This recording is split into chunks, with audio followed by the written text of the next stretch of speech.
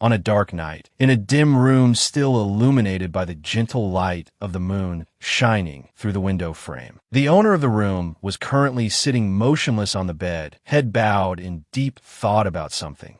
Suddenly, she heard someone's scream ring out, so she quickly turned her head towards the source of the sound and thought worriedly, that scream is getting closer. That man will come here. He's in the room right next door. It will be my turn soon. After thinking to herself, she opened a drawer and reached inside to get something, muttering, "No, it's okay, it will be okay." After taking that thing out, she immediately raised it high and frowned, thinking to herself, this is all I need. Suddenly, a blonde-haired young man, radiating killing intent, entered her room and asked coldly, "Are you Layla Hindurga?" Seeing that his icy face was stained with a little blood made Layla terrified, and she immediately pretended to be clueless and replied with a forced smile, "No, who is that? You got the wrong person." He coldly retorted, "No, I saw you clearly." Hearing this, Layla couldn't help but think indignantly, "If you already know, why ask? Are you trying to provoke me to the very end?" She tried to pretend to be calm, pointed straight at his face, and loudly proposed, I have something to say." He asked back coldly, "Last words?" She immediately replied, "Something like that." He coldly suggested, "Speak." She continued in a serious tone, "Please spare me." He growled in opposition, "No." Seeing him drawing his sword to deal with her, she quickly shouted to stop him, Wait, isn't the enemy of my enemy my friend? To be honest, I also extremely hate the people of this family, so even if you spare my life, there will be no future repercussions." After hearing these words from Layla, he involuntarily paused and thought for a moment. Then he asked in a deep voice, "You want to live that badly?" She frantically affirmed, "Yes, I really want to live." He suddenly glared and growled a suggestion. "Then drain all the Hindurga blood from your body, and I will spare your life." Layla tried to smile to show that she was fine, but deep down she was extremely indignant and thought to herself, who are you kidding? What a temper. He looks so scary." After thinking to herself, she spoke up to compromise. All right, then let me ask you one last question. Just suppose, if I could have prevented the accident related to your death 10 years ago, would you spare me now? He coldly asked back, "Even if you prevented it, it wouldn't have worked." She quickly bit her lip and thought worriedly, "No, all my efforts are meaningless anymore." Then she stammered, Then she quickly closed her eyes. Then she thought resentfully, "He already said I have to drain all my blood. What's the point of trying anymore? That bastard has no intention of sparing me." He suddenly said reproachfully, "All right, this is really the last question. You talk so much." Layla questioned loudly, "Hey, you know you have a bad personality, right?" He said back in surprise, "What?" While raising her middle finger, she cursed loudly, "I find it horrible to see you again. So please let's never meet again, you terrible bastard." Then she resolved in her heart, "Before I die, I have to say everything I need to say." Just then, for some reason, she covered her mouth with her hand. Then she coughed a few times and with wide eyes cried and moaned, "Ugh, it hurts." Then she collapsed to the ground and thought to herself, "It hurts this much, I didn't expect it. But if I can live, then please let me escape from that man. The death I want is only one, in a spacious, warm room, listening to a special song that I like, saying a final goodbye to my loved ones and the family. But that dream clearly cannot become a reality, because I am the daughter of a cruel, heartless villain. All my misfortunes began one day when I was 10 years old, at that villain's mansion." Layla asked softly, "Father, who is he?" He replied, "Just a kid. You don't need to worry about him." As her eyes followed him, she blushed and thought to herself, He's so handsome. He's so handsome." The first time I met him, I noticed his handsome, doll-like appearance, but out of curiosity about him being locked in the basement dungeon, I went down there to see him. That blood-curdling scream that sounded like it could tear a throat apart, along with the strong smell of blood, frightened me so much that I ran away. Not long after, I heard the news that the boy had died, and this incident became my nightmare for many years. And then 8 years later, news of a hero who eradicated evil caused a stir in the world. I was sure that hero was the same boy who came to the Marquis mansion back then, because they were astonishingly similar. But no one in the mansion believed my words. They didn't even know about him, and even casually joked, "How could someone come back to life after dying? Layla, get a grip." And just like that, 2 years later, that hero appeared at the Hindurga mansion after eradicating evil and saving the world, to find everyone in the Marquis mansion for revenge. Layla suddenly sat bolt upright. Then she couldn't help but think suspiciously, "Did it succeed? I've been reborn? I've really been reborn.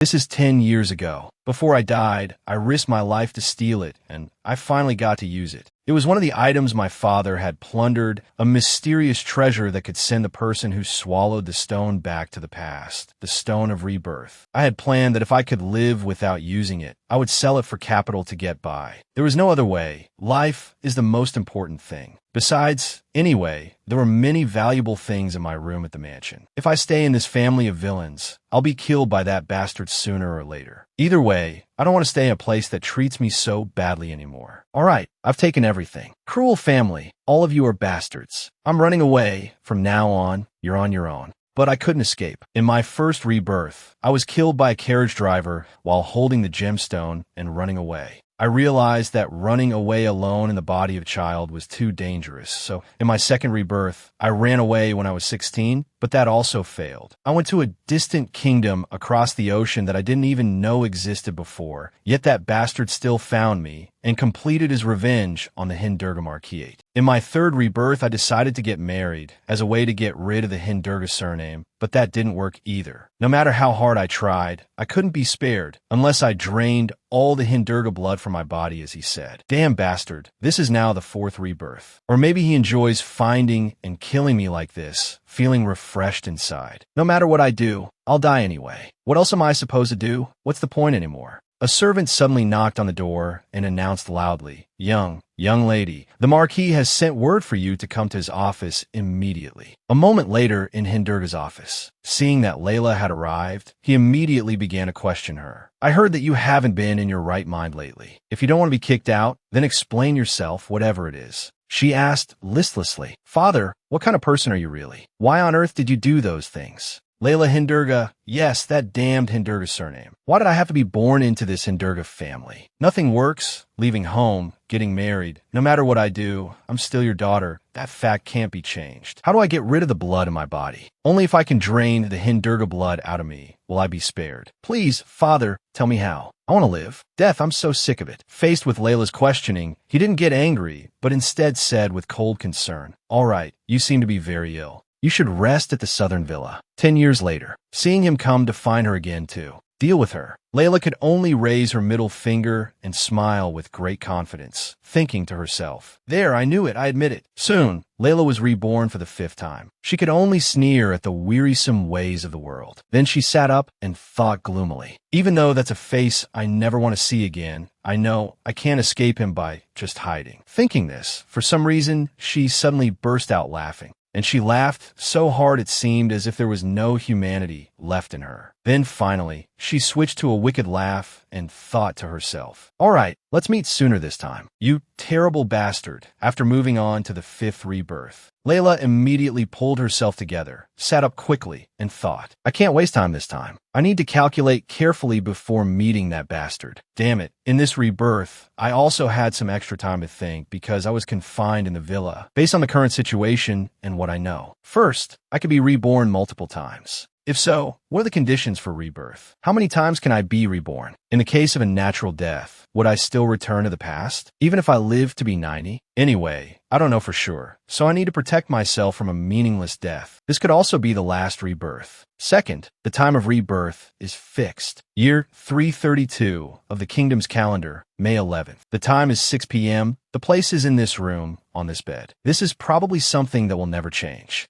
So, third, preventing that incident from happening is impossible. That incident was my father burning down the orphanage, that child's home. And that madman, the survivor of that orphanage, came to my house. The moment I open my eyes after rebirth, the orphanage has already been burned to the ground. Even if I die 100 times, I can't prevent it. So let's put this aside for now. Fourth, I can't remember the exact moment before death. This is actually extremely, incredibly lucky, so very lucky. If I could remember all of that, I would have probably gone mad long ago. Who in this world could not go mad remembering the memories and pain of dying over and over again? Even if there were such a person, I would treat them as well as family. But then again, who can die and come back to life multiple times? Anyway, the most important thing. Fifth, the way for me to avoid death 10 years from now. As expected, it's the only way I've been ignoring. It's about time, isn't it?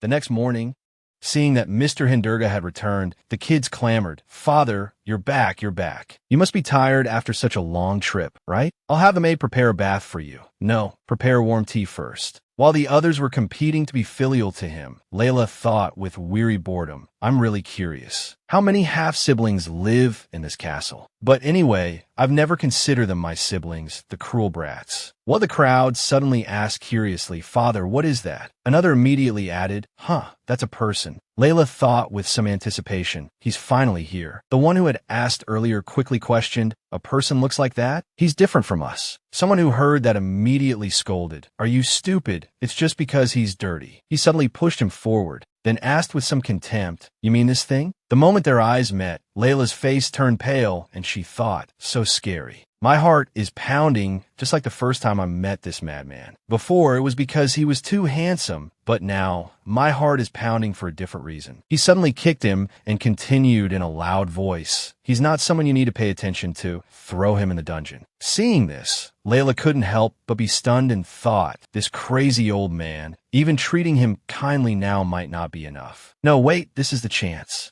Layla immediately knelt down and called out, hey, you." Suddenly meeting that very familiar gaze made her shudder and think to herself, "Hook, that's the look he has when he wants to kill me. No, look closely. Right now he's just a kid who's been brought to the castle. If I don't want to meet the bastard who wants to kill me on sight, I have to do something now." After thinking, she smiled and asked with concern, Hey, are you okay?" Faced with her kind action and unexpected question, he couldn't help but freeze for a moment. Suddenly, a sharp slap echoed. It turned out to be the sound of him hitting her hand. At this disrespectful act, he clicked his tongue and ordered, "He's causing trouble. Beat him until he opens his mouth and confesses his crime." Hearing this, she couldn't help but think in surprise. "What? No." Then she called out in alarm, Father. He asked in a low growl, "What's wrong with you?" Layla didn't answer, sweating as she thought, "I have to say I'm not hurt and that he shouldn't be punished, but why does it feel like something is stuck in my throat?" In the fourth rebirth, I no longer cared about life or death. He said he would spare my life if I could drain all the Hindurga blood from my body. Even so, I couldn't have imagined Father was that kind of person. But when I was confined in the southern villa, when I heard that Father had told his subordinates to just kill him if he didn't admit his fault, a fear completely different from the one I felt facing that madman washed over me. Anytime, anywhere, with just one word from Father, I could die. The fear of a crazy, inhuman villain. Just to say it doesn't hurt and to ask for the child to be spared, I couldn't even utter the words. He suddenly patted her head and asked, "You don't want him to be beaten? You hope so, right?" She thought in daze, Why is Father suddenly being so nice? Then she replied in a small voice, "Yes." He asked curiously, "Why? Because he looks pitiful?" She replied again, "Yes." He rubbed his chin and continued, "All right, I understand how you feel. Compassion is an emotion that everyone has, although it's useless. But here, think carefully, he assaulted you. That means he has challenged me in Hindurga. Even so, should I still not beat him?" Layla didn't answer, thinking with contempt. This crazy old man again. That's assault? Hitting my hand is called assault? In reality, you just don't want your and your family's honor to be insulted. I have to say it. I have to speak up. She replied softly. "No." He asked with a cold laugh. "Oh, so what should be done now?" She answered with some hesitation. "He must be punished severely until he realizes his wrongdoing. That is the Hindurga way."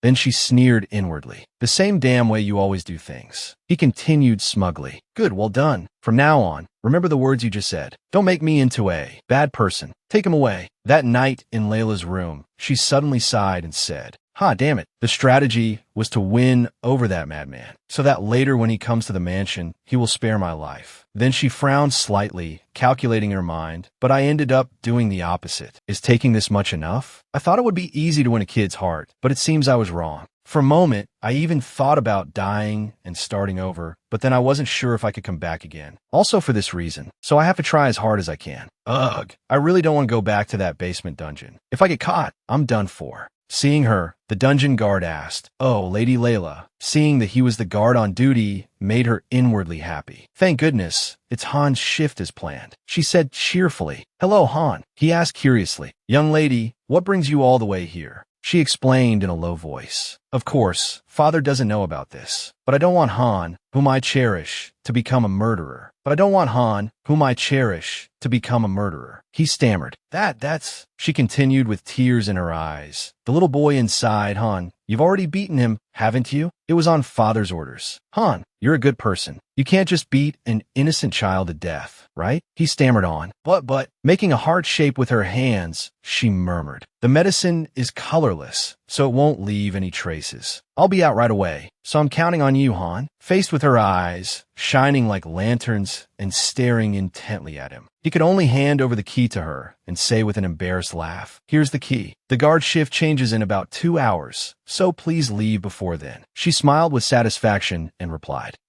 don't worry. Then she thought awkwardly, this is killing me, so embarrassing. Then she asked with some hesitation, can I bring a lamp? He immediately replied, yes, you can. Seeing him shirtless and lying motionless on the floor, she couldn't help but feel pity and think, ugh, this is horrible. A child has been brought to this state, yet he still hasn't opened his mouth to admit fault. As she opened the medicine pouch, she muttered, you're pretty stubborn. That's why you become a hero later. If you hadn't killed me, I would have been head over heels for you. But well, that's not happening now. Holding the medicinal leaf in her hand, Layla frowned and thought, how do I get him to take this medicine? He's unconscious. How can he swallow? Thinking this, she suddenly felt a little reluctant and said, do I have to use these soft, lovely hands? Well then she quickly put the leaf in her mouth and thought, there's only one way left. After chewing the leaf into a paste, she quickly put it into his mouth and muttered, even though I've applied medicine, this is good for you, so just take it. It's a bit gross, but getting better is more important, right? Lightly touching his back, she thought, now that I look, he's so small now, but in 10 years he'll be incredibly tall. No one would believe me if I said so. Layla suddenly fell silent for a moment. Then she stood up and thought, all right, I should hurry back and rest. Not only am I tired, but I also feel dizzy. Is it because I'm too stressed? Just as she turned and was about to take a step to leave, unexpectedly, he woke up and grabbed her ankle, preventing her from leaving. Layla quickly turned her head, sweating as she exclaimed, damn it. Then she thought doubtfully, did he just grab my ankle? Then she explained, a little flustered, hey there, in case you misunderstand, I'm not going to do anything to harm you. I just wanted to give you medicine. Before she could finish her sentence, he immediately spat out all the medicine in his mouth, which made her furious, and she yelled, hey, do you have any idea how valuable that is? Why do you care that I chewed it? Why? Do you know how clean my mouth is? So ungrateful. As he struggled to his feet, he questioned, why do you always do such useless things? Hearing this, Layla was stunned and thought, always? You said always? That's right. I was hit because of you. But do you really have to curse at me just for giving you medicine? I risked my life to come here, even though I was really scared that crazy old man would hit me. Just then, he called out again, hey you, which startled her a little. She quickly turned her head to look at him, and it made her involuntarily think of his cold, adult face. She just had time to utter a sound, bastard, before she was pulled to the ground by him and couldn't help but think anxiously, I'm in big trouble. The image of his adult self and his current self kept overlapping, and my body wouldn't move as I wanted. No, this can't be happening. I still have to face that madman in the future. If I keep trembling like this, I won't be able to accomplish anything. After thinking, she demanded, let go. I said, let go of my hand. Seeing Layla suddenly dare to raise her voice at him shocked him a little, so he quickly let go of her hand right after. Seeing that, she immediately turned and ran, without even glancing back at him once. As she hurried back to her room, Layla thought pensively, I'm scared, but what I'm scared of is the madman I'll have to face in 10 years, not the child locked in the basement right now, right? No, I'm wrong. No matter what, they're the same person. That weak, small gaze will gradually grow and then kill me. I'm really scared. It's not fair at all. It's so frustrating. Instead of standing up to that brat, I have to survive by watching his every move. Is that really the only way? Layla suddenly let out a loud scream, then fell silent for a moment. Then she continued to think, but I still want to live, so what should I do? Even if it's the worst way, in the end, I still desperately want to live. I'm so exhausted. Did I cry too much? My throat hurts, my eyes are heavy, I'm dizzy, and my hand hurts too. I'll just sleep. Crying like this won't make him spare me. I have to live. I promised Laura. The next morning, after waking up, Layla quickly sat up and muttered, time to get up. Even though yesterday was terrible, today will be different, which means I'll struggle to find a way to live again. As she stretched, she thought doubtfully, but I think I heard someone talking when I was half asleep last night. Was it a dream? Then she muttered with a sigh, I don't know. It's not that important anyway. Do I look that desperate to live? The child survived. Looking at him, his face is also unharmed. Luckily, my father has started to ignore him too, so I can walk around the prison without being noticed. I bought food, drinks, ointment for his wounds, and herbs to help him recover. Anyway, I bought him everything he needed. I was scared, but I didn't show it. I smiled, encouraged him, talked to him, and checked if his wounds were healing. If he hadn't killed my parents, I would have liked him immediately. And after all my efforts, a change appeared, which was, that madman hated me more and more, with a passion. How could that be? Shouldn't he be opening up to me? But he also didn't take what I gave him. Is it because he's tired? Oh God, look, I see it. A future of being half dead, half alive is clear. Right before my eyes, Mr. Hindurga suddenly spoke. I think I'll go hunting this morning. Hearing this, Layla was stunned and let out a sound.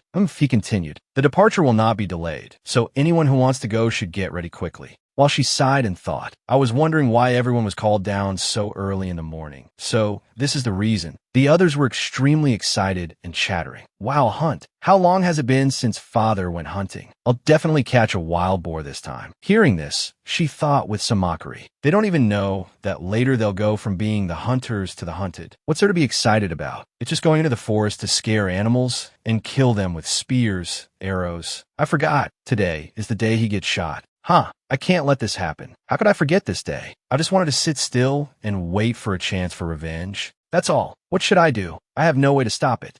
Perhaps there's one more way. A moment later, as she ran forward, Layla thought cheerfully, all right, it's time. It's time for my lifelong dream to come true. The young man with glasses said with some difficulty, I'm a busy person. I don't have time for your petty games. She affirmed seriously, it's not a petty game. He sweated and asked in shock. Then it's even worse. You're telling me to steal the Marquis's bracelet? She quickly gave him 2 thumbs up and said with an encouraging smile, yeah, you can do it. He replied with some hesitation. This isn't a matter of whether I can or can't do it. It seems you don't like me, but I won't let myself get fired over these kinds of games. She explained softly. Don't misunderstand. I just want you to work safely and for a long time by the Marquis's side. Wynnum, that's why I didn't tell father about you forging the books. Wynnum sweated and explained awkwardly. What? You're talking about? Layla continued calmly. I'm talking about how 2 autumns ago, you conspired with 2 butlers to create fake books. The money you embezzled was used to buy medicinal herbs. Look, he quickly raised his hands and spoke softly to appease her. Please keep that a secret. She replied with a beaming smile. You don't need to worry. If you do as I say, I'll forget about it right away. Hearing this, Wynnum could only click his tongue and say, all right, wait a moment. As soon as he finished speaking, he immediately closed the door and left. A moment later, as she ran to the carriage, Layla thought to herself with a bit of self-reproach, I feel a little bad for Wynnum. But his messy love affair from 3 years from now will be exposed anyway. So isn't it better for my life to take advantage of it? Found it. A servant suddenly asked, My lady, what is it? She asked, wonderingly. This is the way to the hunting grounds, right? The servant asked back, bewildered. Yes, but what is it? She replied cheerfully, I'll be taking this. A while later, Layla was now sitting in the luggage area of the carriage heading to the hunting grounds, but it seemed he had no idea she was also on board. Stealing a glance at him, she smiled slyly and thought to herself, good,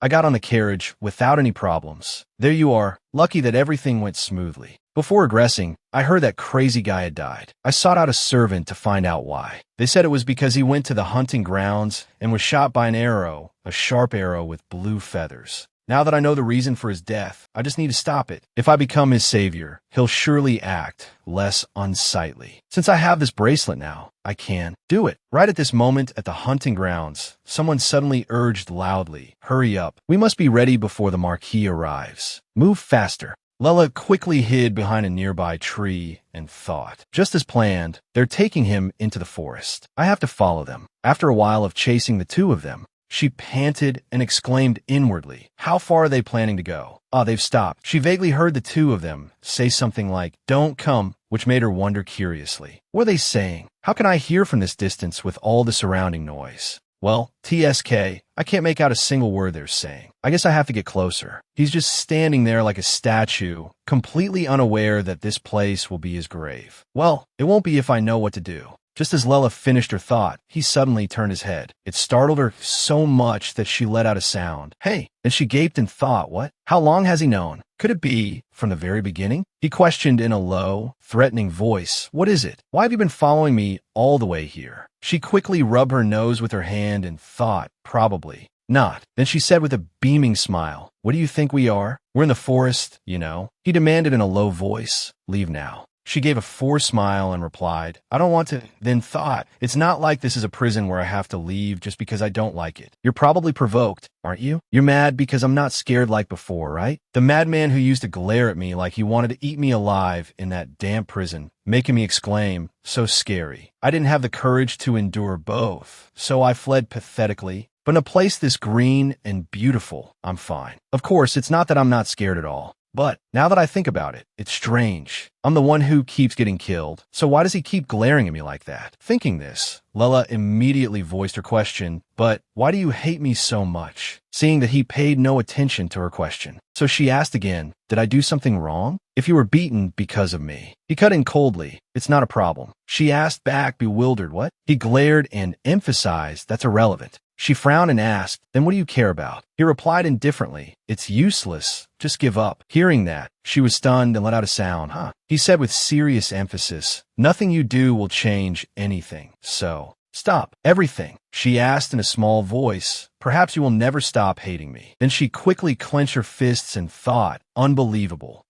This is the signal." For some reason, she suddenly lunged forward. Then she threw her arms around him, and they both fell to the ground. At the same time, from out of nowhere, a fateful arrow suddenly flew and lodged straight into Lela's back, causing her to scream out in pain. Then she exclaimed inwardly, "Damn it, did I succeed? Did I succeed?" She suddenly sat up and shouted, then quickly checked the desk calendar and wondered, did I succeed? Then she thought, year 332 of the kingdom, May 11th, the 6th regression. She clutched her head in panic and gritted her teeth. I'm back again. Did I die from that arrow again? 1. Steal the bracelet that can leave a signal by using Winham and splitting it. While stealing his bracelet, he muttered, stealing the Marquis's bracelet. If we get caught, we're dead for sure. 2. When the hunt closes in on me and that crazy guy, Winham will send a signal through the bracelet. It's time. 3. I'll take the arrow for that crazy guy. Lila's imagination. My love, stay still. For the crazy guy is moved by my sacrifice and opens his heart. Importantly, he says with tears in his eyes, I misjudged you. She whispers back, it's okay. 5. 10 years later, I'm the survivor. He gives a thumbs up and says loudly, my benefactor. 6. On my 90th birthday, I'll hold a celebration. Life begins at 40. A super perfect plan. But what's the point if I die right there? It was just one arrow in the back. Some knights have taken 4 arrows in the back, and some warriors have shielded their children while taking 5 spears in their backs. Yeah, I was just unlucky this time. So let's try again. Lela suddenly stood up and muttered cheerfully. Actually, this time is better than the last. This time I'll start on the right foot. If I start from when he's brought to the castle, I bet. Before she could finish her sentence, she fell to the ground and passed out. An unknown amount of time passed. Just as she opened her eyes, she vaguely heard someone calling. Damn it, my lady. Are you all right? My lady. Lela's eyes flew open and she asked, a little startled, Did I die again? The brown-haired maid replied blankly, Pardon? Lela asked again, That's not right, is it? Mary, what's the date today? What time is it? She immediately replied, Today is May 12th, 10 in the morning. Hearing that, she couldn't help but feel antsy and thought. So I didn't die. I was just unconscious for a whole day. It's now 10 a.m. on May 12th. Mary announced, sweating. But my lady, now is not the time for this. Down on the first floor, the Marquis has returned. As she dashed off like a gust of wind, to Mary's astonishment, Lela thought, it's time for Father and Sayan to return. A little more, a little faster. It's okay to be late, but I can't miss it. If his mood is bad today, I might die at his hands instead of that crazy guy's. Ugh, why is it so hard to run? Has it always been like this? Or did I just not know? But at least I made it in time. I avoided death. Thinking this, Lela spoke up. Father, I'm sorry I'm late. I wasn't feeling well, so I was a bit delayed. Then she couldn't help but think anxiously. Am I going to be scolded for being late? Mr. Hindurga suddenly clicked his tongue and then burst out laughing, which made her think in shock. Him laughing? Has he gone mad with anger? He gave a faint laugh and remarked, How admirable. To come and greet my return in such a state of health. Truly interesting. Hearing this, Lella broke into a cold sweat and thought in a daze, state of health, he's suddenly feeling something dripping from her nose. She immediately looked down, then let out a confused huh in her mind. Seeing her dress inexplicably stained with blood, Lella couldn't help but think in shock. All of a sudden, there's blood on my dress. What's going on? While she hurriedly used a handkerchief to wipe the blood from her face, Mr. Hindurga praised her. Running down here for dear life in this state of health proves your filial piety. I grant you one wish. She asked again in a small voice, a wish? He immediately replied, yes. Is there anything you want? She requested, a little flustered, yes, I want. Then she couldn't help but wish inwardly, of course. It's to make him kneel and beg that crazy guy, apologize for his sins, and pray for the foreseeable consequences. Especially, he must tearfully apologize to me for ruining my life. That's all. But saying that would surely get me thrown in prison. No, maybe I should wait until I've recovered to say it. After thinking, Lella beamed and continued, can I tell you later, Father? I'm so happy you're back that I can't think of much right now. Hearing that, he said, so be it. She bowed her head and thought pensively, a wish, huh? I thought it would be great if I just didn't get scolded. But isn't this just too perfect? A moment later, in Lella's room, admiring herself in the mirror, she marveled inwardly. Wow, this is serious. My face is as pale as a dying person's, and my hair is a mess. Is this blood? Did I have a nosebleed? Why would that old man find it amusing to see me like this? Seriously, everyone in this house is crazy. Mary suddenly spoke up, suggesting, my lady, please drink this first. It's very good for restoring energy, so please don't waste a single drop. She calmly replied, restoring energy is indeed very important. Thank you, Mary. Let's change my clothes first. Mary said, a little choked up, you don't know how shocked I was this morning. The Marquis returned so suddenly, so I had to wake you, but you had been having a nosebleed for a while. I wanted to wipe your face first, but I didn't know if it would be overstepping to change your clothes for you too. Lola didn't reply, but rubbed her chin in thought. So it was a nosebleed. It felt like something fell before I passed out. Then she said with a beaming smile, you did well, Mary. It only looked serious because it got on my dress. Mary replied, a little surprised, I don't know what you're talking about, but I'm glad everything went smoothly. She calmly picked up the teacup to drink and thought, because I didn't change my clothes, I ended up getting blood all over myself. And then I caught Father's eye and got a wish. She didn't know what the tea tasted like, but it made her face turn pale as she let out a sound, ugh. Then she asked in alarm, what is this tea, Mary? Mary replied, I told you it's a restorative tea. She asked again, her voice trembling, no, what are the ingredients? Mary replied again, it was prepared by the head chef. Why did you skip your meal yesterday? No wonder your condition deteriorated so quickly. Please drink it. She let out a horrified sound. Eek. Then she thought, at a loss for words, Mary is so silly. My nosebleed wasn't because I skipped a meal, but because I fainted. Is there any point in explaining? But am I really that weak? I have a health checkup every year and everything is always fine. If I were to regress again, I wouldn't be this frail. Yes, this is an illness caused by mental stress. Dying and coming back to life so many times has put a strain on me. Picking up the teacup, Mary said with a bright smile, you did very well. From now on, I will bring this tea at the same time every day. Lola asked, horrified, what? You mean this kind of tea? Mary smiled and suggested, or should I bring it when you wake up or when you're about to go to sleep? She replied indifferently, never mind, just bring it whenever is convenient for you. Mary continued to suggest, please lie down and rest. Resting is also very important. She quickly walked to the bed and replied, okay. Then she quickly lay down on the bed and smiled to herself. The taste is horrendous, but the cup is so warm, even though it's quite a distance from the kitchen to here. Then she said with a grin, Mary, if you do anything wrong, I'll overlook it immediately. The maid asked, confused, strange, what kind of wrong thing? She replied with a faint smile,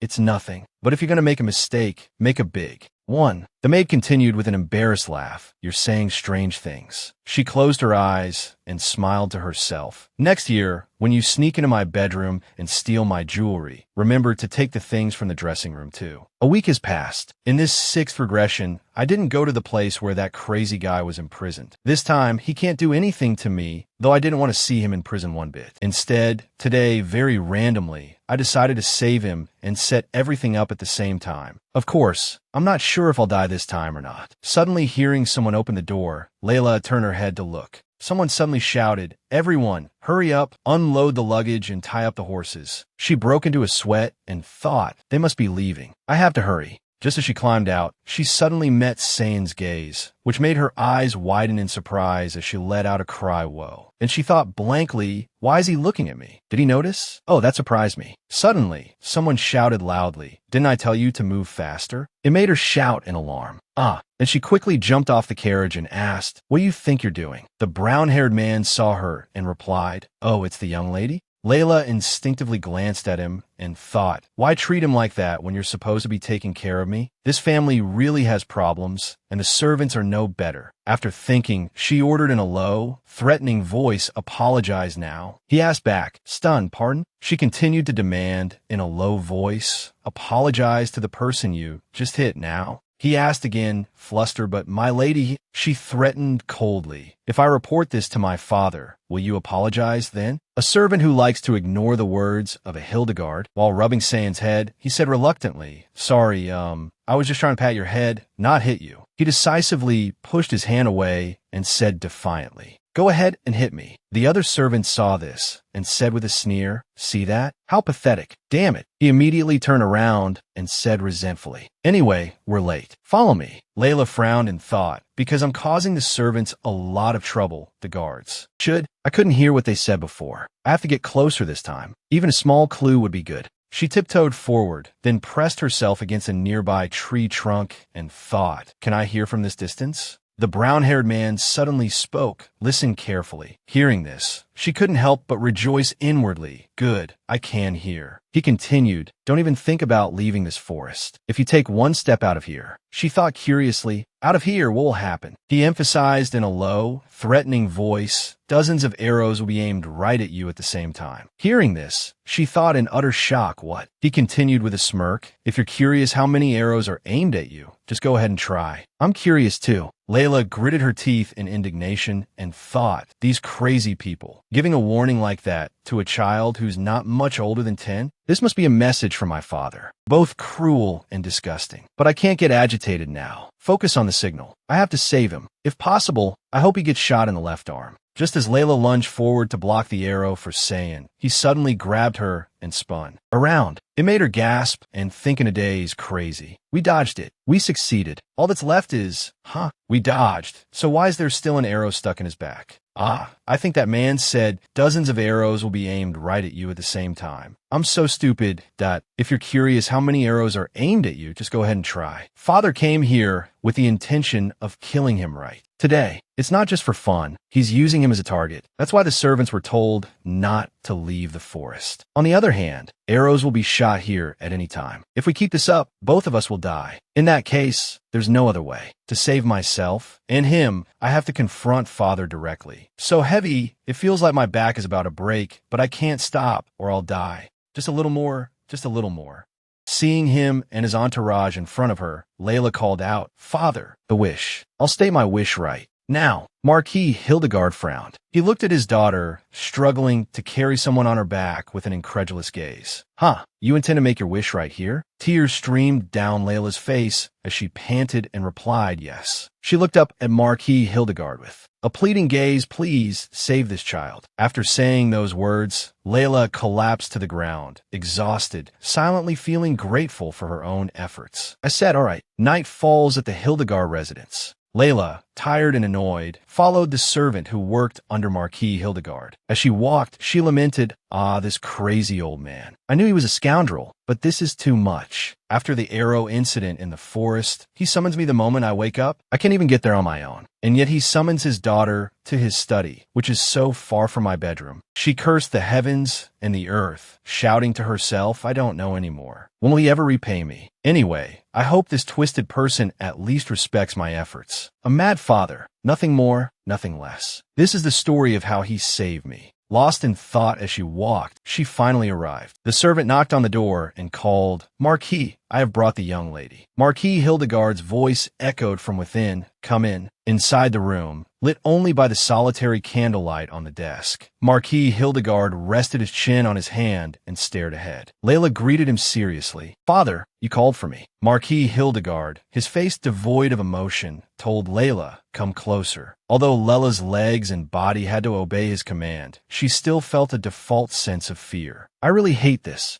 Look at him giving me time to calm down. Should I thank him for not preserving people like taxidermy?" Marquis Hildegard tilted his head, raised an eyebrow, and asked Layla, "Why did you do that?" Layla clasped her hands, hesitating and wondering, "What should I say?" "It's very difficult to answer because I don't know how much he knows right now." Did Wyndham fail to return the bracelet? Then, however, without waiting for her to think further, he suddenly said, getting on the carriage without permission and sneaking into the forest, "I'm asking you for the reason why." Only then did Layla know her plan had succeeded. Thank heavens, Wyndham succeeded. When I fell in the forest, Wyndham quickly ran up and hid the bracelet inside his shirt. He's so talented, even if he's an embezzler or a thief. Layla, now relieved, answered, "The truth is that child. I got on the carriage to see him, and then was taken to the forest." Marquis Hildegard said to her, "The child you asked me to heal?" Layla replied, "Yes." However, Marquis Hildegard immediately exposed her without mercy. "But I heard you got on the carriage before that child did. You said you couldn't go without getting on the carriage first." Layla had to pout and think, "Did you interrogate the servants while I was unconscious? You scoundrel." But she still had to try to act normal when answering to avoid suspicion. "Teach, that's because I knew that child would be getting on. I heard people talking in the hall." Layla lowered her head, pretending to be remorseful, but thinking to herself, no matter how inhuman he is, he won't know this is a lie. They wouldn't mind keeping a secret for a child being used as a target. Then she added, "I was just curious what that child looked like. That's why." "I'm sorry." Marquis Hildegard suddenly asked her, "Just curious?" "Not only were you curious, but you also seemed to like him a lot. Not only did you follow him into the forest, but you also held him so tightly." Layla grimaced at him with annoyance. "So you saw, but you still drew your bow and shot. Don't tremble. Nothing is surprising. I've always known he wasn't human. So what's new?" Layla immediately dropped to her knees. "I just need to do what I have to do." Her action surprised the Marquis. "What is this?" Layla, defying everything, truly dared to face him. "I deeply regret it. I will accept any punishment you give me, Father. I will accept it all. But the child I use my wish to save, please give him to me. If you do that, Father, I won't care about birthday presents next year or any other year." Marquis Hildegard crossed his arms and slowly tapped his fingers. He suddenly asked her, "If I give him to you, what do I get in return?" Layla asked back in surprise, "Pardon?" Marquis Hildegard's voice deepened as he repeated the question. "I'm asking, what can you give me?" Layla now understood the meaning behind his question. I will become a more obedient daughter than anyone else." However, Marquis Hildegard immediately rejected her idea. "I have enough obedient children." His words startled Layla. Damn it, he's right. Who in this house isn't an obedient model child? If they weren't, they wouldn't exist in this world anymore. Layla lowered her head, thinking as she replied, "In that case." Marquis Hildegard leaned forward and frowned, asking Layla, "You have nothing?" Layla was very determined. She quickly replied, "Yes. No, I have something. You like it, I promise." Marquis Hildegard was naturally pleased with her reaction. "Really? Let's hear it." Layla said confidently, "In less than a year, I will." She continued to speak, using body language to make him understand. In the end, judging by her expression, it was clear that he had agreed to it. "Yes." Marquis Hildegard asked her again, "Is this a promise you can keep?" Layla replied, "Of course." Suddenly, his eyes lit up. "What if you lie?" Layla replied without a hint of fear, "I swear on my name." In the end, Marquis Hildegard had no choice but to agree with her. "Very well then. I accept your words, and that child is yours. Since he is your property, do as you please." Layla quickly replied to him, "Yes, Father." Marquis Hildegard continued, with words that were nothing less than a threat. "But remember, this agreement is separate from your oath. You may leave." Layla bowed her head and replied, "Yes." However, in her heart, she was cursing him relentlessly. "Sure, you damn bastard. It's fine. I've been through this a few times." Layla calmly left the room and closed the door. "It seems I somehow managed to save that child, but that's not important. It wasn't his intention to save me, right? I don't owe him anything. Even if I'm not his savior, since there's still time, I have to win his heart. What if I treat him both kindly and intimately? His heart will. Even though he's never opened his heart to me. Not even once. Somehow it was a success. Yes, everything will be fine." Layla returned to her room and climbed into bed. She struggled to find Sane's room. Ah, now that I remember, Mary said that child is on the first floor. Following the maid in front who was carrying bloodstained clothes, she thought, is that the room? He's been decided to be mine, so a quick look should be fine. Seeing the maid surprised, my lady, why? Layla just answered casually, I'm just bored. Making a little noise probably won't bother him, since there's already been this much of a commotion. Layla opened the door and stepped inside. She was visiting him, but she hesitated like a newly released criminal. The bandages look quite clean, so the wound probably isn't deep. She looked at Sane on the bed, his eyes shut as if in a deep sleep, but why does his breathing seem so weak? He's sweating a lot too. Layla touched her own head and then clumsily tried to do the same to Sane. He doesn't have a fever. Is it a cold? That's probably better than a fever, right? Layla suddenly stood still and stared at Sane. A sense of compassion welled up in her again. Layla thought, I guess I'll have to become a priest. I could leave him alone, but I don't want to just leave like this. She timidly wiped the sweat from Sane's forehead. When you wake up, I at least want to receive a little gratitude. This isn't volunteer work, you. No. Suddenly, she heard Sane whisper something, Cecile. She was very surprised. Layla unconsciously moved closer to him and pricked up her ears to hear better, only catching Sane's broken words. Dirty, wrong. Layla thought again, is he talking in his sleep? Cecile, a friend of his? She then heard Sane call out, father, brother, sister. At that moment, tears were streaming down Sane's cheeks. He sobbed, don't die, it's my fault. A chill ran through Layla's entire body. She was stunned for a moment. He has a family? She stumbled back a few steps in panic. But I thought he was from an orphanage. Layla clamped a hand over her mouth to stop a scream from escaping. If the orphanage was his home. She immediately ran out the door and disappeared into the night. As she ran, she was haunted by a sense of guilt. Then the people there were his family. The feeling of losing the home where you lived with your family, right before your eyes. Layla scolded herself. No, don't think about it. It has nothing to do with me. I was just a child back then. The one who is truly at fault is someone else. Suddenly, a hero appeared before her. She stopped.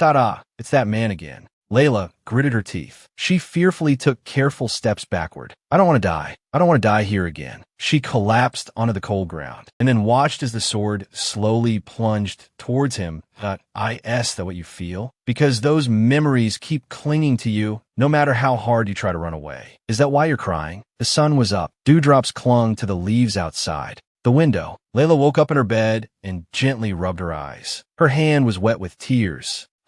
Sympathizing with an enemy who tried to kill me hundreds of times, I must be destined to become a priest. A voice called from outside. My lady, are you awake? Layla quickly answered, Oh, Mary, good morning. Mary entered the room, greeting Layla with a cheerful smile and some rather useful information. The child you were worried about has regained consciousness. Layla was startled and sat bolt upright. Really? Layla gasped, as it was beyond her imagination. Of hers. Immediately, Layla ran like the wind to find Sane and told Mary, I'll have breakfast later. I'll call if I need anything. Go and rest. This time it was Mary's turn to be startled. What, my lady? My lady, please have 3 cups of tea when you return. Layla felt as if she had just escaped a close brush with death. All right, because she had run so fast, she only felt tired now that she had stopped. Phew. Layla rested her head against the door. She was still very scared to face Sane. Even though her heart's calling told her to be a priest, it was still truly frightening. Guilt was one thing, but life is precious. But she still had to reassure herself. Layla slowly opened the door to the room. I have to do this. I can do it. I have to fight against evil. So what's the big deal? She remembered the tormented face of Marquis Hildegrad when he asked her, What can you give me? Layla cleared her throat at him. Layla stiffly waved a greeting at Sane. Hello. There was no response, but she could do nothing but smile.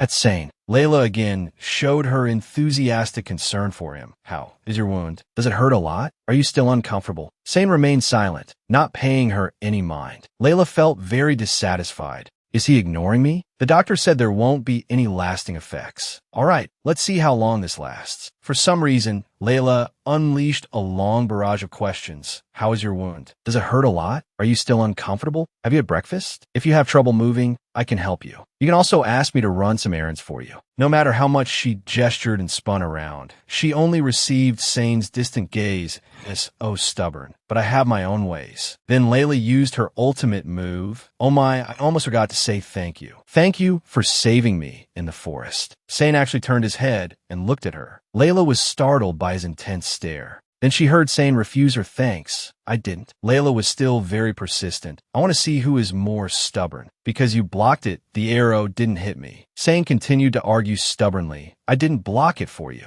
Layla pressed him again. So it was just a coincidence. Sane replied firmly, yes. Layla lightly bit her nail, looking flustered. Well then. However, she was silently cursing his entire lineage. I know. How could you have known when the arrow was coming to save me? The important thing is that we've started talking to each other. Layla bowed her head sincerely and replied, but thank you very much anyway. Whether it was a coincidence or not, the fact that I avoided the arrow thanks to you doesn't change. Sane was truly stubborn. He was still determined not to accept the credit that I didn't do anything. But Layla wasn't about to let him off so easily. You're the savior of my life. So from now on, you'll be treated accordingly. Let's get closer from now on, and in the future too, save me again. Seeing the light of enthusiasm sparkling around Layla, Sane turned his head to look at her. He hesitated and spoke. Why? Layla asked him in surprise, huh? What did you say? However, Sane told Layla, forget it. Layla smiled gently and clung to him like a leech and oh, what is it? Tell me. Before she could finish her sentence, she saw Sane's murderous gaze shoot towards her. And so, Layla found it hard to back down. She quickly retreated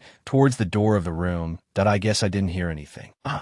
Although the atmosphere in a room was a bit awkward, Layla was the optimistic type of girl. But we still made some progress, right? He didn't tell me to get lost. Maybe facing death made him realize what fear is. Layla cautiously approached and sat beside Sane's bed. All right, that reminds me, we don't know each other's names. Outwardly, she said that, but she was really thinking something else. Of course, I already know your name, because you are truly a great hero. A favorite subject for poets to sing and dance about, as well as for artists in their paintings. For the people, both commoners and nobles, they talk so much about you. Of course, your name is deeply engraved in my mind.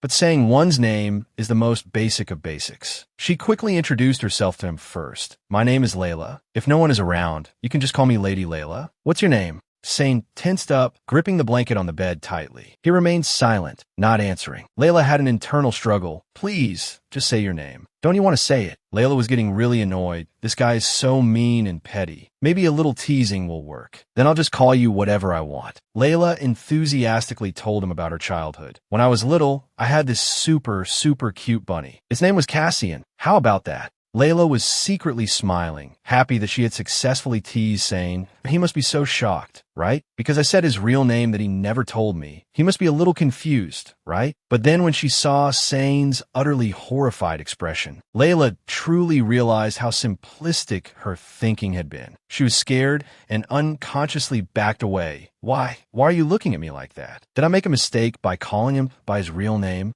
I have to fix this. Layla covered her mouth tightly. She looked at Sane in confusion. I'm sorry. Her action and reaction startled Sane. He tried to calm himself down. Suddenly, he looked at Layla and uttered a name. Sane. Layla was bewildered, Sane avoided Layla's gaze. She asked, it's my name, it's Sane. Beautiful memories of Sane with his loved ones at the orphanage suddenly flooded back. When his big brother Cassian and everyone played together in the sun, swam in the river together, and gathered around a fire for warmth, enjoying a happy white winter. When spring came, they discussed many things together. Cassian called out, is everyone here? The reason I've called you all here now is, I think I've come up with an official name for Sansai. Adela immediately raised her hand in agreement. I agree. I get goosebumps calling him. Sansai. What do you think, Sansai? Have you thought of a name? Sane returned to the present. He said to Layla again, you asked for my name? It's Sane. Layla repeated Sane. He replied to her with certainty yes. Layla cautiously moved closer to Sane. Can I call you by that name? Sane immediately replied, you can. Layla stared at Sane. She thought to herself, when I called you Cassian, you looked like you wanted to eat me alive, and now you say I can call you Sane? Aren't those two things the same? Well, at least the hostility in his eyes has lessened, so that's somewhat better. I bet it's fine since I don't understand. Him. Layla smiled brightly. Thank you for letting me call you by your name. Layla zipped over to the doorway. She didn't forget to remind Sane, I'm leaving now. Remember the important thing. Get some rest. Sane silently watched her comical escape. Layla opened the door and shouted in, see you later, Sane. The door to Sane's bedroom closed very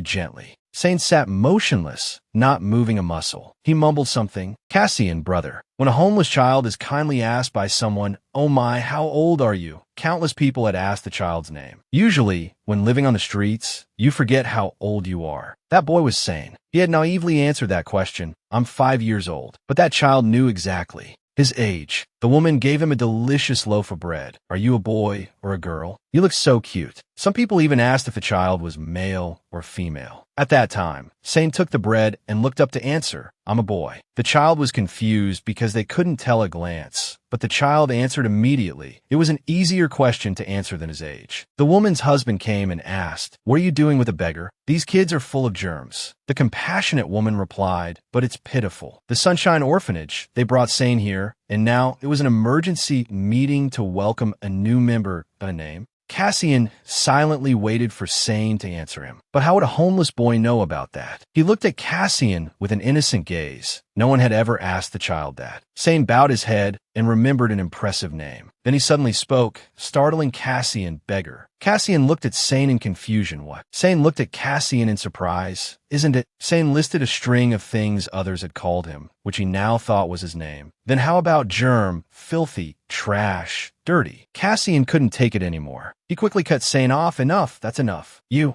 don't have a name, do you?" Sane remained silent as Cassian held his cheeks. Sane asked innocently, "Aren't those things people call names?" Cassian explained to Sane, "You shouldn't think of things like that as names. The things you mentioned are not names." Sane seemed a little disappointed. He asked Cassian, "So, I don't have a name?" Cassian looked at Sane and sighed. He smiled comfortingly. "It's okay. You can choose any name you like later." "Actually, I chose my own name too. It's Cassian." Sane looked at him with a dazed expression. "Cassian." Cassian diligently reminded Sane, remember to add an honorific when you call me." Sane still only knew how to say his name. Cassian laughed happily. Cassian said to Sane, "Well, let's let you get used to it. You need time to remember names. All right, from now until you choose a name for yourself, we need a temporary one. Since your hair shines like gold, I think Sunshine would suit you." Before he could even rejoice, Odell jumped in from outside to criticize. "Ew." Cassian looked at the radiant girl. "Odell, when did you get here?" Odell stormed in just now. "More importantly, I think I heard something very strange." Cassian asked her, "Huh? What's wrong?" Odell suddenly shouted, "Hey, everyone, come here." Everyone was there in a few seconds. Atlee scratched his head and asked, "What's up? Is something wrong?" Cecile asked everyone, "Who's this?" Cassian answered Cecile's question. "You all know about the child who's going to live with us starting today, right? This is him." Someone exclaimed, "Ah, so this is him?" Odell greeted Sane. "Hi, let's be friends." "Ah, these are your brothers and sisters. You can call them in order of age. Odell, Atlee, Mike, Jay, and Cecile. For example, I'm the oldest brother, 14 years old." Odell crossed her arms and looked at Cassian. "The name isn't the issue right now." Cassian gave the kid a name. "He's Sunshine." Atlee exclaimed, "Horrible." Cecile held up a hand in refusal. "Not good." Jay shared the same opinion. "Gross." Mike, sitting next to Sane, also had to exclaim, "What kind of weird thing did you eat?" Seeing everyone's reaction, Cassian spoke up awkwardly to smooth things over. It's fine. Even though you guys have objections, let's try asking him." "Sunshine. Our little Sunshine. What name do you like?" "I'm curious if you like the temporary name Sunshine the bank gave you." "Answer me." "Sunshine." Someone complained in dissatisfaction. "How many more times are you going to call him Sunshine?" Suddenly Sane smiled and answered him. "I like it. Sunshine is nice." Odell felt dizzy. She screamed and fell down. "Unbelievable." Ugh. Atlee quickly ran to support her. "Hang in there, Sister Odell." And so, the small orphanage gave the child a name, calling him Sunshine. Sane said to everyone, "I, Cassian." The person whose name was called immediately asked Sane, "What?" Sane replied innocently, "I like Cassian." The eldest brother shouted at Sane, "Hey, that's my name." Odell seemed very pleased. She said, "So what?" "Honestly, Cassian, it seems Sunshine suits that name more than you do." Cassian shouted in dissatisfaction. "What?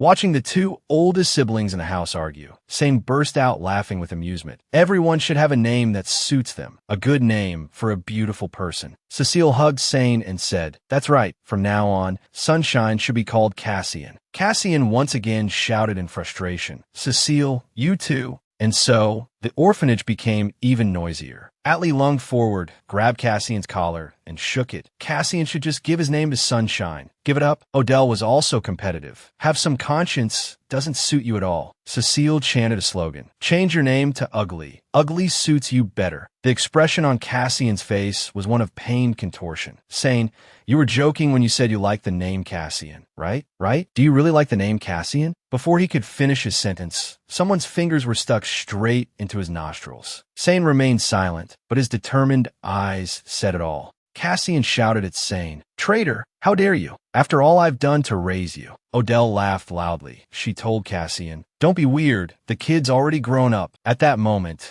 Sane suddenly spoke, causing everyone to freeze. Then it will be Sane. That will be my name. Cassian looked as if he had just been liberated. You mean Sane? Not Cassian, right? Sane smiled happily. Yes. Cassian also sighed in relief. Ah, what a relief. I almost named you Ugly. Odell said to Cassian, that's terrible. You should have paid the price for naming him Sunshine. Cassian said remorsefully, just kidding. Jay, standing beside them, giggled. Silly Cassian. Cecile hugged Sane tightly. She whispered to Sane, Sane, so you're not Sunshine anymore, but Sane, right? Sane answered her, yeah, my name is Sane, and for Sane, this place is home. It was a warm place that gave him a name, a place that taught him what family was, and a place with people who were no different from his real parents, enveloping everyone in love. But that happiness did not last long for Sane. Sane had to watch helplessly as the orphanage was engulfed in a sea of fire. Father, mother, Cassian, Adele, Atlee, Mike, Zay, wait a little longer, I will save everyone. Everything the child cherished was swallowed by the flickering flames. Outside, the market was bustling with activity. Cecile said, Shaun, look, it's the river station. They sell a lot of meat here, don't they? He replied, well, it's a market. She wondered, but why are we at the market at dawn? And on your birthday morning too? Shaun replied, it's because it's my birthday. There are a few things I want to buy. He asked her shyly, do you have any money? She covered her mouth and laughed.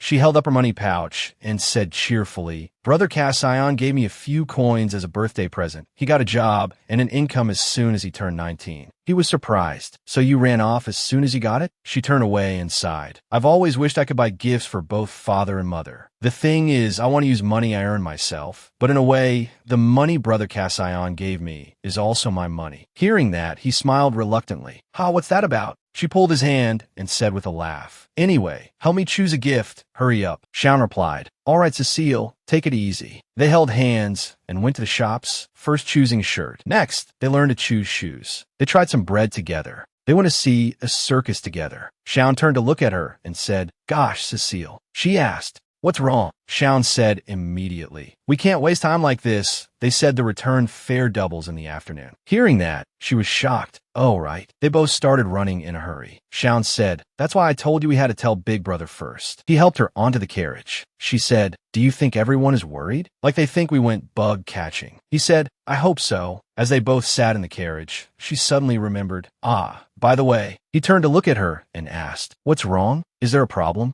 She thought about before. The paper you use is so crumpled that Sister Odell thought it was a rag and was about to use it to wipe the floor. She thought, so I was planning to save some money to buy you new paper and charcoal. Hearing that, he said, but if I like it, I can buy it myself. She asked, where would you get the money? Shaun looked at her. No, I have money. It's a secret. But sometimes I follow Brother Cassian out to work. He said, I guess I'm super strong. Super strong. Hearing that, she smiled happily. So you could buy new paper and charcoal yourself. Instead, I'll save money to buy you a whole art set. He asked, that's very expensive, you know. She said cheerfully, then I just need to earn a lot of money. Okay, they linked pinkies, but you have to come to the market with me again, promise. What's a big deal? After saying that, she rested her head on his shoulder. Next time, let's go during the day. Going so early in the morning makes me so sleepy. He said comfortably, go to sleep. I'll wake you up when we get there. In the darkness. Shaun thought, I'm sleepy too. He was surprised when he looked outside and saw a fire. He was bewildered. A fire? That's where our house is. There's a burning smell. He quickly shook the person next to him awake. Cecile.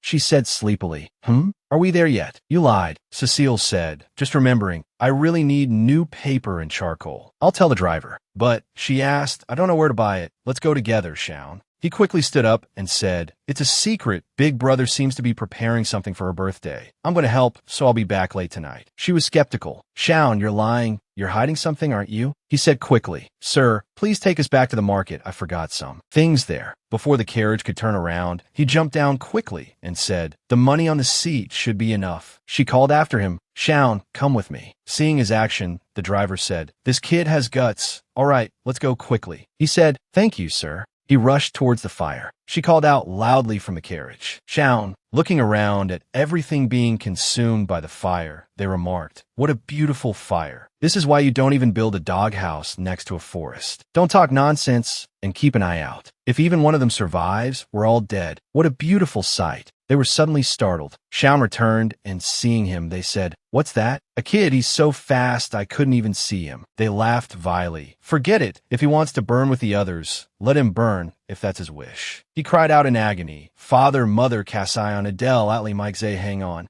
After saying that, he ran quickly into the fire. "I'm coming to save you all right now." He threw himself into the fire, breaking down the door. He was surrounded by fire. He cried and called out loudly, "Father, mother." He was desperate. "Where am I? Where is everyone?" Suddenly, he opened his eyes wide, looking at the scene before him. He was shocked. No, it can't be. He collapsed to his knees, crying out in pain. 2 streams of tears flowed like a river. He was in immense pain, watching his home slowly burn to ashes. The men were standing indifferently outside when they saw him step out. They laughed. "What the hell? You're still alive." He gripped the man's wrist tightly, making him cry out, "Aha, my wrist, my wrist." His accomplice said, "Zep, you're being too careless." He was angry. "Are you kidding me?" He said, "A brat like this." He angrily punched the man, a painful blow. They were surprised. "What is this brat? He has terrifying strength for his age. This is not good. Attack him all at once." Saiyan paid no mind. "Impressive." A voice spoke up. Hygrit clapped and said, "That you can do that to my soldiers is truly astonishing." Saiyan asked, "Your soldiers, so you're the one who did all this thing?" He ran forward. "Go to hell." The man said the carriage that was originally coming here had turned back. "I sent someone to check what happened." He asked what. He pressed his head down. The man said, "It's very troublesome to have witnesses, so I'm considering eliminating them. What do you think I should do?" Saiyan said, trembling, "Don't." He prostrated himself, begging, "Don't chase the carriage." Hearing that, the man asked, "Don't chase the carriage, huh? Then what do you have for me?" He replied, anything I can do." The man ordered, "Chase the carriage and check inside. Just check their identities and do nothing else." The others replied, "Understood, sir." The man ordered, "Get up. You must come to my place on your own 2 feet. Of yours." He leaned close to his ear with a savage tone. "I've prepared a special grave for you." After that, Saiyan followed the Marquis's words without any resistance. He voluntarily went to that prison only to realize that the one who brought him there was Marquis Hygrit, and that the place was the mansion where he lived. That was the reality. Saiyan shed tears of pain. He lay there blaming himself. "It's my fault. If I hadn't gone to the market, if I had returned sooner." He clenched his fists, blaming himself. "Even if I had sensed the danger, what was the point? In the end, I still couldn't do anything." He clutched his head, trembling. "I couldn't save anyone, no, I killed them." "Me?" A voice called out, "Dinner." A loaf of bread and a cup of water were placed on the ground. Saiyan sat up. He looked at the bread and told himself, "I have to eat." He chewed and swallowed voraciously. "Even if I'm forced, I still have to eat and live." Remembering the man's earlier words, "Remember, your life belongs to me now. If you commit suicide, I'll throw the girl in the carriage to the dogs." Saiyan's eyes glinted with hatred. "That bastard will do exactly as he says. He will kill Cecile." He was in pain. Saiyan panted wearily. He felt hopeless. His whole body ached. "I want to die." He had dark thoughts. "I want to go where my family is." A week later, the guards were urging each other, "Hurry up. We have to be ready before the Marquis arrives." He was ordered by one of them, "Move faster." They said, "Listen carefully." He held a whip threateningly. "Don't even think about leaving the forest if you get out of here. 1,000 green arrows will be aimed straight at you at once." Saiyan looked ahead and thought, "This is it, the grave he sowed." He looked around the forest. Saiyan felt that this was not too bad a place.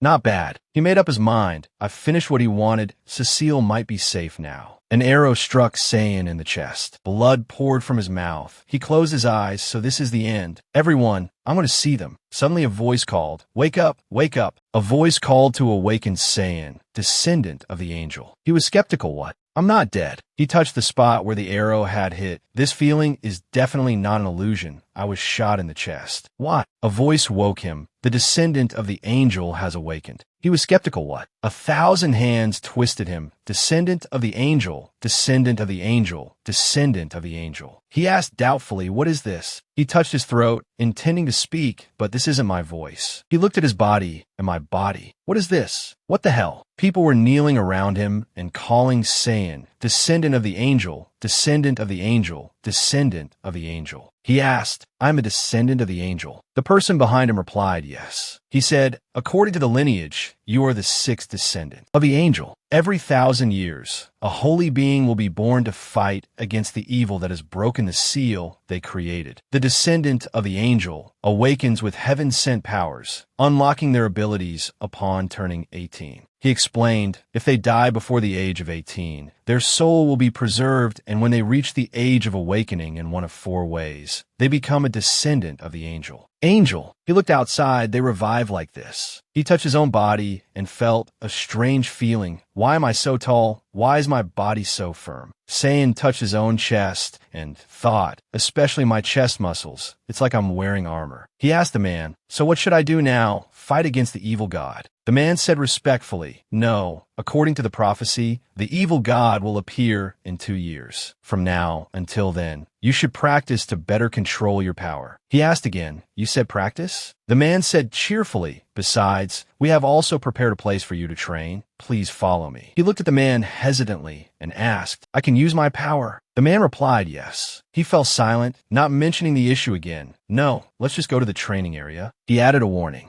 And again, Sayin said, find me some people. As the prophecy from the church foretold, the evil god appears, turning the sky to ash. You human insects, this is the final struggle. He bravely faced the evil god. You weren't talking about 1,000 years ago, were you? Hearing his challenge, the evil god became furious. Sayin confronted the evil god in a battle that shook both heaven and earth. The evil god said angrily, arrogant brat. During the half-month-long battle, Sayin realized the truth. He was struck by the evil god, but he had a body that no ordinary person could match. Shaun's body could not only withstand wounds, but also regenerate. No matter how fiercely the evil god attacked him, he could still recover. As long as his heart was beating or his mind was intact, it didn't matter if the rest of his body was shattered at all. Shaun's eyes were filled with determination, though the physical pain was still vivid. He said to the evil god, let's end this. He lunged forward to touch the evil god, but he was struck down by the evil god's power. He said, am I falling into the abyss again? Falling again. In the end, they both collapsed. Shaun, drained of all strength, lay on the ground. He opened his eyes to a brilliant light. Sunset. He looked ahead. Has half a day passed already? So I guess I'm about to die and return to a normal life. He raised his hand, looking at the bloodstains on it. He thought, when you die,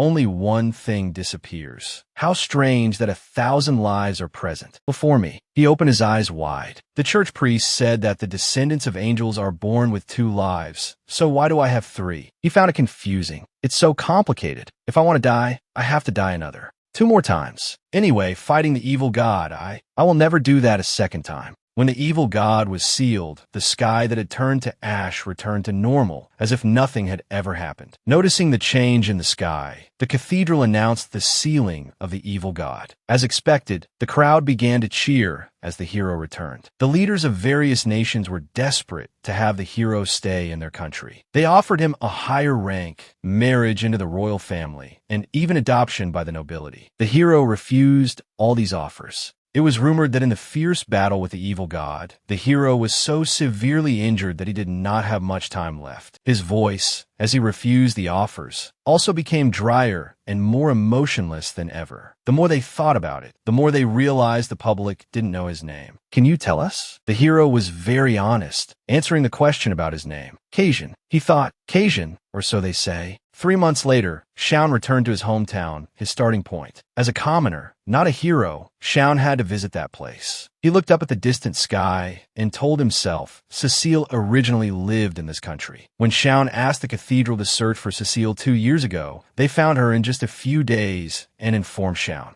He looked at all the letters in his bag. The cathedral was quite far from this country, so they couldn't meet in person, but fortunately, The two exchanged letters. He was very surprised that, surprisingly, Cecile had become a countess. Xiao thought, it's hard to imagine because in Xiao's mind, Cecile was still a mischievous child. According to the explanation in the letter, it was a contract marriage. Although Xiao didn't quite understand, he tried to accept it. After all, Cecile seems happy. He was thinking, so meeting Cecile is the top priority. Suddenly, he was startled. There were two things stopping Xiao first. He got off his horse and looked to the side. A grave. It must be Cecile's. He touched it. If it wasn't Cecile, it wouldn't be written like this. He slowly and gently touched it. Gently. Suddenly, he sat cross-legged beside the grave. Xiao looked at the grave and said, I'm sorry for being late. He told himself, I wanted to come sooner, but there were some things I needed to finish first. I don't really understand what it was, but they said I was a hero and that I had to fight the evil god. It's strange, isn't it? I couldn't protect my own family, yet I was asked to save the world. He blamed himself. Then Xiao said, that's why I introduced myself as Cajun. The idea of me becoming a hero someday is ridiculous, isn't it? If it were my brother, it would make more sense. After speaking, he fell silent. Xiao touched his thigh. I'm leaving now. Don't be angry that I'm leaving so soon. There are some things I need to do. After speaking, Xiao turned to leave, telling himself, I will be back. Next time, I'll visit with flowers. At that moment, in a dark palace, Xiao held a sword and screamed, Ah!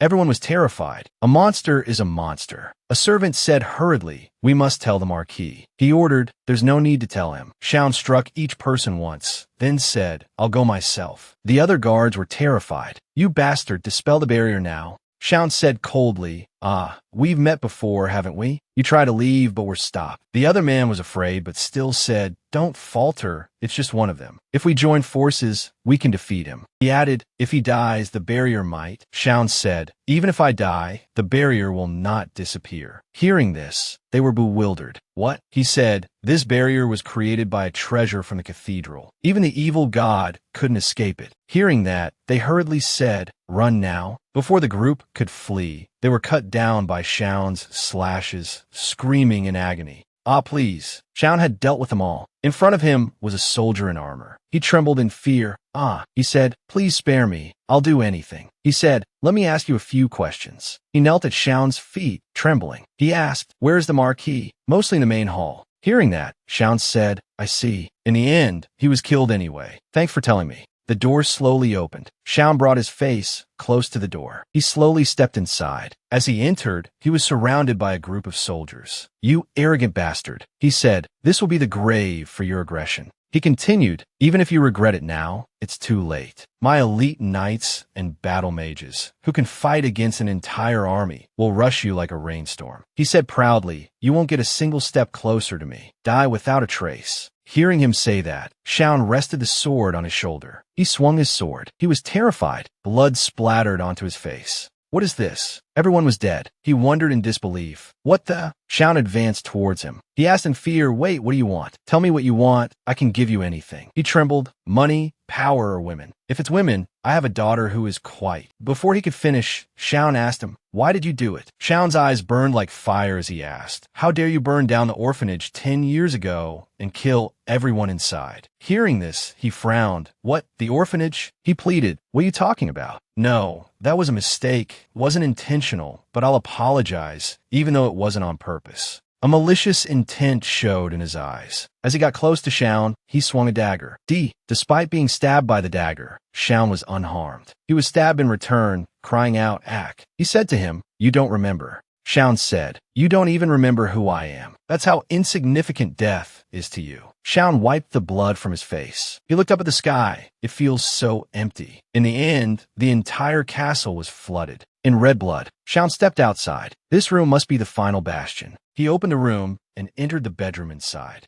Xiao saw a woman. He asked, who are you? He looked at her and asked, are you Layla Hildegard? Hearing the name, she said nonchalantly, you have the wrong person. She was a strange woman. He speculated, does she really think I'm asking because I don't know? I didn't expect her to answer so quickly when asked if she was Layla Hildegard. He said, "No, I'm sure I'm right." He asked, "Do you have anything to say? A last wish, perhaps?" Maybe that's the reason. I'll give her a chance to make a wish because she's a woman. Of course, the woman before me will kneel and beg for her life, will say, "Please spare me." But Layla was different. She said bluntly, "No." Shaun looked at her. "So you've decided your fate." He looked at her and asked, "Do you want to live that badly?" Instead, I'll show some final mercy and give her one way to live. He said, "If you want to live, then drain all the Hildegard blood from your body. Do that, and I will spare you." Even though I said that, she didn't seem to care. Layla said, "Then let me ask you one last question." He thought. The woman showed a resigned expression as she asked her final question. She said, "If 10 years ago I had tried to stop that accident and your death, would you forgive me now?" Her voice pierced straight through my mind. Looking in her eyes, he thought, I thought no one remembered the fire at Hildegard Castle back then. I'm quite surprised this woman still remembers the old grudge. But so what? Even if she tried and failed. No, Shaun thought about the incident. Nothing changes. I lost my family. And if the woman before me is the child of my enemy, I have no intention of sparing her, no matter what effort she made. At that moment, I thought. She said, "Hey, do you know you're nothing but a pathetic wretch? Seeing you makes me sick. Let's never meet again." She said this with a very fierce expression. "You crazy bastard." After saying that, Layla covered her mouth as if she had misspoken with those words. He looked at her reaction. The woman definitely swallowed something and was writhing in pain on the floor. He looked at her. I feel like something is wrong. He wondered, I don't know what's wrong, but my intuition is telling me. And when I touched Layla and swung my sword, I woke up in a cramped, dark place. He looked around. Where is this? Is it the luggage compartment of some carriage? Shaun was confused. Where did that woman go? Why am I suddenly here? There was a voice. Is this road getting longer by itself? Or have you forgotten the way? Shaun found it familiar. This voice. I'm sorry, Lord Marquis. I'll be more careful. He heard that. Marquis Hildegard. Shaun was skeptical. What's going on? Marquis Hildegard should be dead, right? He touched his body. Come to think of it, my body seems to have gotten smaller like I've returned to when I was 10 years old before being revived in the night. He found it ridiculous. Haha, no way, this is too absurd. Maybe I'm just having a nightmare. Suddenly he thought, or maybe it's because I've never had enough sleep since awakening the angel's power. He didn't understand what was happening. What's going on? I feel so sleepy. When he woke up, the carriage had stopped in front of Hildegard Castle. Then I was locked in the dungeon again, just like I had experienced before. He thought about what happened next. And a week later, I was shot dead in the forest. Then I was locked in the dungeon again, and a week later, shot dead in the forest again. He recalled everything. The descendant of the angel has awakened. Moreover, I even have the battle with the evil god. He looked around. So this isn't a dream. He looked toward the evil god and asked, "Let me ask you something. Was it you who sent me back to the past?" The evil god said, "What you say is absurd, human. If you're trying to pull some trick, it's useless, so just hurry up and die." Hearing that, Shaun felt, so it wasn't you. Fine, I was just suspicious. And now I must seal you. After the second battle with the evil god, this time I didn't go through any country, but went straight to the final destination to meet the biggest suspect, Layla Hildegard. He searched around the castle. Layla was not in the castle. He asked a servant, "What?" The person said, "It's true, sir. Since she disappeared 4 years ago, none of us have heard any news from the young lady." He even swore, "I swear to God." Before he could finish, he was killed by Shaun. He wondered, missing? No, Layla Hildegard isn't missing. She must have suspected my destination and fled beforehand. Suddenly, on a beautiful day, "So you're here, Layla Hildegard." He killed her. Then he returned to that carriage. Still the familiar voice. Is this road getting longer by itself? Or have you forgotten the way? He opened his eyes. Again, just like when I was at Hildegard Castle. He thought, it's definitely that woman who sent me back to the past. She left the castle and hid her identity. She knew I would show up at Hildegard Castle and kill everyone. He looked at his hand. Moreover, as soon as I kill her, I'm sent back to the past, just like the first day I stabbed her at the castle. A cheap time reversal trick. Shaun thought. She sends me back to the past every time I kill her. So I have to constantly experience the death of my family, being killed by my enemy. And I have to fight the evil god. Is this her plan? Does she think that with this kind of repetition, I will give up and forgive her? He gritted his teeth in anger. No, never. I swear to God, no matter how many times I go through that horrible time, I will not let a single drop of Hildegard blood survive. After dealing with the evil god for the third time and heading straight to Hildegard Castle, I was no longer surprised not to find Layla Hildegard. This strengthened the suspicion that she was indeed the one who could turn back time. He left the castle. My condition is not normal. My heart is beating fast, and I'm extremely stressed. He felt my heart is racing and my anxiety is soaring, as if I've swallowed some kind of fire. He felt everything blurring. Shaun was sweating profusely. Is it because I've experienced the feeling of losing my beloved family 1,000 times? Or is it because of the pain I had to endure fighting the evil god? Whatever the reason, it simply means I feel angry. I thought things would get better after turning Hildegard Castle into a graveyard. Normally, things would get better, even just a little. If this continues, I'll lose my mind sooner or later. He comforted himself. No, get a grip. He made up his mind. This time, reviving while going mad, I'll risk acting recklessly without following the Marquis's orders. That might put Cecile in danger. He sighed. Shaun took the horse's reins. Of course, the consequences are unpredictable. He thought, before things go off track, it would be better to meet Cecile first. At the residence. Welcome to the Count's mansion. It's been a long time since I last saw you. Cecile came out to greet him. You've really changed, Shaun. She looked at him and said, You've grown up to be so tall and handsome. The two sat down at a table opposite each other. Shaun also said, You too. You've even become a countess. She laughed. Well, I look quite different from when I was a child, don't I? He thought, I'm glad I came to visit her. He touched himself. Good, just maintain this level of sanity. While the servant was serving the food, she asked, I've heard some things recently. You seem to have become quite famous. Are you okay? He replied. Of course, it's a bit hard to explain in detail, but it's nothing to worry about. She asked, But Shaun, there's something I want to ask you. He asked, What is it? She was tense. Is what they're saying true? She added, About Hildegard Castle. She looked at him. They say no one survived there. Not even the kitchen dog died. Some people said they saw you leaving the castle. Did you really kill everyone? Shaun said naturally no. She was happy. I knew it. Strange rumors always surround famous people sooner or later. He said, I didn't kill the dog. Shaun said, there was no dog in the kitchen. Hearing that, she was stunned. She couldn't believe it,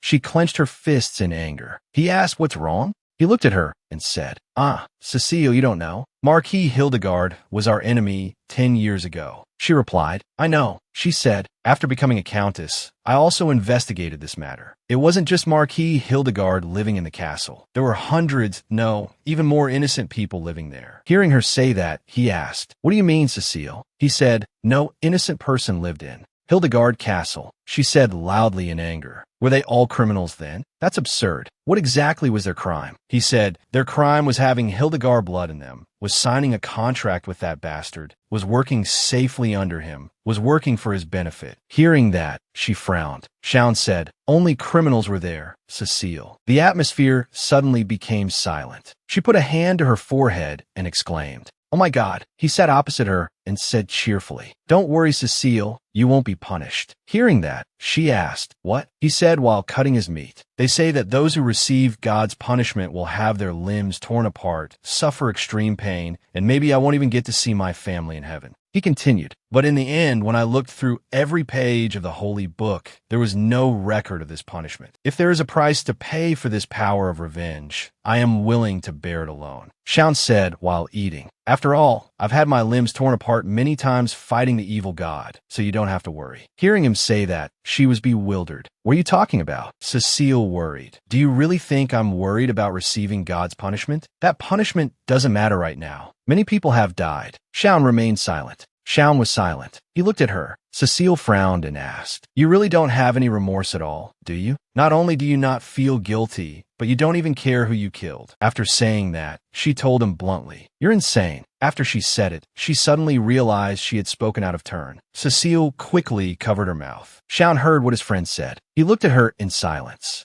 Cecile quickly explained, I didn't mean to criticize you, Shaun. He replied, No, I understand. So that's how it is. After saying that, he smiled. You're right. Thank you, Cecile. Then, he quickly stood up to end the meal. Shaun said, I'm very happy to see you again. She was surprised, huh? She asked again, What do you mean? He picked up his cloak and put it on, telling her, There are some things I have to do. I'm leaving now. No need to see me off. She called out to him, Shaun. He said, Oh, right. Let me remind you of something. He turned away and said, If we happen to meet again somewhere, call me Cajun. That's the name of the hero who sealed the evil god. After saying that, he strode away. Cecile called out loudly from behind, "Shaun!" He stood outside thinking, thanks to Cecile, I'm not worried about anything anymore. I was worried I was going crazy, but if I'm already crazy, what's there to worry about? He looked out the window and wondered, or maybe I'm just getting crazier and crazier. Is there a scale to measure insanity? In that case, he thought, I don't want to go too far either. At this moment, inside, Layla was being beaten by a man and cried out loudly.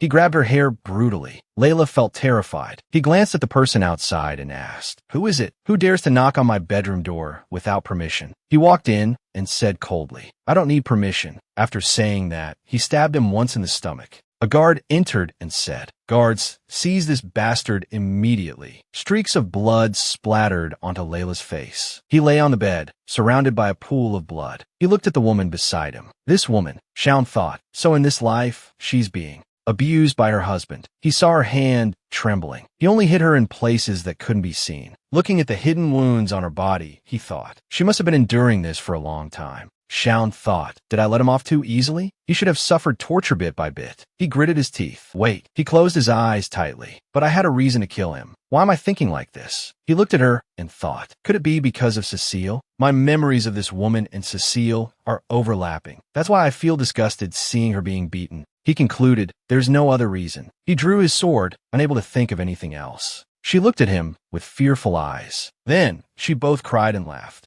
I'm really crazy. What kind of person is my father? Does he know how to clean up blood? Does he know that people would let me live if I cleaned the blood in the Hildegard mansion? Dying like this is so tiring. It's as if I have to endure something painful, right? Go down to the southern villa and rest. Lady Layla, Count Hildegard has ordered you to live in the south. She's not here. Layla Hildegard, I will never give up. Whether it's a villa or hell, I will kill you again and again. The sun's rays shone through the window. Until you give up on turning back time. He stood before her bed, sword in hand, and lost the chance to live. He swung his sword. Layla smiled and gave him the finger. The timeline flows. Father, what is that, VJ? Do people usually look like that? They're so different from us, right? I don't even know if that's a human. It's none of your business. Keep those thoughts to yourself. Hey, are you okay? Before, when they were young, the two had met. Shaun looked at her with hatred. They must be punished continuously, without stopping until they realize their sin. That is a true Hildegard. She brought him food. You're so rude. You'll become a hero someday, anyway. She applied medicine to him and said, if you hadn't tried to kill me, maybe I would have become one of your admirers. But now that thought is useless. After saying that, she turned and left him. He grabbed her ankle. She said, hey, hello. In case you misunderstand, I'm not doing anything to harm you. He thought, what's she talking about? She explained, it's just some medicine. Hey, he asked, why do you always do such useless things? Shaun felt confused. Why is she giving me medicine? Is she trying to beg for her life? Is it really from the sincerity of her heart? Doesn't she know what I've been through? She said, let go. He still held on. Why would someone with the name Hildegard? She shouted while crying. I said, let me go. He looked at her, then let her go and turned his face away. She quickly ran away in fear. He thought, that's right. Even if she's a countess like Cecile or brutally beaten by her husband, she's still just the daughter of my enemy. He lay on the ground. The only emotions I should feel when I see her are anger, hatred, and hostility. That's all I should be able to feel. But when they were in the forest, she took an arrow for him. Are these women really crazy? At that moment, a flash of light went off in his head. Immediately, he had to go through what he had already been through one more time. Is this road getting longer by itself? Or have you forgotten the way? I'm sorry, Lord Marquis, I'll be more careful. Still that same voice. He laughed, haha. He thought, now, who saved whom and was shot by which arrow? She saved me? Does she know how many times I've killed her? Has she really gone mad? Does she want to live that badly? To the point of protecting her killer and accepting being hit by an arrow. He thought, it doesn't matter. She's planning to win my sympathy and survive this time. I don't. She really took the arrow for me. Wait, what? Layla Hildegard, at that moment she smiled. He thought, now I understand. Layla Hildegard planned to save my life to win my sympathy. Entering the palace, she had said, Father, I'm sorry I'm late. But she didn't expect to lose her life in that moment. There's no reason for that woman to die in my place. He thought, I was so foolish. Everything I've done until now has become meaningless. I even thought she was the one causing the time loop. The fact that Layla Hildegard was shot by an arrow while saving me and accidentally went back in time. That means the condition for returning to the past is not Layla Hildegard's wish, but Layla Hildegard's death. He thought, to delve deeper into this phenomenon, the power of the temple will be very useful. When I wake up at the temple at age 18 again, I will ask to borrow their power. He made up his mind, but first, to make sure she doesn't go back to the past again, I must protect Layla Hildegard from death. He took the arrow for her, so Layla Hildegard must live, until I can return without fail. A middle-aged woman with a pained face, a worried tone, holding a handkerchief, asks about the situation. Where does it hurt, my child? Why are you bleeding like this? Saying, are you okay? The woman didn't see the other person answer, despite calling out many times, so she called his name once more. Saying, the one whose name was called finally showed some reaction. A single phrase appeared in his mind, tired. But before he could touch the woman, her figure had already moved far away, and the surrounding house began to be engulfed by a great fire that engulfed it. Witnessing this scene, the person was stunned, trying to save whatever was left, but was powerless. Oh no, it can't be. The more he thought,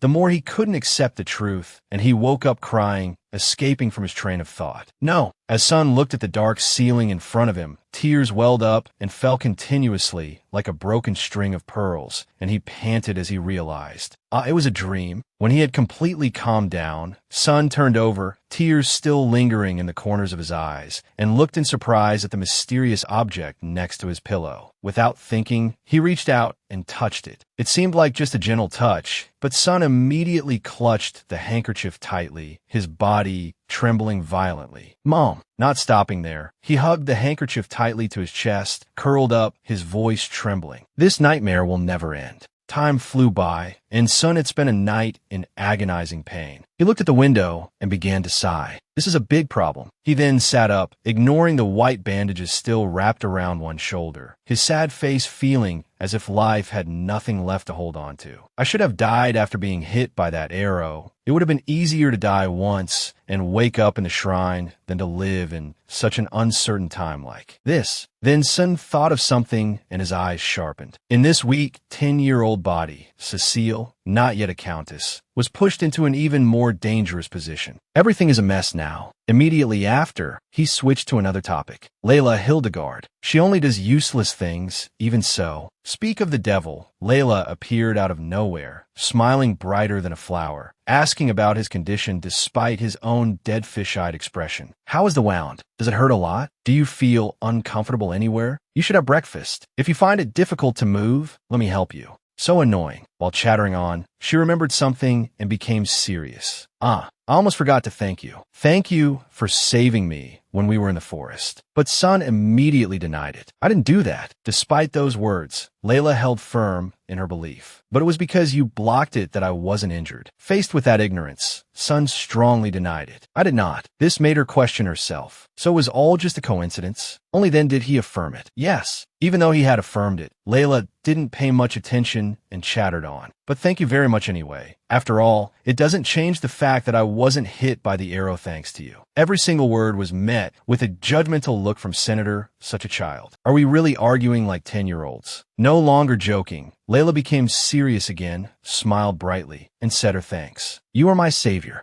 Not stopping there, she smiled brightly and declared, so from now on, you will receive the treatment you deserve. Sun didn't quite believe these words. After observing Layla's expression, which was brighter than the sun, for a moment, he turned his head away in frustration. So you've given up on saving me and are trying to win my affection instead. After thinking for a moment, Sun fell completely silent. After pondering a little longer, he asked in confusion, why are you like this? That question caught Layla's attention. Not believing what she had just heard, she asked for confirmation. What did you say? Hearing that, Sun closed his eyes and shook his head to dismiss it. Forget it. To submit to someone who has tried to kill me so many times just to live. Before those words, Layla froze awkwardly. I'm a little curious, but it's better not to ask. Sun then observed the pleasant cream-colored room, his thoughts in turmoil. There's no need to let her know that I'm from the future. She's the type of person who would block an arrow for me. Who knows what reckless thing she'll do next? Not letting the silence last too long, Layla took the initiative to ask, "Speaking of which, we don't know each other's names, do we?" At that question, Sin refused to answer and turned his head the other way. "I have to stay as far away as possible to keep Cecile safe." Layla was a bit taken aback, but didn't give up. "My name is Layla. When others are around, they all call me Lady Layla. What's your name?" Sun was silent again. Deep in his mind, he imagined her as a nagging person. Layla, of course, didn't know and added, "You don't want to tell me?" Pausing for a moment, Layla began to speak. "Then I'll call you whatever I like. I had a rabbit doll that I especially cherished as a child. The rabbit's name was..." Hearing this, an image of her proactively holding a rabbit in front of him appeared. A moment later, she said a name. Gasion. As soon as this name was spoken, Sin's eyes sharpened. Layla, completely unaware, asked for his opinion. "How about it?" He turned to look at her with murderous eyes. "How dare you use that name? How dare you use the name of someone who was killed?" Looking at Layla in front of him, he couldn't help but remember a madman and wonder. How much blood do you share with him? Anyway, Layla then suddenly looked pained and raised a hand to her mouth. She coughed, which caught his attention. Ahem. Realizing his gaffe, Sun awkwardly scratched his face. "Damn, I almost forgot. I shouldn't overreact to such a small thing like this." After scratching for a moment, he lowered his hand and convinced himself. "The only reason she used that name is probably because I used it in my past life. If she knows me by the name." The decision made, he said a name. Senator, that name made Layla incredulous. Huh. That reaction made Sun have to say it again, seriously. "You asked for my name. It's Sun." At that name, Layla was half believing, half doubting. "Senator," he affirmed it again with his dead fish eyes. "Yes." A moment later, she hesitated and asked for his opinion. "Can I call you by that name?" He answered briefly, "You can." After speaking, Sion once again sank into his own world, based on the way she kept bringing up the matter of her savior. Perhaps she doesn't want to die so soon. Having someone else use that name, Cassian, is unbearable for me, so it's better to just use Sion. Getting what she wanted, Layla smiled brighter than a flower. "Thank you for telling me your name." In her heart, Layla let her imagination run wild. Maybe next time he'll thank me for letting him breathe. Thinking that, Sion sighed helplessly. Then he thought of something and silently clenched the blanket. A moment later, Sion raised his hand to his face, then looked intently at his hand. "Anyway, that's just the name of a coward who couldn't save his own family." Anyway, having gotten the information she needed, she then made a random excuse and left. "Well, I'm off. I just realized I have something to do. Take care." This swiftness left Sion not knowing what to do. Without waiting for him to say anything, Layla swept away like a gust of wind. "See you later, Sion." When she was completely gone, Sion sat on the bed and made a short comment, a frightened pony. Thinking of this, an image of a reluctant Layla appeared. How curious to be that scared. It was as if she had encountered a monster instead of a person. Yet she still forced a smile. I wonder if she knew her hands were trembling like a leaf. As soon as this thought appeared, Sion immediately dispelled it. "Goodbye. Why am I thinking like this?" "Go away, you troublesome thoughts. Go away quickly." After calming down, Sion turned to get out of bed. Phew! Then he also stood up and went to the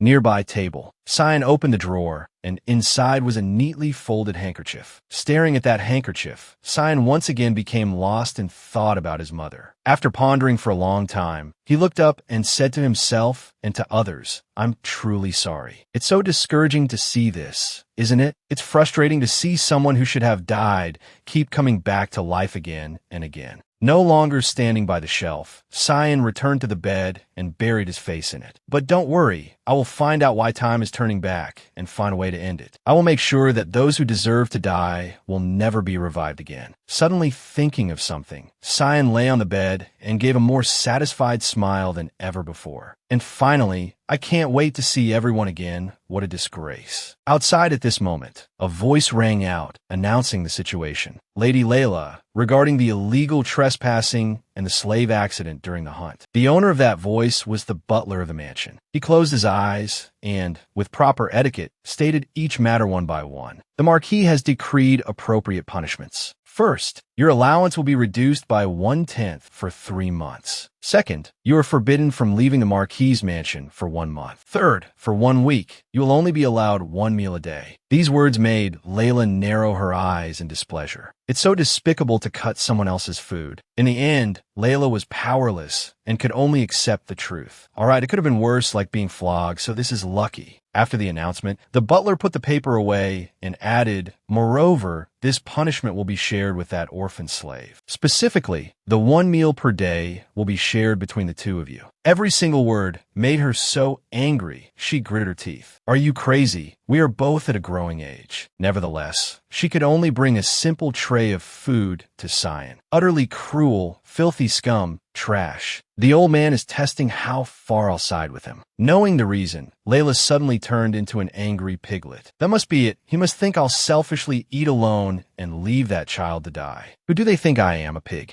The more she thought, the more she gritted her teeth in anger. To think he could control me. Even when she entered Cyan's room, she was still trembling with anger. This demonic punishment will only last for 2 more days at most. I'm so hungry that even walking is difficult. For the remaining 2 days, I'll ask someone to bring food. After putting down the food tray, Layla's attention shifted to a crumpled piece of paper on the floor.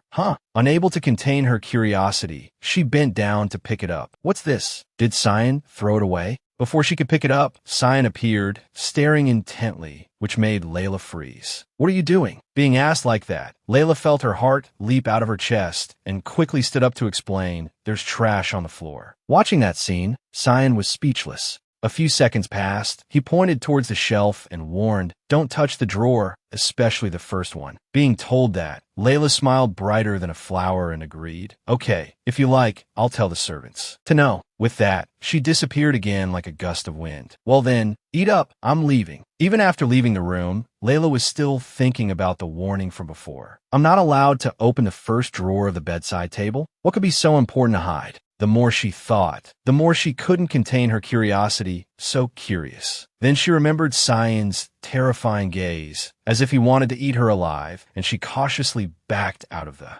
room. "No, don't just leave like this. There's no need to cause a scene and get myself into trouble now." Having made her decision, she slowly closed the door and left the room completely. Besides, it turned out that Layla had somehow miraculously snatched a roll of paper. As she left the room, she took it out and stared at it. "I have to check this first." Observing the crumpled paper in her hand, Layla began to assess and speculate on all possibilities. The crumpled paper looks like trash. There must be a reason it was crumpled like that. Thinking about this issue, she couldn't help but remember the past. Layla, with a similar food tray, came to Cyan's bedside, but he said nothing and showed no expression. For days ago, 2 days after Cyan moved near her bedroom, he sat there with a blank face. After sitting for a while longer without Cyan speaking, Layla froze awkwardly, and the more I looked, the more I had to come up with a plan to teach Cyan. When this idea appeared, Layla imagined she would teach Cyan with great elegance. A plan to teach him how to write while I'm cutting a steak. Thinking of this, she couldn't help but have a few wicked ideas. This plan is simple. I'll teach that depressing guy and become his teacher. It would surely be more difficult when the target he needs to kill is his teacher, not a friend or an enemy's daughter. But life is not a dream. Cyan, while chewing bread, refused without a second thought. "I don't need it." That blunt refusal made her freeze, but she stubbornly tried to persuade him. "Hey, come on, Cyan, listen to me." Cyan continued to chew his bread indifferently. Seeing that he said nothing, Layla took the opportunity to give 7,749 reasons. If you know how to read and write, you could do many things. Not letting her say more, he took her hand, surprising Layla. Cyan then, without a word, used his finger to draw a few lines in the palm of her hand. Reading the characters he wrote on her hand, Layla was so astonished her jaw dropped, 1,000 questions running through her mind. Layla Heidgarts, he knows how to write? Commoners don't usually know how to write. Having proven himself, Cyan sat up straight and asked for her opinion. Is that enough? Being asked like that, Layla, though stunned for a moment, quickly replied, yes, you can write, and your handwriting is so beautiful, really. Returning to the present, after leaving Cyan's room, Layla went down to the garden and stood under a tree, thinking it gave Cyan paper and a pen to keep him busy. After reflecting on that, she took out the crumpled paper, from which an unclean energy seemed to emanate, and her face scrunched up more than a monkey's. But this is asking for trouble. What if he wrote something cursing my father on this? And what if a servant finds another piece while cleaning? In Layla's imagination at this moment, Cyan remained unperturbed amidst a world of changes, letting two maids drag him away while Layla tried to hold him back. Oh, what a human disaster. Putting that issue aside, Layla turned her attention to something else. Does Cyan know how hard I'm trying to keep him alive, starving, and then desperately trying to prevent my father from having a bad impression? Going back a few minutes earlier in Cyan's room, while he was quietly chewing bread, Layla just sat there, hugging her empty stomach. Isn't it strange that he only gets to eat one meal a day, while my face gets more and more gaunt? He could ask me why, but he just silently eats his food. Back in the garden, Layla leaned against the tree behind her, her stomach rumbling continuously. I want to say it so badly, but that would be so pathetic. It's better to wait until the punishment is over and then talk slowly. Better. Having thought everything through, she became determined and stood up straight. Now, to check this paper, I can't rest. Really, it feels like if I do, I'll faint. Even though she had convinced herself, Layla couldn't help but imagine fainting and lying in the garden. If I really faint and someone misunderstands this paper, we'll both be in big trouble. The moment I, a lady, wake up, the Marquis will kill someone immediately. Escaping her train of thought, Layla clutched the crumpled paper tighter, her mind on plan number 1. I can check Cyan's drawer tonight. It will be a huge problem if there's a similar paper inside. The decision made, Layla quickly found a reasonable excuse for herself. Hello, is anyone there? No one, right? Not stopping there, she even set a condition. If you don't show your face in 5 seconds, you'll go bald. Right after she said that, a cool breeze blew past. Noticing nothing unusual, she breathed a sigh of relief and opened the paper to examine it. There's really no one, but what if it's not about my father, but about my father? Thinking that, she felt relieved. That would probably be better, just a little hurtful. Then Layla saw something on the paper that made her eyes widen in surprise. This isn't a curse, but on the paper was a detailed drawing of a mansion, a house, simple, small, and peaceful. Staring at that house, Layla silently tightened her grip on the paper. Having figured everything out, she smiled with satisfaction and folded the paper. Well, that's lucky. If it's just a drawing like this, and not a curse or insulting words, then no one who sees it will care. There's no need to burn it. Pausing for a moment, she turned and walked away, talking to herself as she went. I don't need to check the drawer either. They're probably all the same, just random drawings or something, I don't know. How lucky. Really, after a few steps, a gust of wind blew her hair, but Layla's face, after confirming, was still furrowed with a hint of reluctance. Why do I feel so restless? I'm not really happy about this. She began to imagine herself standing in front of that house, looking lonely as Cyan played with everyone. The house Cyan drew looked very peaceful. You could even smell delicious soup from inside. Would Cyan run inside with an eager face of anticipation? After thinking a little longer, Layla frantically put a hand to her stomach. Cyan, damn it. Her already gaunt face lost all strength, and she collapsed. Oh God, I shouldn't have thought about soup. I'm really about to faint. Suddenly, her attention was caught by a juicy, shiny berry on the grass.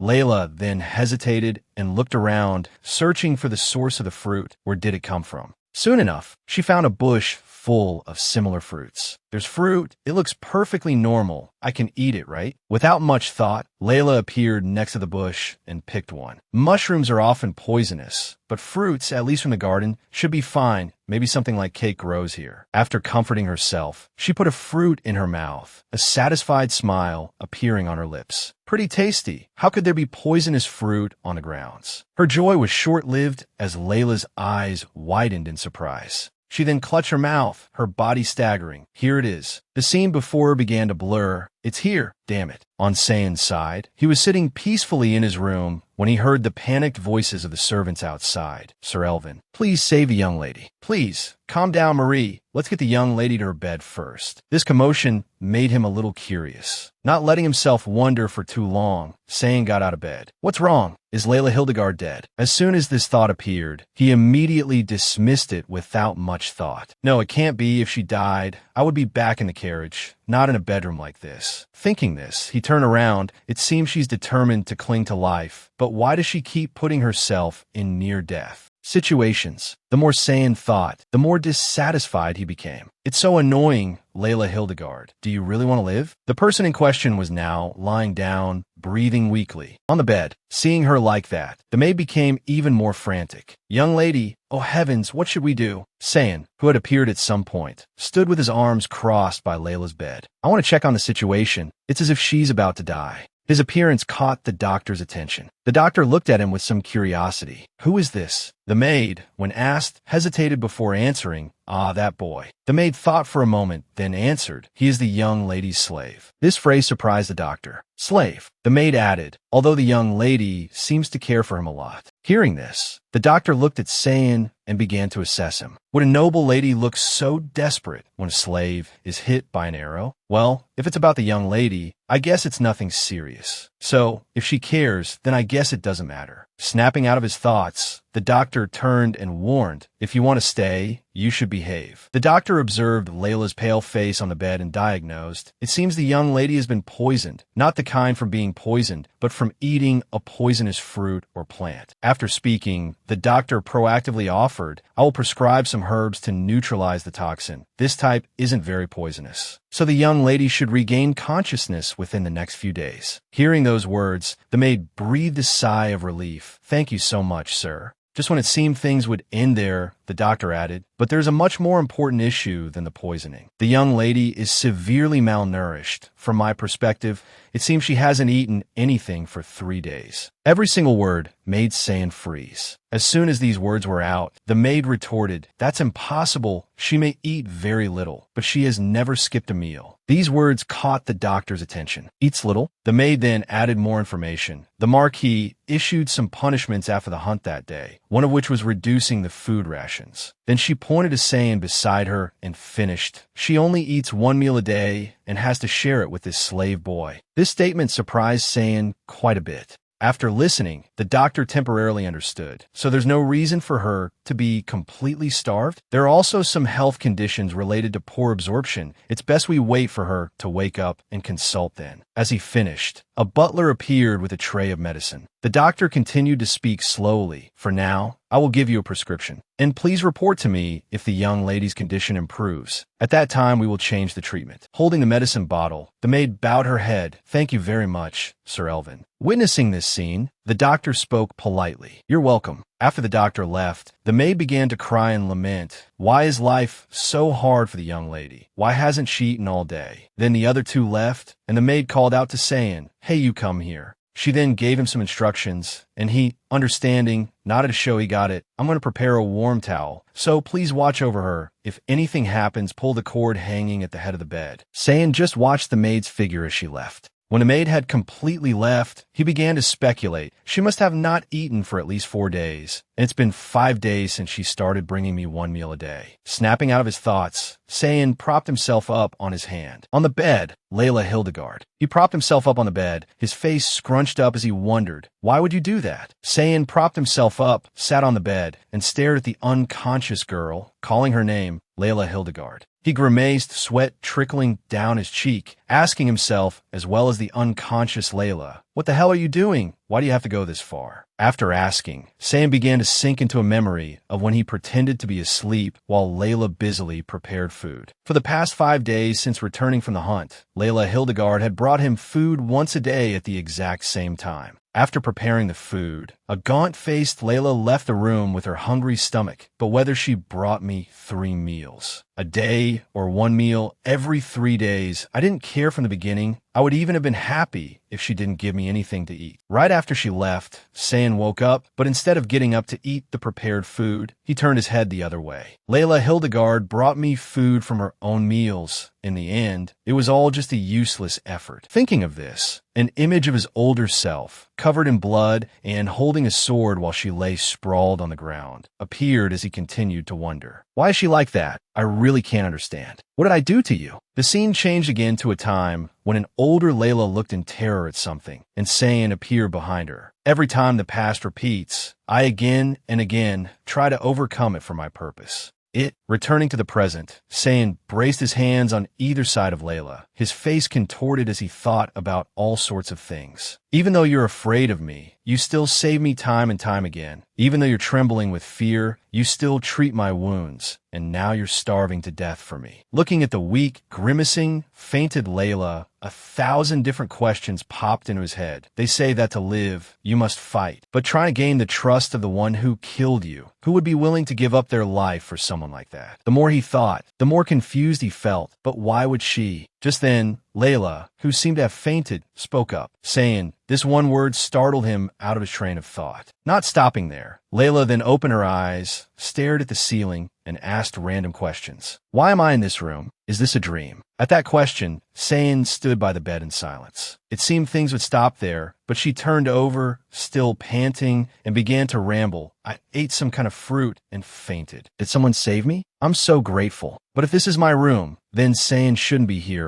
This must be a dream since Sayin is in my room. After a moment of panic, Sayin returned to his usual dead fish-eyed expression, looking at the rambling girl. This isn't normal. Her consciousness is gradually returning. Noticing this and remembering the earlier instructions, he reached out to touch the cord by the bed. Anyway, I should inform someone. They said before that if anything happens, pull this cord. As his hand was about to grasp the end of the cord, Sayin paused, remembering something. Wait a minute. His hand stopped in midair as he looked at the large but cold room, a thought flashing through his mind. But why is it like this? Why was no one here from the beginning? It's been quite a while since Layla Hindurga fainted and was brought here, and the doctor has already come, so the news must have been reported. Thinking about that problem, Sayin kept his hand by the cord, turned his head to observe his surroundings, and wondered not a single one of her siblings, let alone the Marquis and Marquise. Only the assigned servants are allowed to watch over her. Thinking this, he turned to stare at his hand holding the cord, running through different scenarios. If I pull this cord and let them know that Layla Hindurga has woken up, will anyone come to this room? And if not? Suddenly, he remembered a past Layla, with tears in her eyes, talking about her current situation. People say the enemy of my enemy is my friend. Is that right? Actually, I also despise the people in this family. That means if they spare me, there will be no consequences. Returning to the present, Sayin's mouth opened as he understood everything. So that's what you meant. However, not letting himself go too far,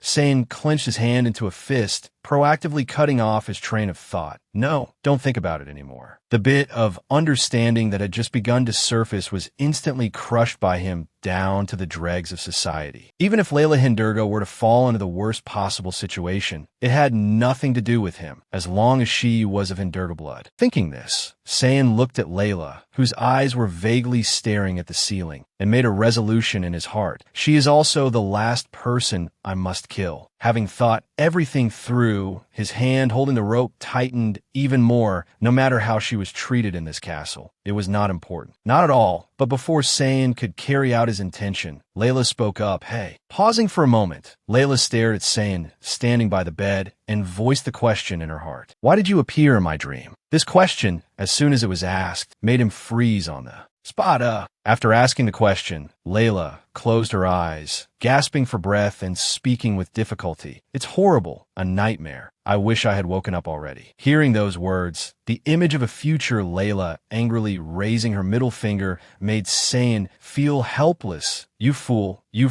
take this. Though he was a loss for words, he could only sigh. Is that what you would say even in a dream if it were me? I would scream in his face and strangle him to death. Once again, before Sayin could pull the rope, Layla spoke again. Do you feel guilty? Pausing for a moment, she asked a fatal question. Your family is dead. Do you regret that you are still alive? This question made Sayin freeze, his expression showing he couldn't believe his ears. When he came back to his senses, he leaned down and stared at her face with eyes that looked like they wanted to eat Layla alive, his voice also more terrifying, his hand gripping the side of the bed, trembling nonstop. Just now, what did you say? Layla's eyes were still drowsy, not answering. Staring at the person in front of her, Layla drowsily sank into her own thoughts. Is it because it's a dream? I'm talking a lot, but normally I'm not like this. Not thinking about this issue anymore, she put her hand against his body to sit up, her head bowed in contemplation. Although it's just a dream, it's still so scary, ah. Touching Sayan's body, she turned to stare at him and began to think, what can I do? If this were real, I would have surrendered by now, but this is just a dream. After comforting herself, she began to grope all over his body. So why should I be scared here? Then Layla, ignoring her own hand on his chest, began to tell her story, I promised my older sister. These words stunned Sayan. When he came to his senses, he frowned and asked again, what? But before he could get the information he wanted, he proactively dismissed the issue. Never mind. After answering, Sayan began to sink into his own thoughts, doubting himself. What am I doing? Reacting to the meaningless words she's mumbling in her sleep. Not letting the situation drag on for too long, Sayan proactively turned to leave. I should stop now, and it's time to go. There must be someone out there. No matter how she's treated, she's still a Hindurga, so they won't abandon her. No sooner said than done. Sayan turned to leave without any hesitation. I shouldn't have come here in the first place. If Layla Hindurga dies, we will both start over. But before he could take a few steps, Layla, sitting on the bed, continued to speak, causing Sayan to stop short.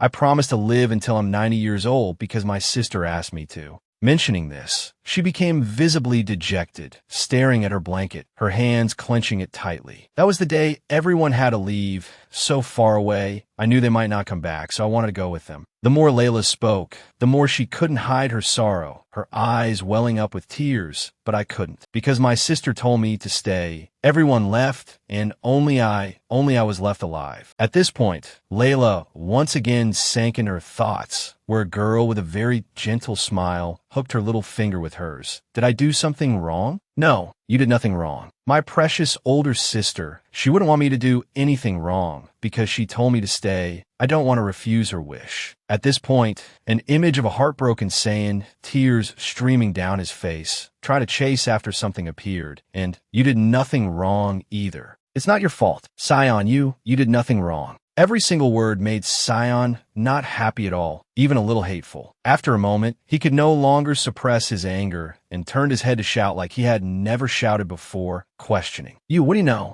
But looking at a weak Layla with her eyes closed on the bed, all the words he wanted to say fell silent. Seeing her so weak, he clenched his fist and wondered in his heart, what's wrong with her? Standing beside her bed, Sion asked in bitterness, how would I know? Time flew by. Layla finally recovered, a satisfied smile on her face with a bowl of soup in her hand. Finally, I finally get to eat. Bringing the shiny spoon up to eat, Layla couldn't hide her excitement. It turns out being unconscious for 2 days is a good thing. The punishment ended as soon as I woke up. After eating the first spoonful of soup, she was so happy that tears welled up in her eyes. Now I can eat 3 meals a day, right? I'm so happy. So happy. It's a bit bland, but I'm still so happy. After eating a few bites, Layla remembered something and asked the maid beside her, oh, by the way, where's Sion? The maid who was asked was confused. Sion, she smiled brightly and explained, the boy in the room next to mine, his name is Sion. After receiving the information, the maid asked back, why do you ask, my lady? Layla didn't answer, but asked further, did you bring him breakfast? The maid thought for a moment, then answered, well, if he's hungry, he'll either go to the dining hall himself or ask someone to bring it. Hearing this, she felt that life had nothing left to hold on to. So no one checks on him? Yes.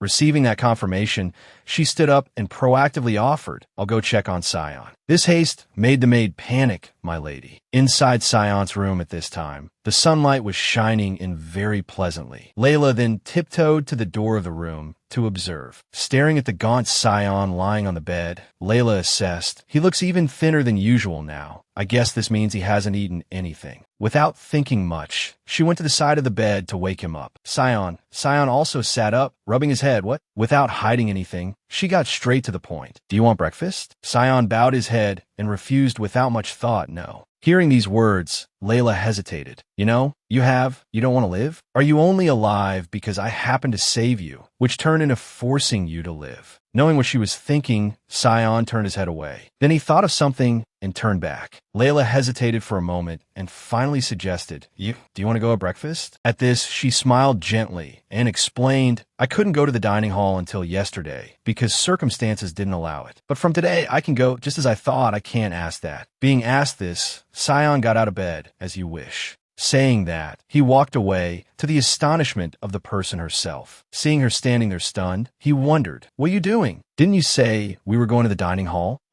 Only then did Layla calm down. Right now. Layla and Sion are currently having a meal at the dining hall of the mansion. She suddenly looked away and thought to herself, was my thought just now a mistake? When he was in bed, I thought he was unwell, not calling a servant. I thought maybe he wasn't used to it. But what if all of this is because he no longer wants to live? So what should I do? The reason I wanted to save Sion, give him a soft bed, and take care of him was only to save myself. That's also the reason I always wanted Sion to feel grateful to me. Even just a little, I hoped that gratitude would accumulate more and more. And finally, that gratitude would turn into affection. So when he returns to this castle, I hope he will at least spare my life. But if he didn't want to live from the beginning, then I'm out of options. After thinking everything through, Layla then spoke up. Are you done eating? Sion replied coldly, yes. She broke into a sweat, smiling from ear to ear, and asked, how was it? Was it delicious? He replied coldly, it was fine. She smiled awkwardly and suggested, would you like some more? Dessert, for example. He answered decisively, no need. Layla didn't ask further, but observed him for a moment, then thought to herself, is he reacting like this because he no longer cares about anything? He has given up on everything. There's no reason to be annoyed or angry with me anymore. Well, no matter how you look at it, it doesn't seem like he's doing this out of affection. For me, seeing Sion suddenly stand up, Layla immediately asked, hey, are you going back to your room? Then she couldn't help but worry and think to herself, I really want to have a proper conversation with Sion. But now, I don't know if I should be happy with this situation. I'm not sure. A moment later in Layla's room, Wilhelm suddenly entered and asked respectfully, you were looking for me, Lady Layla. Do you need something?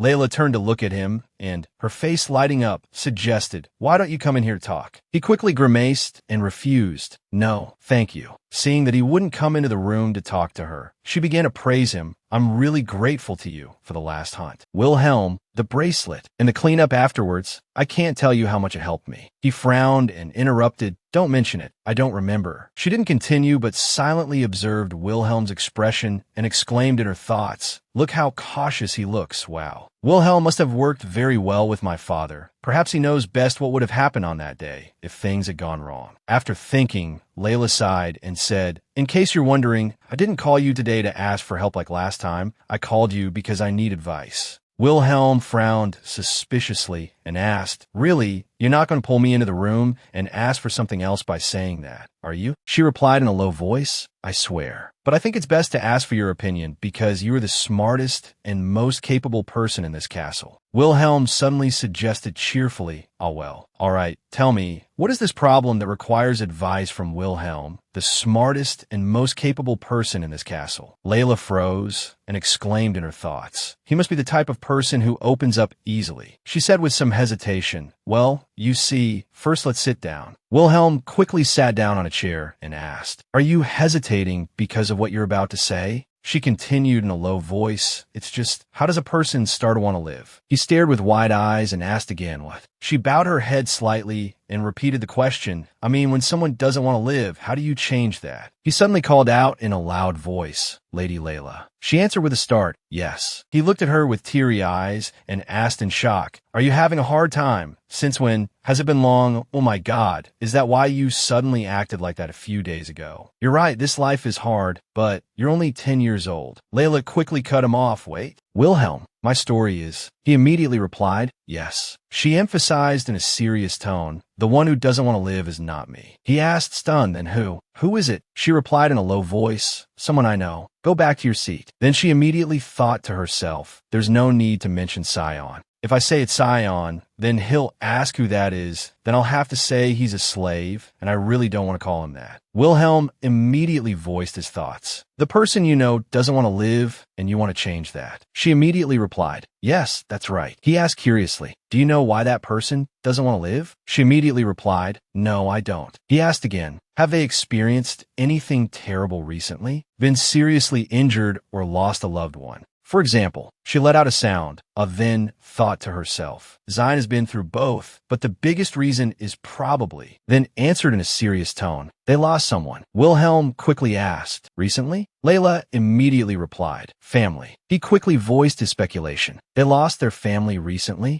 She didn't answer right away, but bowed her head and thought sadly. Now that I think about it, the biggest reason is that Zion lost his family not long ago. I see. It seems that person is suffering from a disease called grief sickness. Wilhelm immediately speculated. Grief sickness? Layla immediately continued. Grief sickness is a mental illness that occurs when you lose a loved one, like a relative or even sometimes a pet, if the symptoms are severe. The person may feel like they no longer want to live, and sometimes they may even act in unexpected ways. Can this disease be cured? Wilhelm confidently puffed out his chest and said, "Who do you think I am? At the very least, I know how to alleviate the symptoms of grief sickness." Layla frowned suspiciously and asked, "Alleviate? You mean it can't be cured completely at all?" He quickly explained, "It depends on the person, but if the symptoms improve, it will help them escape the feeling of not wanting to live." "But Lady Layla, with my abilities, wouldn't Elvin be more suitable for this, since he's always around?" She immediately shook her head and replied, "Elvin can't do it. I want to help him myself." Then she quickly remembered him and thought to herself, knowing Zion's personality, if I let him see Elvin for mental treatment, he might not feel comfortable. He might even end his own life. It's better for me to learn a few treatment methods and help him little by little. Seeing her bow her head in thought without saying anything, he immediately smiled teasingly and asked, "Are you thinking about that person? Are you?" She sighed and replied, "Not to that extent," then thought wearily, "It's like I'm trying to survive." He suddenly clasped his hands together and said seriously, "Lady Layla, this may be a bit much, but..." She asked impatiently, "Yes," he emphasized in a serious tone. "Don't get too close. I'm saying this for your own good." Layla smiled faintly and thought to herself, "He's realized who I'm talking about." Then she gave a faint smile and said, "It's okay, get close. That could never happen." Hearing her say that, he immediately replied, "I understand. Anyway, I'll let you know the ways to reduce the symptoms." From the equally reliable and intelligent Wilhelm. After getting a hint from Wilhelm about grief sickness, I started researching on my own. Luckily, there are 3 of the most basic things to overcome grief sickness. Walk regularly, eat proper meals, and talk frequently. Those are the ways I can prepare. However, the biggest problem I think I'll have to face is convincing Zion. Layla smiled and suggested, "Zion, the weather has been really nice lately. Would you like to take a walk in the garden?" Zion replied coldly, "All right." She asked again, stunned, "What?" He urged coldly, "Let's go." Zion didn't even refuse and even agreed to go without hesitation. As Zion walked, Layla asked cheerfully, "We're already out for a walk. How about we have lunch?" Zion continued coldly, "That's right." She broke into a sweat and asked with a bright smile, "Then how about we have dinner together?" He replied coldly, "All right." While walking, she asked with a forced smile, "And then if you can't sleep, can I come to your room?" He replied coldly, "As you wish." Every day at noon, Zion and I walked in the gardens. We had lunch and dinner together, and finally, when the moon shone brightly at night, I would visit Zion and talk about the day after maintaining this routine for about 2 weeks. I feel more like the patient, feeling like I'm about to die. While rubbing her gaunt cheeks in front of the mirror, Layla mumbled to herself, "Should I take a little break?" Then she suddenly knelt down and bowed her head, thinking to herself, "Actually, the schedule isn't that stressful at all. But the problem is I've had to be with Zion this whole time. And always being by my side makes my head ache, and my chest feels like it's being punched." Thinking this, she suddenly fell silent for a moment. Then she suddenly grabbed her hair in frustration and continued to think. "During meals, my mouth always feels rough and everything is difficult. I only adjusted a little, but he still makes me miserable all the time. More than anything, being in the same space with him, it feels like I can't breathe. He used to tell me to leave after a short time, but now he doesn't say that anymore." Layla let out a sigh and mumbled, "I don't know if this is because the illness is improving or if it's getting worse.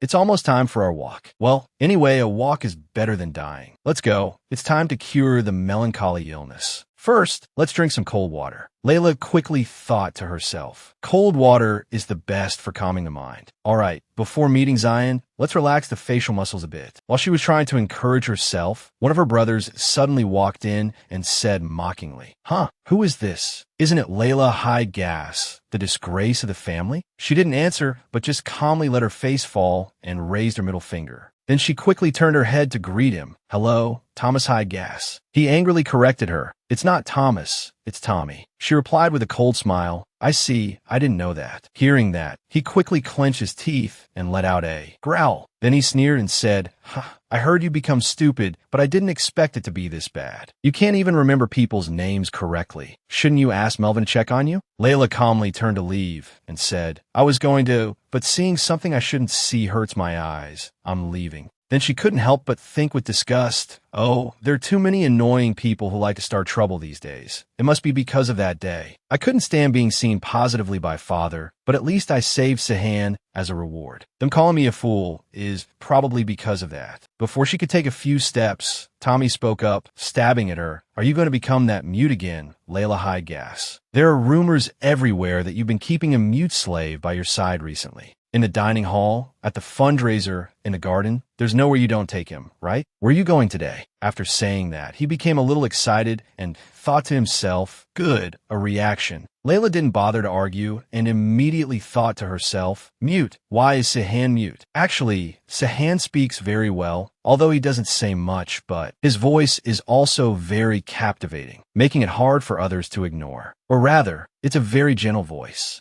Not right. Seeing that she said nothing, Tommy continued with his taunts. No response. You must be going somewhere secret? It must be boring to play with a mute. How interesting. He probably doesn't even know how to scream. If you ask, I can teach him. Layla asserted loudly. It's not boring. His face is amazing. Tommy asked, stunned, what? She explained excitedly. His face is so beautiful that just looking at it is fun. Even without eating, I feel full, and just a short walk makes time fly by. It's all thanks to his handsome face. But you, seeing her suddenly glare and bare her teeth at him, made him extremely frightened, mixed with a little curiosity. Before he could retort, she immediately asserted, are very boring. Seeing her leave just like that made him so astonished that he quickly reached out and asked, You, what are you doing? Stop right there. Next time we meet, I won't let you get away. She calmly flipped her hair and thought to herself, if you feel wronged, then be handsome. By the way, the rumor that Sahan is mute is no problem for me. I was worried about what might happen if he talked to others the way he talks to me. If it becomes a fact that he's mute, then no one will talk to him, right? But how will Sahan feel about this? That night, in Sahan's room, he suddenly spoke, all right. Layla asked, a little surprised, really? Will that be okay? It might be uncomfortable if you can only use gestures or nod in front of others. Seeing him say nothing and just stare at her. So she continued, no, thank you, Sahan. From now on, I won't use my voice, of course. I will also do my best to avoid such situations. Saying that, she let out a breath and thought to herself, I prepared so many reasons, but he didn't ask anything. This request would surely make him curious about the reason. Sahan, you willingly replied, I understand. To what extent for me if I asked you not to kill me? Would you answer like that? After thinking, she suddenly went silent for a moment. Then she stood up and said, then I'll go now. Good night, Sahan. Then she opened the door to go out and thought to herself, you wouldn't answer that question with, I understand, would you? But it's okay. There's a long way to go. Maybe one day I will hear those words from you. A week later, in Sahan's room. After finishing his checkup, Elvin spoke.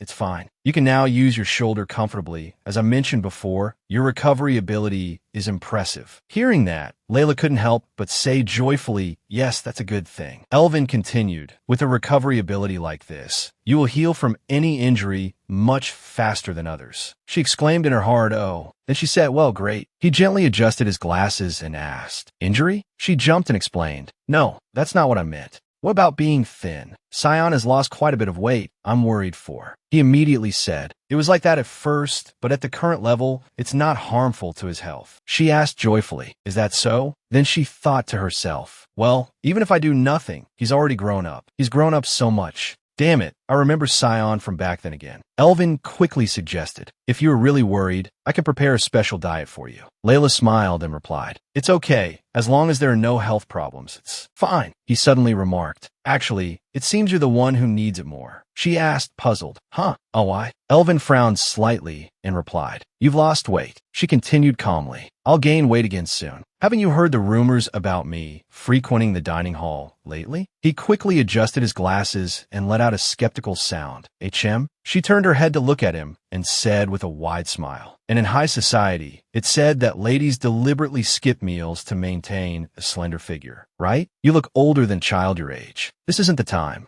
Elvin immediately protested. If you get any thinner, I will put you on a diet, even if I have to force you. She explained in a startled panic. No, I was just kidding. I have no intention of doing that, so don't you worry. Hearing that, he let out a sigh of relief and exclaimed, What a relief. She suddenly thought to herself, Come to think of it, there was a saying that women with beautiful skin are not attractive. Not now, and even when I get older, I have no intention of following such a distorted trend. My goal is to live a healthy and long life. Otherwise, I might die young. Elvin suddenly leaned close to Layla's ear and whispered, And my lady, this child? She asked with wide eyes. Huh, why Scion? When did he arrive? He whispered his assessment. Looking at his skeleton, it's expected that he will be taller than average by nearly a handspan, and he is likely to have an even thicker chest. She thought to herself, startled and embarrassed. I know it best. After whispering about Scion, he spoke up. Then I'll be going. She replied,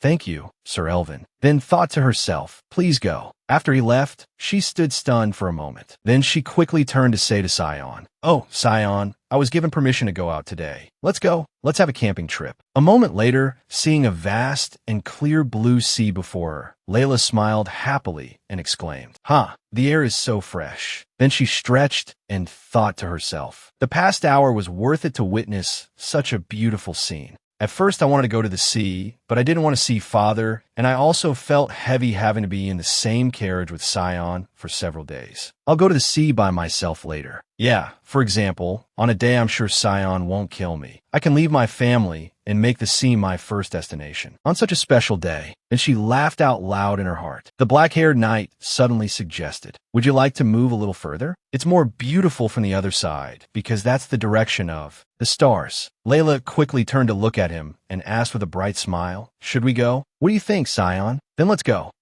Lord Ketwick, please lead the way. He immediately replied, Yes. Just as the three of them had taken a few steps, he suddenly stopped and said, Oh, my lady. She asked in surprise.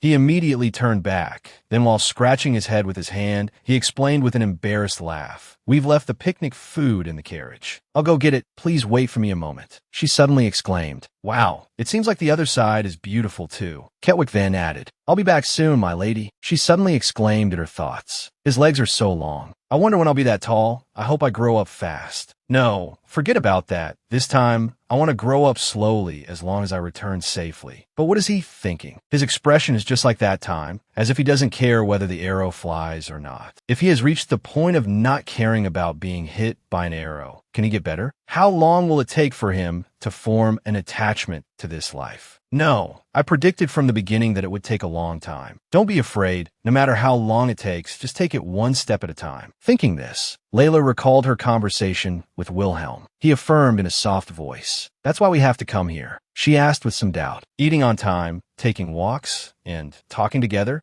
Waving his hand, he continued with a smile. Does that cure sorrow? No, this is just the basic stage. Once you get used to the basic stage, you need to move on to the advanced stage. She repeated blankly, The advanced stage? He suddenly opened his eyes and continued enthusiastically. That's right. The first step is to escape from daily life and enjoy the beautiful scenery around. The feeling of beauty is something anyone can feel. However, if the illness is severe, one can forget such feelings. The key is to revive that emotion. For example, the sea, a lake, or a forest would be very good. If it were winter, I would suggest snow-covered mountains. Layla frowned slightly and said, the sea and the lake. Wilhelm continued, When one sees the beauty in those scenes, we will slowly move on to smaller things, architecture, paintings, precious stones. And finally, one needs to reach the stage where you can find beauty even in a flower you see every day. So now, she asked with a bright smile, How is it, Shaun? Is it beautiful? Shaun thought for a moment, then replied, I'm not sure. She asked again in a soft voice, It's not something you don't want to see, right? He immediately replied,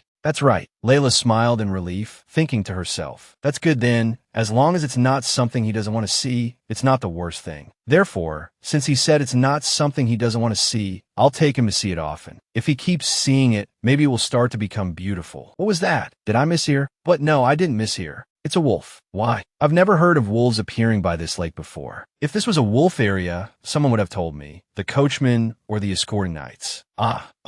We shouldn't have come here. Seeing the wolf getting closer and closer to her, Layla called out, "Shaun!" He immediately turned his head and said, "I know, don't provoke it unnecessarily," she said, sweating and trembling. Don't worry, stay calm. We're in great danger, but the carriage is not too far away. At this moment, she suddenly realized something and was stunned, thinking to herself, the carriage isn't too far. Why hasn't Lord Ketwick still not here? Come to think of it, the carriage is also out of sight. Why?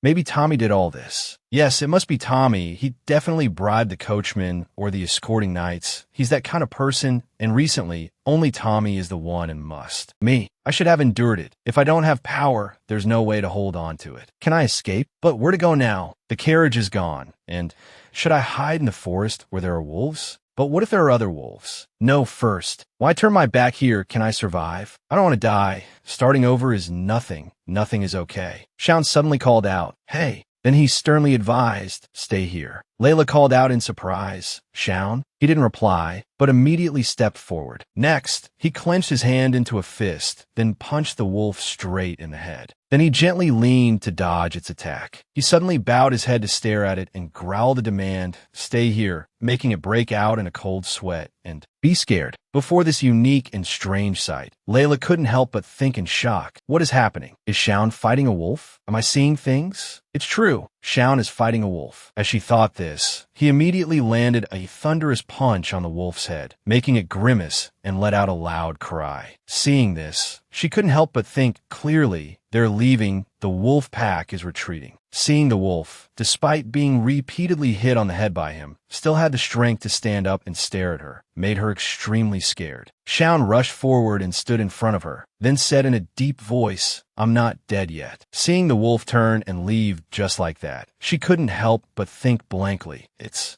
gone. I'm alive. I'm not dead. I still can't believe it." Shaun suddenly called out, "Layla, Hildegard," then turned his head to look at her. Then he asked in a worried, deep voice, "Are you hurt?" Thinking Layla didn't hear clearly, Shaun asked again, "Layla Hildegard, are you hurt?" She blushed and answered blankly, Me? Are you asking if I'm hurt anywhere?" Seeing him not reply, but just staring intently at me, she closed her eyes and thought, "I need to get up first, but is he really worried about me?" As she slowly stood up, she thought with a tremble, "Oh, I must be too tense, my legs have gone all soft." What's with that expression? Did I make him angry by moving slowly? Surely not, right? It's possible. Is it because I didn't answer him? After thinking, Layla immediately put on the brightest smile she could and said, "Shaun, I'm not hurt. I'm fine." "But Shaun, your wrist, it's broken." Shaun replied calmly, "It's no big deal." She asked worriedly, "How can you say it's not a big deal?" He casually reset the joint and exclaimed, "TSK, just a few scratches." Then he urged coldly, "Let's move. We need to find the carriage first. If it's not here, we'll look elsewhere." She hesitated and suggested, Wait a minute. We have to take care of your wrist first, right?" Then she couldn't help but think worriedly, "What should I do? First, find a branch to make a splint, then use my dress to bandage it." Shaun continued calmly, "The bone will heal on its own. Let's just go back first and figure out later." Hearing that, she shrieked in panic. "What?" He quickly continued, "Moving is the top priority right now." Shaking his wrist, he said with some worry, "What if another wolf appears and we get killed? I can't fight back in that case." She shouted in fear, stopping him, "Don't shake it like that." Then she stared at his wrist for a moment. Then she couldn't help but blame herself, thinking, "But it's swelling up. It's all my fault." Shaun suddenly moved closer to her and advised in a low voice, "Don't go picking up branches and don't tear your dress." For some reason, he suddenly fell silent for a few seconds. Then he quickly turned around and urged coldly, "Just follow me." Hearing that, Layla replied, "Okay." Then she quickly ran after him and asked, "But how did you know? Can you read my mind?" He explained calmly, "The treatment for a broken limb is too obvious." Though, looking around, Layla thought to herself, "There's no sign the carriage went around the lake. Did they leave? The whole carriage?" Seeing Shaun not speaking, but pointing straight ahead, she asked, "Over there?" Then she squinted slightly to observe, and she thought, I see it. Seeing the two approaching, the coachman shouted, "Ha, over there." Ketwick asked in surprise, "Huh?" Then he quickly turned his head to look and called out, startled, "Lady Layla, were you looking for me? I was going to go back to get the picnic things, but I suddenly got a stomachache." Layla said in a stern voice, "The carriage." He quickly replied, "Yes." She questioned sternly, "Why did you move the carriage here?" Scratching his face with his hand, he looked away and answered awkwardly, "Because it's an open area, it wouldn't be suitable for this kind of problem. So I moved it here, and then you came here." Hearing that, Layla frowned and thought, "I knew it, this was Tommy's plan." Then she questioned sternly, "A few days ago I saw you with Tommy. Are you two that close?" Hearing that, Ketwick laughed and explained, "What? I'm sure I saw you sneaking behind the warehouse." "Oh no, we're not that close. We just happened to meet by chance." She replied coldly, "I see. Let's go back." He asked, a little surprised, "Aren't you going to walk some more?" She explained indifferently,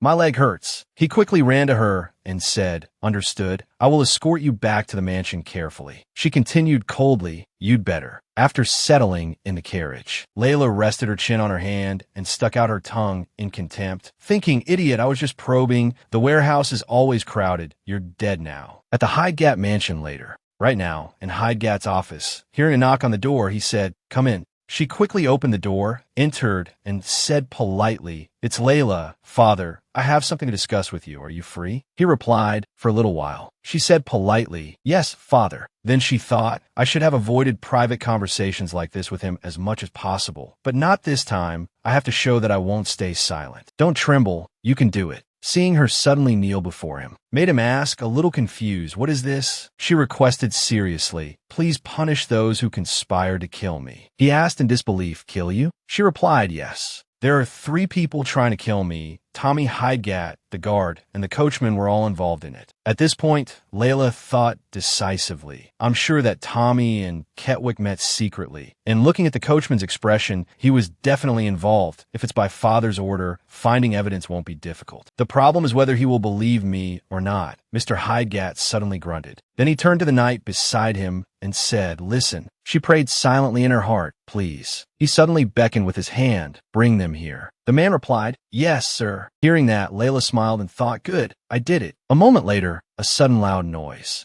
rang out, while Tommy trembled and said, "Ah, I heard you called for me, father." Mr. Hydegat questioned sternly, "What happened?" "Tommy Hydegat, I heard you try to kill Layla." Staring at the bodies of the 2 henchmen, his face turned pale as he stammered, I don't know anything, father." He continued to question coldly, "These men mentioned your name. They also said you were the one who brought the scent that attracted the wolves." Layla frowned and thought gloatingly, "Good, it won't be easy for you to escape now." He said, trembling, that she couldn't help but wish in her thoughts, "Pay the price for what you've done, Tommy." Just then, someone suddenly entered the room and said, "Excuse me, Your Grace the Duke. I am Angela, Sir Tommy's personal maid. Although I am a servant, I am still serving Sir Tommy. So may I say a few words?" Hearing that, Mr. Hydegat urged, "Speak." Receiving his permission, Angela bowed respectfully and said, "Thank you, Your Grace. First, the testimony that Apprentice Tommy tried to harm Miss Layla is a misunderstanding. However, it is true that he was not pleased with the young lady's slave, so he asked these 2 fallen men to slightly injure that slave. Isn't that right, young master?" Tommy, startled, replied with wide eyes, "Yes, that's right, father." Angela lamented sorrowfully, "Do you feel remorse?" "I cannot understand it, but sometimes there are subordinates who have ill intentions towards the apprentices they serve. Perhaps these 2 men acted that way because of such feelings. Besides, the young master just turned 11 this spring. He is too young to carry out such a wicked plot, to harm his own sister." Tommy immediately bowed his head to admit his fault. "I implore you to consider this, father." Hearing that, Mr. Hydegat began to ask him, "Do you feel remorse?" He quickly raised his head and asked, "Yes." "Remorse for what?" "No way, Layla's slave." Before Tommy could finish his sentence, Angela suddenly placed a hand on his shoulder and immediately continued, "He truly regrets his actions. In fact, ever since the carriage left this morning, he has felt a great deal of regret. Haven't you, master?" Tommy hastily added, Yes, that's right, I feel very remorseful." Hearing this, Layla couldn't help but think mockingly. The maid seems quite skilled at handling these kinds of problems. After hearing Angela and Tommy's explanation, he let out a breath. Then he announced sternly, "I have decided Tommy Hydegat will be confined to his room for 3 days. after which you will be forbidden from leaving the mansion for a week. Hearing that, he breathed a sigh of relief, thinking, thank heavens. The man reminded him sternly, it's not something to be proud of, so don't let this happen again. Do you understand, Tommy Hydegat? Tommy immediately answered, yes, father. Hearing that, he waved his hand and said, now, all of you get out of here. Layla replied, yes, father. As she walked, she sighed in frustration, thinking, you're lucky, Tommy. Thanks to that maid you survived unscathed. And thanks to you, I receive a punishment for my strength, though that doesn't really matter. But preventing future conflict between us is what's necessary. Since this is an order from father, Tommy won't dare to reoffend. A second time, after completely leaving the room, Tommy frowned and shouted, hey, don't think you've won this. Layla muttered in frustration, enough, this is so messy. Seeing that she was ignoring him, he shouted again, are you ignoring me? You didn't win, Layla Hydegat. After finally shaking off Tommy, Layla walked forward, thinking deeply. Just as the maid said, Tommy is only 11 years old. If I pretend to be a sore loser, maybe he'll feel satisfied and gradually lose interest in tormenting me. But now Shaun's wrist is broken, so I don't want to bow my head to him. She suddenly recalled what Elvin had said. It's broken, but it's a clean break with a body like that. It will heal quickly. Then she couldn't help but think sadly. He said that so lightly. But just because he said it doesn't mean a broken bone is nothing. It might take a few weeks to heal. After thinking, Layla opened the door a crack and said, Shaun, I'm here. Shaun, seeing him sleeping soundly on the bed, made her think with a sigh. He's asleep. After what happened, it would be strange if he wasn't tired. On top of that, he's also injured. Come to think of it, this seems to be the second time I've seen Shaun sleeping soundly in this room. What did I do back then? I brought food and put it down next to him, and then I found the crumpled piece of paper Shaun had thrown away. And that drawer too. It seems he doesn't want anyone to look inside that drawer. I'm still curious, but I don't want to do anything that would displease him. I was so startled back then. So scary. After thinking, Layla gently pulled a nearby wooden chair, then placed it by the bed and sat down to watch him sleep. Then she thought deeply, back then, I was sure that the reason I died was probably because of Shaun. I believe that if it weren't for Shaun, I wouldn't have died as long as I didn't disobey father's orders. But I'm still weak and useless, still able to die from even the smallest ill intentions of others. Moreover, dying and coming back to life over and over is useless because the same result is still waiting for me ahead. On that day, facing the wolf, why did I feel relieved being shielded by the back of a 10-year-old child? Why did the image of a grown-up Shaun overlap like that? How did I suddenly escape from despair? That time, 10 years later, when I heard that Shaun had sealed the evil god. I wonder if people feel this emotion, thinking of the hero who saved both the world and their lives. Do they feel the relief from their protector? I'm jealous of that. I wish I could feel that too. Layla bowed her head and mumbled, me too, if I weren't a Hydegat, then like everyone else, I could have. Shaun suddenly called out, Layla, making her jump in surprise, and thought with her mouth agape, what? Did he just call my name? He asked with the same unchanged expression. What? She answered silently in her heart. You mean you're asking why I'm in your room, right? No. Then she explained out loud, I came to check if you were okay. He replied, I'm fine. She asked again, really? You don't feel pain anywhere? No discomfort at all? Did Elvin give you enough painkillers? He replied again, yes. Hearing that, she smiled in relief and said, that's a relief. If you feel pain anywhere, you must tell me. I'll tell Elvin to prescribe more medicine. Shaun, thank you for saving me. He didn't reply, but stared at her blankly for a moment. A moment later, as the sunlight began to emerge, he quickly turned his head away and said coldly, don't misunderstand, I didn't save you. She smiled brightly and continued, I understand, you fought the wolf because you wanted to survive and I was just standing there with you. He replied, a little awkwardly, yeah. She continued with a sincere smile, so thank you. Then she couldn't help but feel grateful in her heart. Thank you for wanting to live. Thank you for fighting the wolf just because you didn't want to die. It's as if you're telling me that everything I've done so far has not been in vain. Then she said again, so thank you, Shaun. After Layla left, Shaun lay down and put his arm over his forehead, thinking deeply. The first time I felt something was wrong was after Layla Hildegard ate the poisonous fruit and regained her health, even when the poison had just worn off. off, Layla ran to me first. And then he unconsciously recalled the past. Seeing he was awake, Layla asked hurriedly, "Shaun?" He frowned and replied, "What is it?" and checked if I had eaten breakfast. She asked hurriedly, "Have you eaten breakfast?" He replied, "Not yet. Even though I've skipped meals for 2 days, I still don't feel like eating. This half-dead state is not my style. I just want to eat something before I die. I know starving myself for 2 days won't kill me, so I don't care."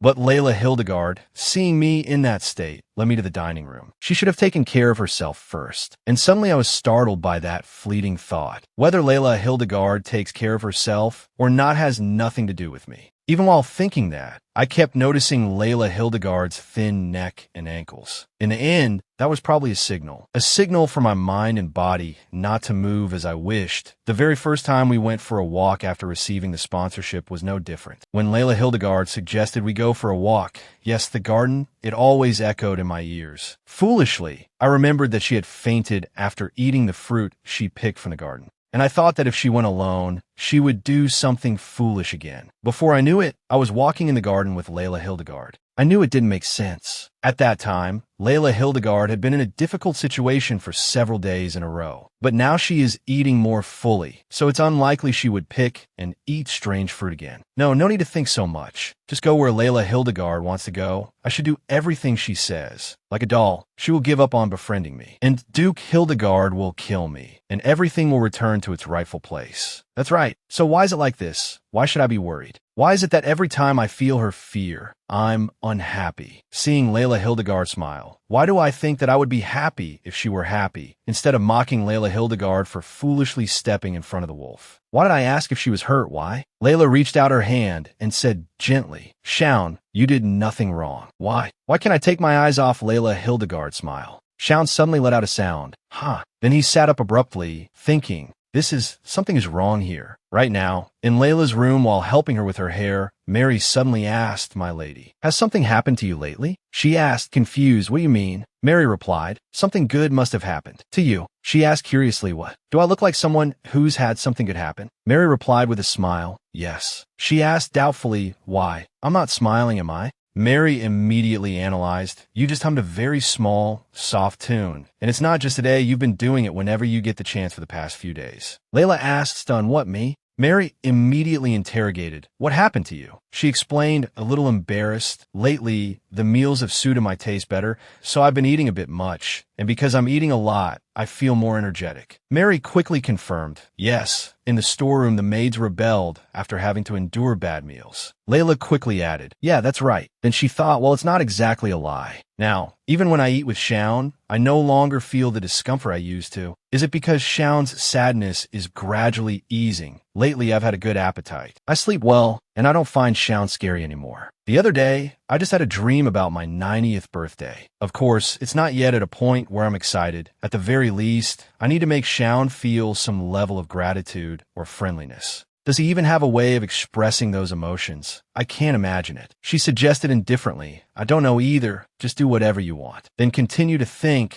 once he gets over his sadness, everything will be fine. Mary continued in a soft voice, "All right, today, I will take care of everything for you." Layla asked, confused, "What?" Mary quickly clenched her fists and said confidently, "It's Mary. It's been a while since I had the chance. I will show off all my skills for you." She broke into a sweat and frantically tried to stop her. "Mary, that's not what I said." She assured her, "Don't worry, my lady." Layla replied in a small voice, "All right." A while later, after Mary had finished styling her hair, Layla smiled and said, "Hello, Shaun." Then she quickly recalled what Mary had told her, my life's masterpiece, the garden of fluttering butterflies, butterfly dance for short. Then she covered her face with her hands and blamed herself, thinking, come to think of it, I've been tricked again, this butterfly garden. Before I returned, I saw this hairstyle was in fashion when I visited the capital, but it's a bit heavy for this small body. A mine. What? She questioned suspiciously. Are you laughing? Shaun asked grumpily, what? She quickly repeated the question. You laughed, right? He coldly denied it. No. She insisted decisively. You did laugh. I saw it clearly. He coldly assured her. You saw wrong. She smiled brightly and asked again, I'm not hallucinating, right? You laughed. He coldly questioned her back. What would make me laugh? Do you really want to confirm that I'm mocking your hair accessory? She didn't answer, but let out an embarrassed sound. Ah. Then she bowed her head and blamed herself, thinking, even if he laughed, it wasn't in a good sense. Why did I try to confirm it? So foolish. Then she hesitated and asked, so it doesn't suit me, right? Seeing Shaun didn't bother to answer, she thought, or maybe you don't want to answer. Then she suggested, and, shall we go out to play? Shaun asked, where to? She asked back with a wide smile. What? He repeated the question, where are we going today? She mumbled, then thought, a walk around the garden and the grounds. Oh, maybe. Then she suggested with a cheerful smile, do you want to go out and play? Or, is there somewhere you want to go? He replied, no, I don't. Your hair? She asked nonchalantly, what? He didn't answer right away, but thought, she's all ready to go out, and she's asking if I want to go out? Then he sighed and replied, all right, I want to go out. She happily sat down next to him and asked, where to? Where do you want to go? He didn't answer right away again, but thought, it's very annoying, but since I said I want to go out, I should suggest a place. Then hurriedly turned his head to look at her and replied, the flower shop. Then he thought to himself, her accessories keep catching my eye, but strangely, they suit her very well. Layla suddenly thought to herself, I heard that the final stage of treating amnesia is to look at and appreciate the beauty of flowers. A moment later at the flower shop, Layla suddenly spoke up and asked, how are these flowers? Shaun replied, great. While holding up 2 bouquets in her hands, she smiled and asked, is this one prettier, this one or this one? He immediately replied, I don't know. She silently affirmed to herself, of course, it's unlikely he's been cured. She suddenly asked, Shaun, don't you think flowers are beautiful? He immediately replied, if they're beautiful, they get bought and sold. Hearing that, she felt a bit helpless and thought to herself, this kid, really. Then suggested in a low voice, all right, we'll come next time. I've seen the stickers on these flowers. The flower shop owner heard this and immediately bowed, saying goodbye, just as Layla was getting into the car. The knight immediately asked, where are we going next, milady? She thought for a few seconds, then replied, for now, let's go to a nearby restaurant. Wait, no, not a restaurant. Take me to the library instead. After arriving at the library, Layla hurriedly turned to look at him and said, Shaun, you know how to read, right? If you want to borrow a book, just pick any one. Shaun asked with curiosity, what are we going to do? She smiled and replied, what? I need to find a book. I'll be back later. Just go get any book you want. Hearing her say that, he immediately replied, I understand. After speaking, the 2 of them split up to look for books. Layla suddenly turned her head to look at a woman nearby and thought to herself, now, then she hurriedly approached and asked, excuse me, I'd like to see the entire catalog of books in the library. All of them. Then she suddenly turned pale and thought to herself, what am I going to do to check all of these? With tens of thousands of books, there must be information about the Stone of Return, right? But there isn't a single book here that mentions anything like that. Could it be that this library is too small? Should I try going to the National Library? Oh, I should find some excuse to go to the Capitol, but there's no way that evil father of mine will let me go. Just then, someone suddenly approached and exclaimed, oh, a butterfly. The butterfly dance. Hearing the young man in front of her say, a butterfly, the butterfly dance, caused Layla to startle in alarm and think to herself, who is he? The butterfly dance. But how does this person know the butterfly dance? He suddenly exclaimed, it really does look like that, which made her narrow her eyes and ask back, what? He smiled and explained, the lady's hair ornament, it truly looks just like that. Hearing this, Layla couldn't help but think suspiciously. So he just blurted out the butterfly dance by chance? What? This is getting stranger and stranger. He gently smoothed his hair with his hand and said, I'm not a strange person. I apologize for startling you by speaking so suddenly, but before he could finish his sentence, a knight suddenly ran in and called out, sir, then pretended to cough a few times. Then whispered, the young lady is waiting. Please quickly look around and leave. Hearing that, he asked, somewhat unwillingly, what? Wait a moment. Now, seeing that she had turned to leave, he fell silent for a moment. Only then did he speak. All right, let's go. Layla suddenly called out, Shaun, then bent down tiredly and asked, did you find a book? He didn't answer right away, but observed her for a moment and thought to himself, why that expression? What happened while I was away? Then he let out a breath and asked, what? She repeated blankly what. He then explained, I didn't know which book to choose, so I didn't choose anything. She tilted her head slightly towards him and asked, really, should I suggest one for you then? He immediately replied, no need, I'm fine. Layla smiled brightly and suggested, all right, let's go. We're both hungry, aren't we? He quickly put the book back on the shelf and replied, all right. A while later, at a certain restaurant, Layla quickly made a request. For now, just prepare what I just said first. The waiter bowed and replied, yes, I understand, milady. The brown-haired knight couldn't help but say shyly, milady, I'm really fine. She explained kindly, you must be hungry too. Let's eat comfortably together. It's just us. Hearing her say that, he immediately replied, then I will eat. Thank you, milady. She suddenly thought to herself, but that guy from before, he kept bothering me. It's not just because he mentioned the butterfly dance, but his appearance itself also felt troublesome. I'm sure I've never met him before, yet there's a strange sense of familiarity, a very strange feeling. Black hair and red eyes. Why does it feel so familiar? After thinking, Layla spoke up, Sir Taylor, may I ask you something? He smiled and replied, of course, milady. Hearing him say that, she immediately asked, do you know any nobleman like that? A young man who looks 2 or 3 years older than me, and he has black hair and red eyes. Taylor quickly answered, are you talking about Duke Kiddenzaksik? She asked again in surprise, Kiddenzaksik. He nodded and continued, perhaps. The appearance you described perfectly matches the second son of Count Zaksik. She suddenly bowed her head and thought to herself, the second son of Count Zaksik. Zaksik. I remember now, Kiddenzaksik. In my previous life, that name was known throughout high society. Even when I lived in seclusion at the Marquis' estate, that name still reached my ears. Because of an extraordinary thing Kiddenzaksik did when he was 19. At that time, it had become a trend to have sword slaves instead of knight escorts, and Count Zaksik, with his keen sense of trends, gifted each of his sons 10 sword slaves as presents. Kiddenzaksik, the second son, killed all the sword slaves he received. It wasn't just a one-sided massacre. He gave swords to the chosen sword slaves and faced all of them at once.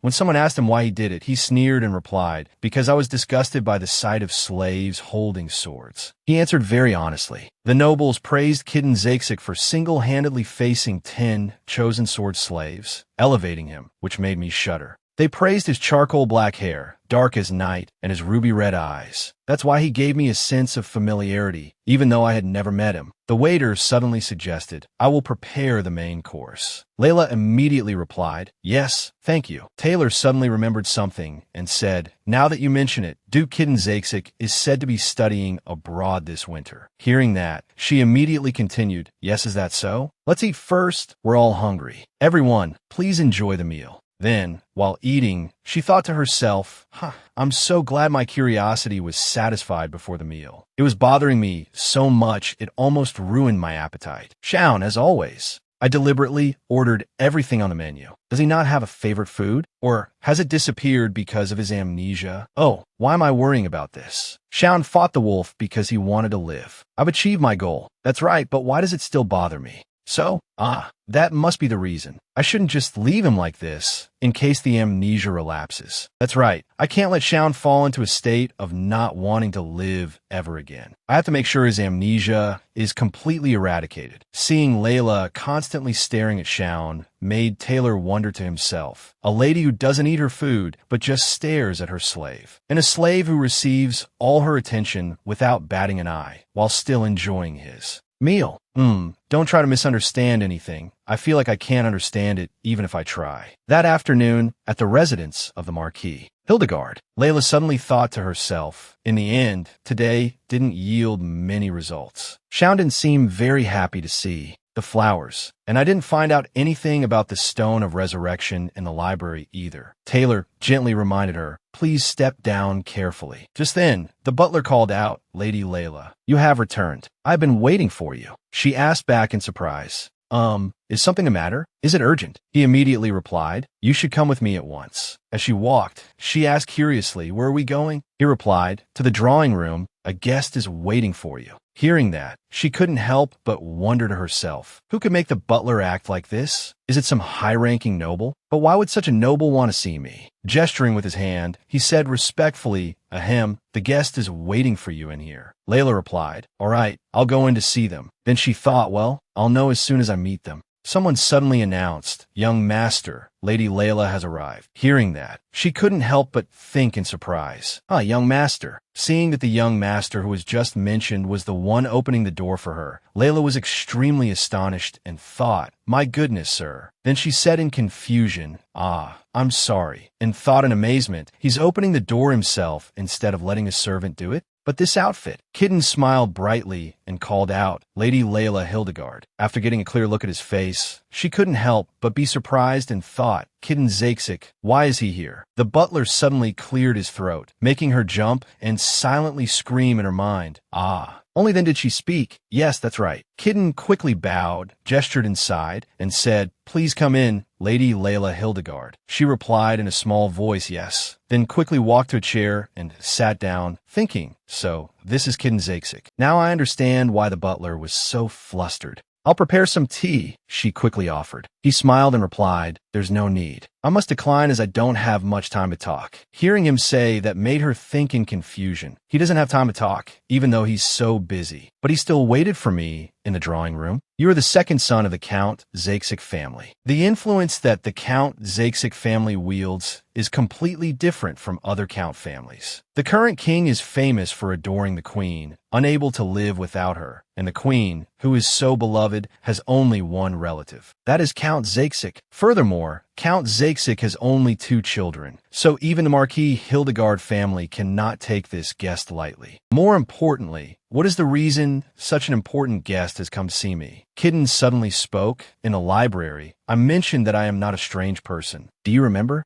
Layla broke into a sweat and replied, "Yes, I remember." Then thought to herself, "That's right, that did happen." He quickly pointed to himself and replied with a smile, "I am Kitten Zaksik." She immediately continued, "And I am Layla Hildegard." He suddenly scratched his face with his hand and said a little shyly, "I know this may sound abrupt, but," she suddenly thought with curiosity, "his skin is white and pure, just like Shaun's. Between the two, I wonder who is paler?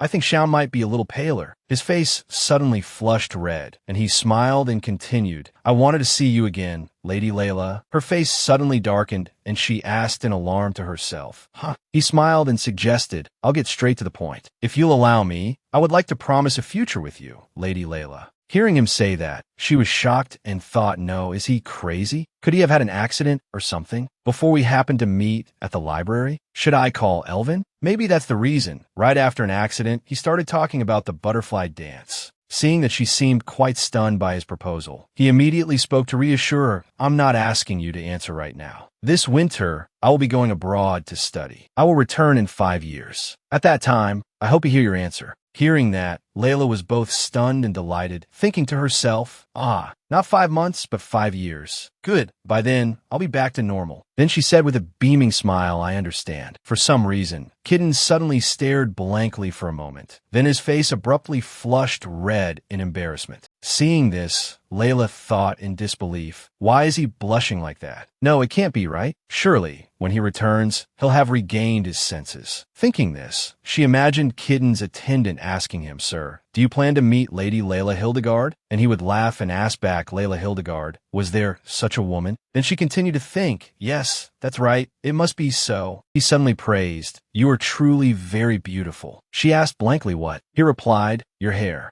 It's really beautiful. It suits you very well, even now, seeing it again." Hearing that, Layla froze solid and thought to herself, "I have a very bad feeling about this." A while later, in Layla's room, she was lying face down on the bed, exhausted, and sighed, "Ah, why did I have to go to the library at that exact time today and meet Kitten Zaksik?" Then she thought dejectedly, "Today, that was practically a marriage proposal. If I hadn't hesitated, we might have had an engagement ceremony already. And the fact that he opened the door himself, that means he ran to the door as soon as he heard I'd arrived, right? That means his proposal today was serious." Layla slowly sat up and lamented, "It's fine. Even if he's really infatuated with me, 5 years is a long time. If by some chance, Kitten still can't forget me after 5 years, I just need to behave in a way that makes him lose interest. It won't be a big problem. In terms of looks and background, he's certainly an excellent candidate for a future husband. But that slave massacre he committed, that's not Hildegard, but it's an act that is too much like a Hildegard. Thinking about living with someone like that, I honestly feel nauseous just imagining it. I'd rather die. No, maybe not to that extent, but it's still better to live, right? Living is better, isn't it? No, don't think about it anymore. The marriage isn't decided yet, so there's no need to worry right now. First, I need to deal with the problems at hand. For example, Shaun's state of loss, thinking about Shaun instead of Kitten makes me feel a bit better. Does that mean I dislike Kitten more than Shaun? That's strange. No matter how much I dislike Kitten, it doesn't make sense for me to dislike him more than Shaun. What Kitten did was a terrible act, but it has nothing to do with me, whereas Shaun is practically my enemy. Between a person who has never harmed me and who likes me, and a person who is my enemy and seems to dislike me, is it normal to like the former less? Perhaps now. I'm starting to get confused. At the same time, the blue-haired knight suddenly asked, "Sir, did everything go well?" Kitten hummed thoughtfully for a moment, then replied, Am I unattractive?" The knight answered in alarm, "No, that can't be. That's impossible. In this kingdom, who could be more handsome than you?" "Sir," Kitten didn't reply, but turned his head to look at his reflection in the glass and thought, "That's right.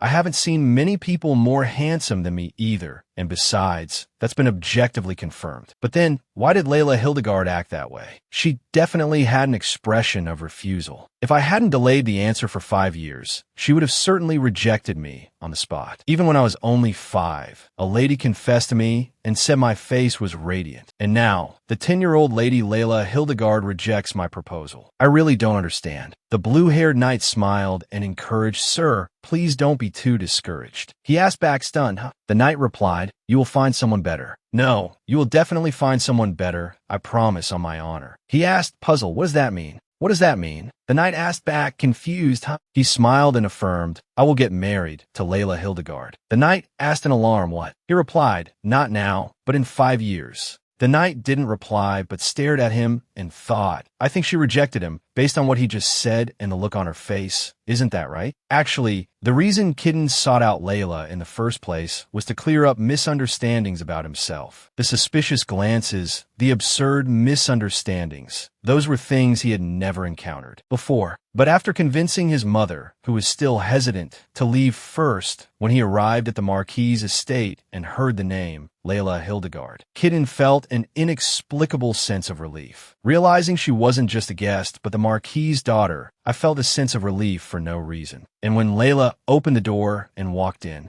Kitten realized that he had fallen for her at first sight, and he already considered her his future fiancée. 5 years later, it didn't matter. At our wedding, I will decorate the wedding hall with lavender. Layla suddenly thought in alarm, what is this? Suddenly a banquet hall appears. What's happening? Someone suddenly said, happy birthday, Kitten. You're 19 now. Ah, it's Kitten Zaksika's birthday party. That person spoke again. I have prepared a gift for you, Kitten. Wait, his 19th birthday means... That person spoke again. They're all yours. The Count had gifted Kitten and his brother a swordsman's slave, and oh, I don't want to see that scene. Huh? Shaun, why is Shaun here? No, Shaun. Run. Run away. Run from here. Oh no. After waking with a start from a terrible nightmare, Layla panted and thought. It was a dream. Just a dream. Sigh, what a strange dream. It was nothing, but it left me with an unpleasant feeling. After thinking, Layla shot up in bed, rubbed her head, and said, Mary, I want to wash my face. She replied, yes, milady, I'll prepare it right away. She didn't reply, but thought with determination, I have to wash it away with water. A while later in the library, while reading a book,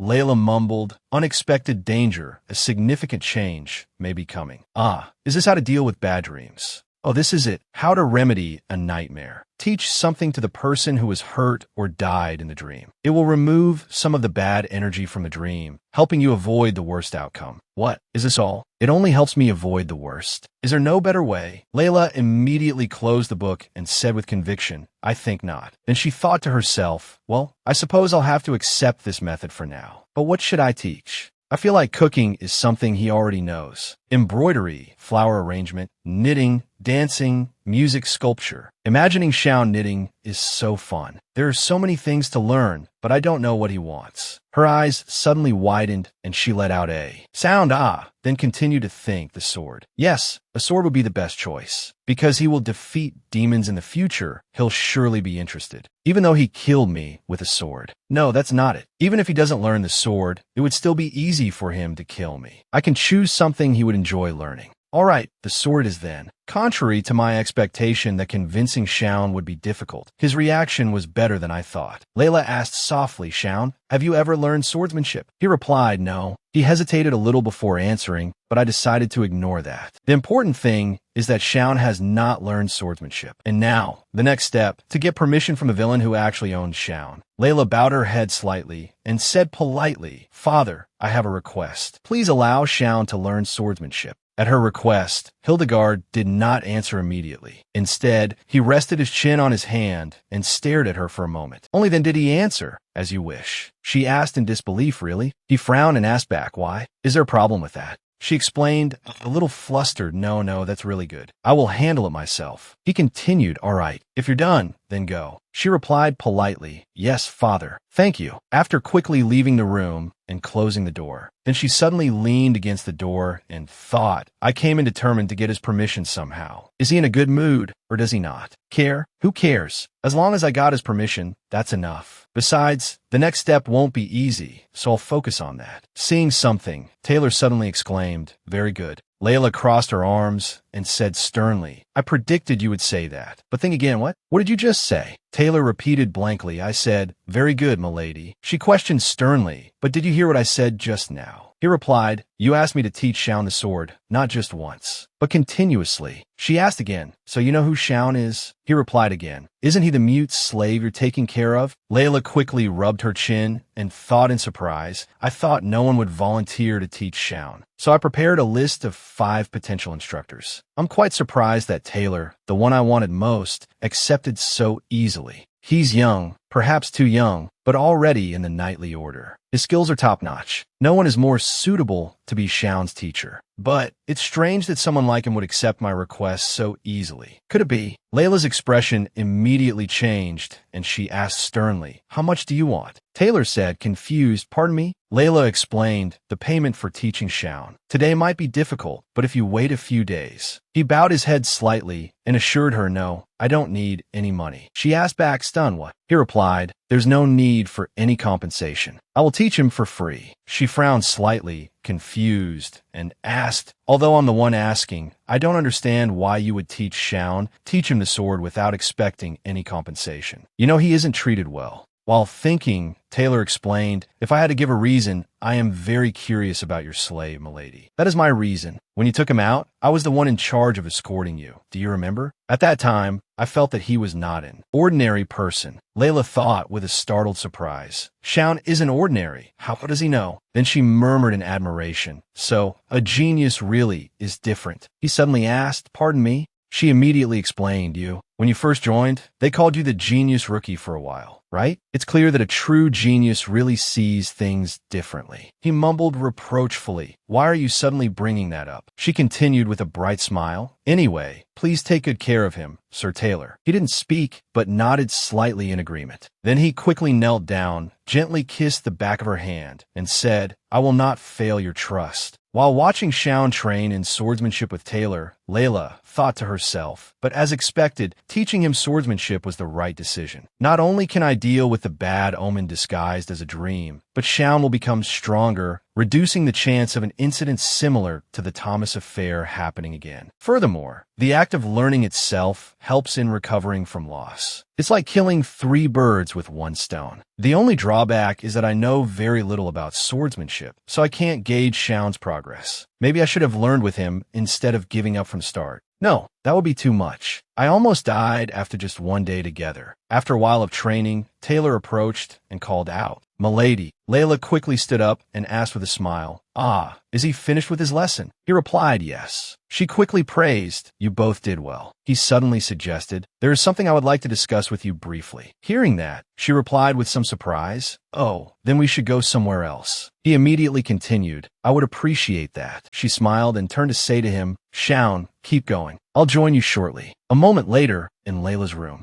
holding a teacup in her hand, she couldn't help but ask curiously, so, what is this about? Is it related to Shaun? Taylor replied, yes, it is. She continued with a beaming smile, I hope it's something good, like Shaun being a genius. You're not planning on giving up, are you? He confirmed in a low voice. As you say, my lady. Her face suddenly darkened in panic as she asked back, huh, are you really leaving? He broke out in a sweat and answered gravely. No, it's not like that. It's just, I think Xiao might really be a genius. Upon hearing that, the tea Layla had just sipped flew right out of her mouth. Taylor shot up in alarm. My lady, are you all right? Layla covered her mouth, coughing lightly. She bent over in her chair and waved her hand, saying, yes, I'm fine. I just choked. Don't mind me. But looking at Layla's expression, Taylor found it hard to believe, though there was nothing else he could do. As Layla wiped her mouth, she thought, really? I said that as a joke, but is he really a genius? Layla cleared her throat. Ahem. I understand what you're saying, but what kind of genius are we talking about? Can you explain? Taylor thought silently for a moment, then quickly spoke to Layla. In short, there is nothing more I can teach Xiao. Layla was utterly bewildered. Huh? Does that mean Xiao has become stronger than you, Sir Taylor? Taylor replied, I'm not so sure about that. My physique is a bit larger, so I think I could still win at this point. There are many factors that determine the outcome of a fight, but in terms of understanding and swordsmanship, Xiao has definitely surpassed me. Indeed, at that practice session, Xiao had completely astonished Taylor. Even hearing Taylor say it himself, Layla was still very skeptical. Is Xiao that talented? Even Sir Taylor is considered a genius, but he says Xiao is even more outstanding than him.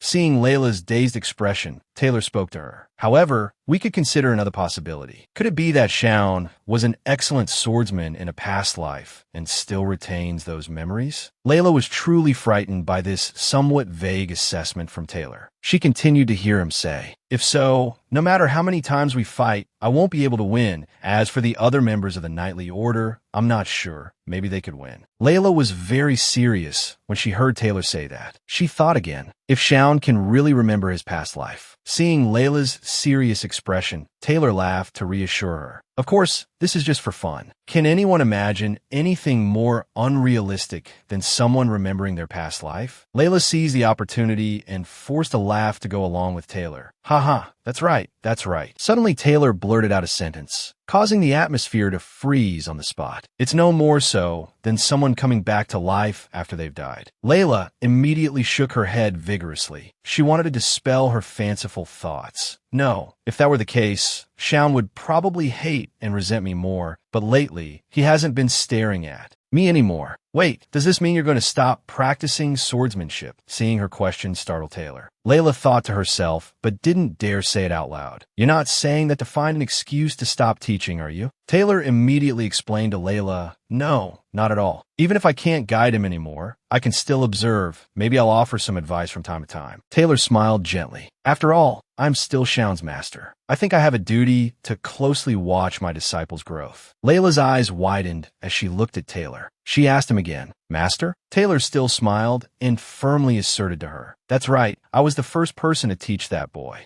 Layla remained silent. She lowered her head slightly and thought, the person I called a slave just a month ago, he now considers him his disciple. It was Taylor's affirmation just now that made her feel warm inside. The real reason I wanted to teach Xiao swordsmanship wasn't just because I thought he'd be good at it. It was because I wanted him to show his talent and be recognized, so he would be treated better. But why did I want that for him? What difference does it make to me how he's treated? Because maybe he'll be grateful to me and I'll win his affection. That's right. That's the only reason for my own survival. Taylor suddenly spoke, interrupting Layla's thoughts. By the way, my lady, have I ever told you? Layla looked completely bewildered.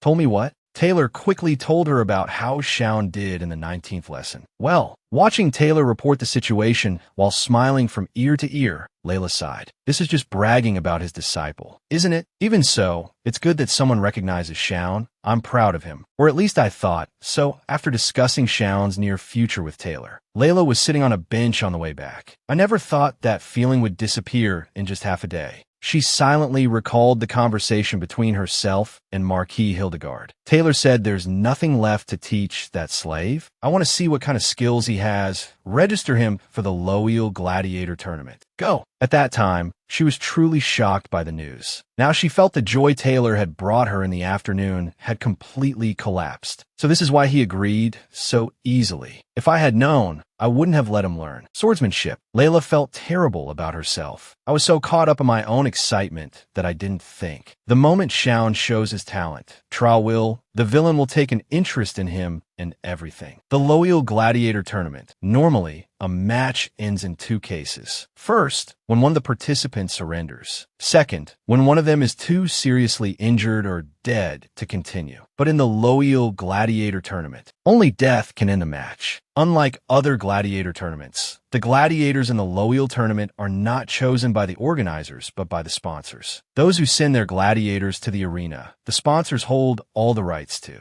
They're gladiators and bet large sums of money on them. Winning or losing depends on the outcome of the match. No sponsor wants the match to end too quickly or easily. Therefore, sponsors in the Loyal Tournament never allow their gladiators to admit defeat mid-match. Their gladiators must fall on the arena floor before their eyes. Thus, Loyal matches are often considered Loyal, the bloody slaughterhouse. Sending Shaun, there is almost a death sentence. It's a place where all sorts of brutal criminals and mercenaries gather. In the dark night, when it seemed only Layla was left with her thoughts, someone suddenly appeared. "What are you doing here?" Layla was very surprised. She looked up.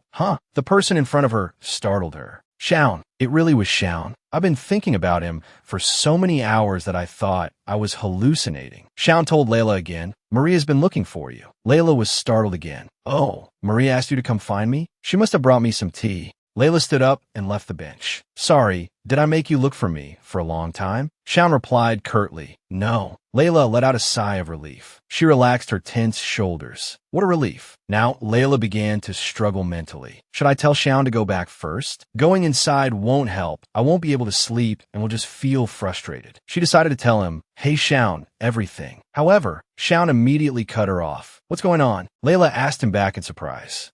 Shaun continued to ask her, "Why are you just sitting here? You're asking me early, huh?" Layla was touched by Shaun's unexpected concern. I didn't expect him to ask back like that. Is it strange for me to be sitting in the garden so late? Should I just say it? It's going to happen soon anyway. No need to hide it from him. So she decided to tell Shaun everything that was troubling her. "The thing is, Father called me in today, and he told me to register you for the Loyal Tournament, but most of the participants in that tournament die. Diesel. Hick." Her tears began to stream down. Layla stopped talking. She raised her hand to wipe her tears. "I can't even finish the sentence. What else can I say? Should I say I'm sorry? That I didn't know this would happen. I was the one who told him to learn swordsmanship. Now Shaun has become the center of attention because of me and will die a miserable death. I thought things were finally getting better, but now I've become the object of Shaun's hatred once again." Suddenly, a warm hand reached out to help her wipe away her falling tears. Layla looked up at Shaun in shock. He was being stared at by her like that, but his face didn't change at all. He just continued to help her.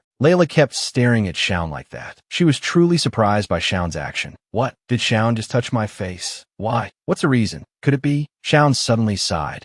Shaun used both hands to firmly squeeze Layla's rosy cheeks, squishing them out of shape. Layla called his name in discontent. "Shaun, Shaun." Then he suddenly asked her, out of the blue, "What should I do?" Layla was even more surprised. Hoof. Shaun patiently repeated the question again. "How can I survive the tournament you just mentioned?" Layla answered him hesitantly. "Well, if you win, but it's very difficult." Shaun emphasized to her that. "All right, I'll win." Layla couldn't react to his words in time. She looked at him blankly. Hoof. Shaun told her, "I'll win, so now you should go inside. It's getting cold and it's very late." Layla replied awkwardly, "Yes, okay." Shaun turned and walked away. Layla thought to herself, "Shaun wiped my tears. He even walked me back to my room." Shaun even thoughtfully sent her a wish. "Sleep well." Layla really had a little trouble adjusting. "You too. Sleep well." He even wished me a good night. After Shaun turned off the light and left, Layla gently pinched her cheek. Was it a dream? No, it wasn't. But Shaun, why did he suddenly change? Layla thought. The next day, I remembered that I hadn't drunk the apple tea that Marie had made for me, so I was looking for it. She got out of bed and awkwardly said to Marie, "I'm sorry, Marie." The maid Marie smiled indulgently at her. "It's okay." Layla thought again. "I don't see it anywhere. Maybe it's been cleared away."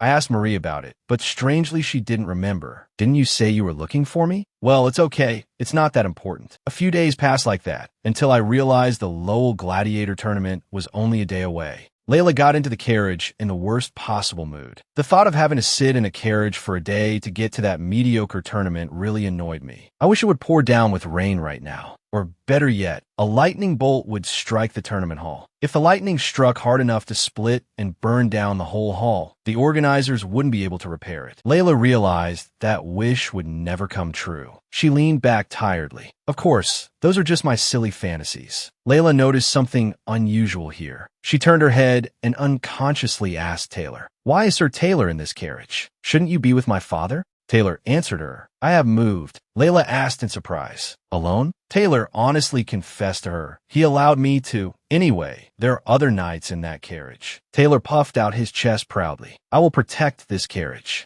Layla said, as if she had only casually mentioned the issue. "What about getting out of the carriage right now?" Taylor's eyes welled up with tears. He asked innocently, "Why would I do that? I thought we had become quite close over the past time." Layla giggled. "Just kidding, don't mind me." Layla looked over at Shaun opposite her, who had his eyes closed to rest. With Taylor here, Shaun can't talk. "It's not that I have anything special to say to Shaun, but I'm feeling very anxious. Can I really save Shaun? Father will of course be the sponsor, right? If Father decides to throw in the towel, it will be fine, but I should. Kneeling on my knees is too normal. Is there a more certain way to convince him?" Layla suddenly noticed something. She immediately turned to look at Taylor, who was sitting trembling beside her. "That is," she asked Taylor, "are you nervous? It feels like the carriage is filled with your anxiety." However, this time Taylor was determined not to be honest. "What? Not at all. I'm just excited to see my first disciple win the gladiator tournament," Layla said, as if she was just making small talk with him and not intending to expose him. "Of course. It's a pity that your words and your tone don't quite match." Taylor broke out in a sweat. "Ahem, it's just a habit." Layla thought to herself, how silly. The person involved is the calmest one here. She remembered the words he had said to her before. "All right, I'll win. No problem at all," Layla thought. He must not know how harsh the Lowell Gladiator tournament is. He doesn't know how cruel and terrifying the opponents are. Shaun doesn't understand. I can't feel relieved by his words yesterday, even though I know I shouldn't. Now, I want to hear Shaun's words, even just a little, even for just a second. The day of the Lowell Gladiator tournament. Layla moved while observing the situation around her. They're holding the tournament in this place? They chose such a remote and small place on purpose, right? It doesn't matter much. Only those in the know will participate. The person at the gate shouted to Layla's group, "Your number is 16. As requested by the patrons, everyone please wear a mask." Layla thought to herself, of course, they forced the participants to wear masks. How? Terrible. I have to find a way to make Father throw in the towel during the match. But how? She was still lost in her thoughts when she heard Shaun whisper to her, "Don't think about such meaningless things." I'm not lying. After he said what he needed to say, he moved forward. Layla only reacted now. She unconsciously wanted to hold him back. Shaun. However, in front of her was the ticket inspector giving an order, "Participant, please go this way." Layla suddenly felt quite embarrassed after Shaun had left. In the waiting room of the Lowell Gladiator tournament, someone's voice shouted, "If only I hadn't mistaken my target among all people that day. I mistook my target for a nobleman's son. Well, I guess it's lucky they offered to settle it by winning this tournament. So, you'd better kneel before your patron, beg them to let you join the next tournament." Ha ha ha. The expressions on the faces of the people in the waiting room didn't seem very good. The announcer's call rang out, "Number 7, number 16, prepare to enter the arena." The man in red, who had been speaking arrogantly and loudly, stood up. It's a pity you don't have time to beg before fighting me. Let's see. TSK, just a kid?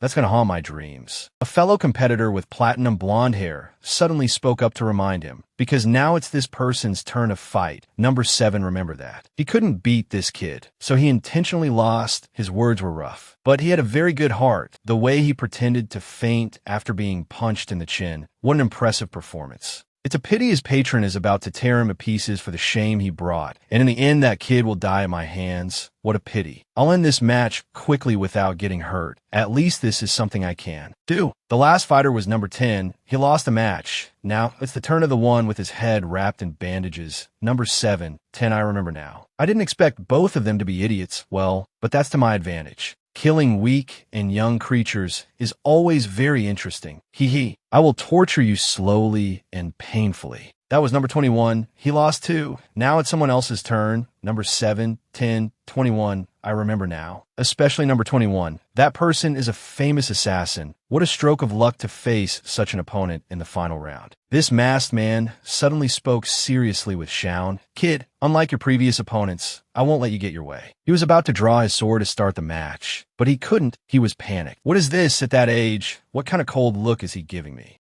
As soon as Shaun took the initiative and ran forward, he was still very subjective. Tisk, I'm dead. He couldn't even block a single blow from Shaun. He screamed in pain and fell to the ground. They didn't intend to let him win. This perfect movement, incredible skill, and physique, he propped his sword on the ground and struggled to stand up. However, his downward sword strike was slower than Shaun's. He was furious, just a kid.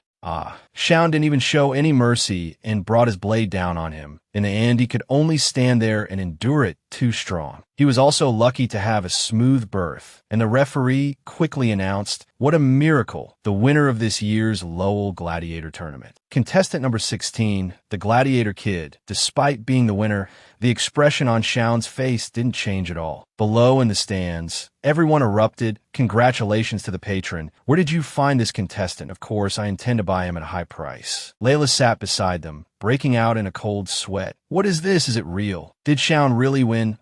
Right at this moment below the arena, Shaun seemed to have spotted her too. Layla observed Shaun's lip movements carefully and saw him slowly say, I told you I wasn't lying to you. Shaun suddenly burst out laughing. I told you I would win. Layla remained silent, but from inside the mask, she was truly smiling happily. Shaun, while she was feeling emotional, the Marquis suddenly burst out laughing, startling Layla. She thought angrily to herself, honestly, this stupid old man, I want to punch him. So much. Suddenly he called out to her, Layla. Suppressing her anger, Layla replied politely, yes, father. He told Layla, thanks to you, I've had an unforgettable experience in my life. Layla looked at him with half an eye, cursing silently in her heart. So who's to blame for me living in hell for the past 10 days? Then Marquis Hildegard continued, you know what? The winner of this game usually desires a wish from their sponsor. It was the first time Layla had heard of this, so she found it very strange. What? He continued, he is your slave, so it's only right to grant a wish from him. Layla felt confused by the Marquis's words. You said you'd grant me a wish if I pleased you, and now you're being so fickle? Layla asked cautiously, I don't have one. Do I really have to say it here? The Marquis replied, yes. Layla became even more furious, cursing silently, you damned old man. The Marquis was about to say more, if he wins. Then suddenly Layla cut him off, shouting, personal guard. The Marquis asked in surprise, what?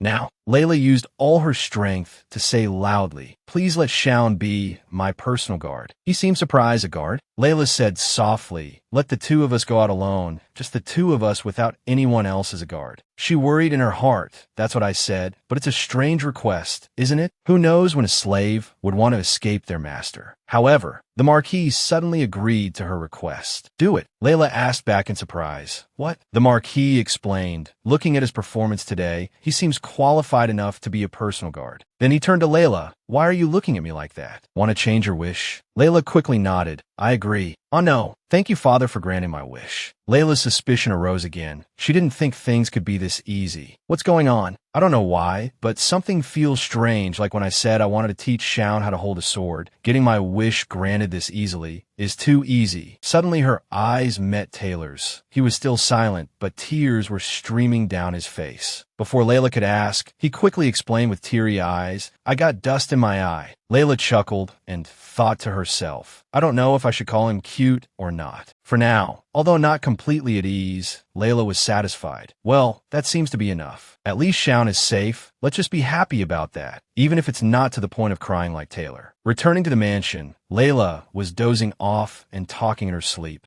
Father. Oh no, Shaun wants to run away. No, it's not poison, is it? Layla woke up in fear after a terrible dream. She was panting and covered in sweat. Layla rushed to find Shaun. She ran in a panic. It was a dream, right? You didn't really give Shaun poison, did you? Layla ran worriedly, thinking to herself, no wonder I had a strange feeling. Why would that bastard let him be my personal guard so easily? Layla recalled an old memory. 6 years later, the reason the slave swordsman became more famous than the guard was because of poison. It doesn't kill the victim quickly, but you have to take the antidote regularly if you want to live a normal life. Of course, Only the noble masters have the antidote to prevent the slave swordsman from running away or rebelling. What if he gave that to Shaun? Layla worriedly threw open the door and called. Shaun, who was still sleeping soundly, sat up startled and asked, "Why are you suddenly?" Layla ran right up and grabbed him, questioning him. "Have you eaten anything? Or when we ate together, did anyone give you anything strange to eat?" Shaun reassured her and replied, "Calm down. I haven't eaten anything." Layla was still not at ease. She asked again, "You really haven't eaten anything?" Shaun placed his hand on Layla's and answered honestly, "Really, since I ate with you until now, I haven't eaten anything."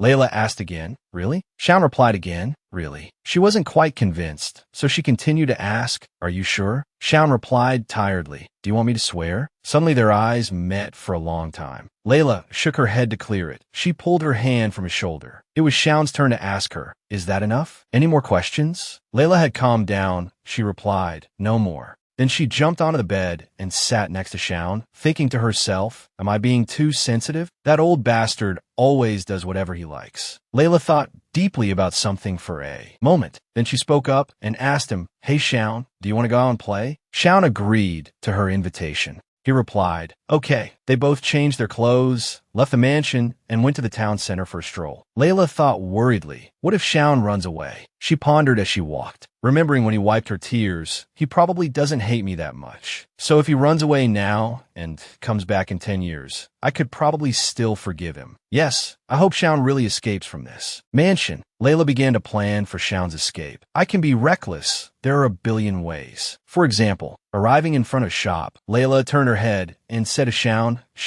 I'm going to go shopping alone." To be more certain, she turned back and emphasized again, "I'm going alone, understand? I'm going in here alone." Shaun replied, "Yeah, okay." Layla stepped inside and closed the door. She hid in the shop, peeking out, hoping he would run away. "Shaun, run quickly. Oh my God, you have such good taste." The voices of the ladies in the shop chattered lively. Time slowly passed. Layla thought it had been a while. I wonder if he's escaped yet? She dragged herself tiredly to the door, praying in her head for Shaun to run away. Please, please. Layla stepped out, and Shaun was still standing there waiting. She exclaimed in surprise, "Shaun, why are you still?" He asked back, puzzled, "Still what?" Layla replied, startled, "Oh no, nothing." The two continued to walk. Layla pondered as she walked. That's right. Maybe he didn't even think about running away from the beginning. If I give him a little hint, maybe he'll actually plan to escape. She continued with her plan to help Shaun escape. The next destination was the library. Layla deliberately told him, "Shaun, I'm going to borrow books by myself. It will take a long time." Shaun still replied coldly with one word, "Okay." But then after borrowing the books, when Layla came out, she still saw Shaun standing there waiting for her. Not giving up, Layla tried another plan. This time Layla went to a fashion store. She instructed him again, "Shaun, you know that girls usually take a lot of time to choose clothes, right? I'm going to be super long." Shaun replied again, "Yeah."